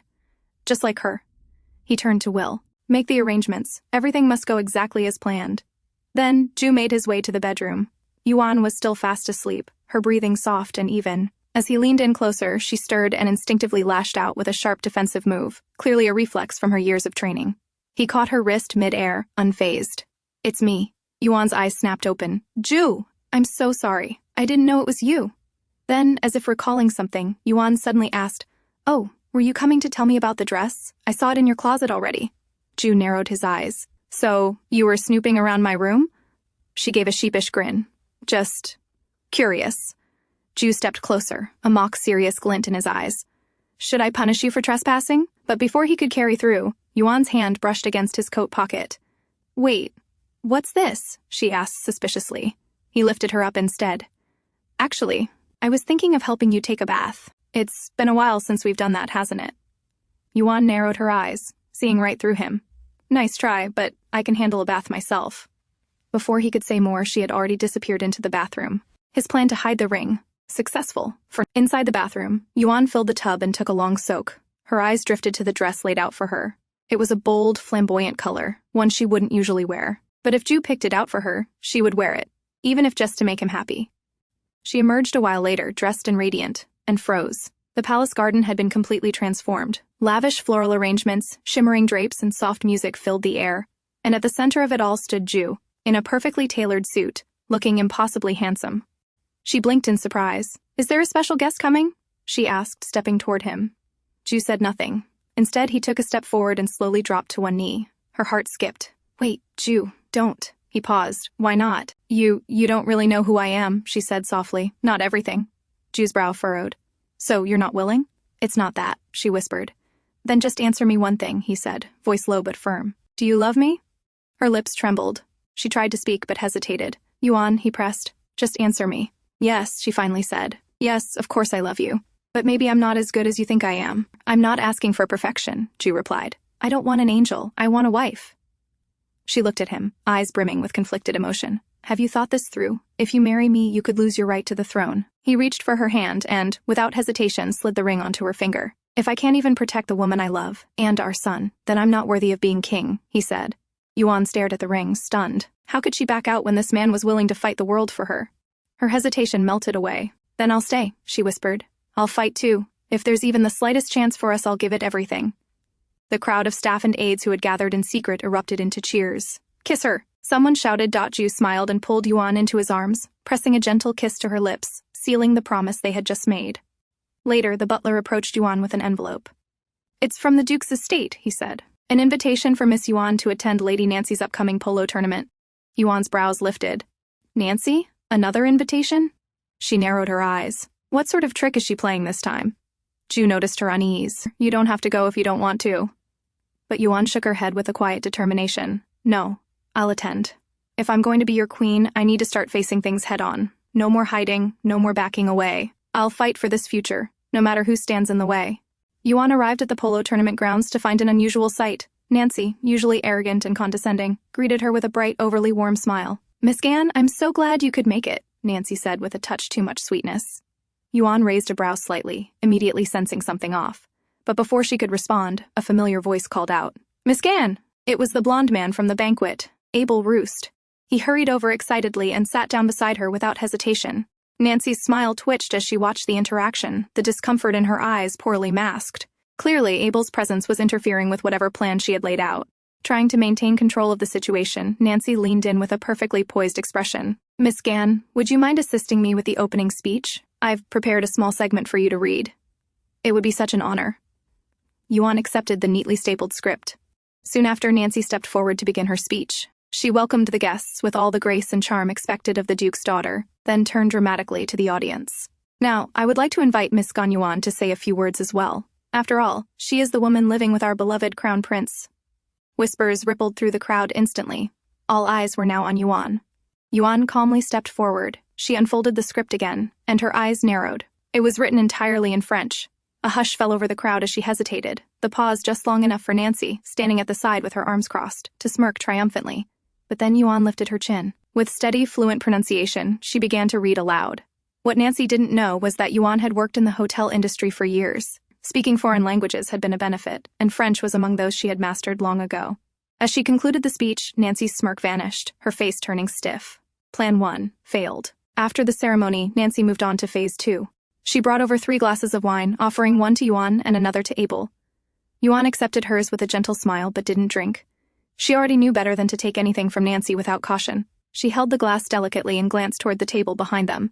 Yuan tilted her head. Wasn't that Ying just now? Nancy turned quickly. Where? The moment Nancy's attention shifted, Yuan smoothly switched their glasses. Oh, Yuan said casually, maybe I was mistaken. But speaking of her, why isn't Miss Ying here today? Nancy turned back around with a slightly forced smile. Oh, she had other matters to attend to, she said dismissively. They clinked glasses. Nancy took a long sip. Minutes later, the effect began to show. Nancy's skin flushed deep red, and she started fanning herself restlessly. Her breath became uneven. She staggered slightly. Yuan held her to support her. You don't look well. Abel, can you take her to the lounge? I'll go find a doctor. Abel nodded and helped Nancy off the field. But as they reached the lounge, things spiraled quickly. Nancy, overwhelmed by the spiked drink's effects, clung to Abel desperately, pressing herself against him. Nancy, stop, Abel said firmly. You're not yourself. And don't you like the crown prince? But Nancy was far gone, moaning softly and trying to drag him closer. Abel panicked and pushed her away, stumbling out the door in a rush. Just as Yuan returned, she met Abel halfway. Where is she? She's in there, he said. But you should go check on her. She's not doing great. Yuan hurried into the lounge and gasped. Nancy was sprawled on the sofa, her dress askew, mumbling incoherently as several onlookers peered inside. Phones were already coming out. Whispers flew through the air.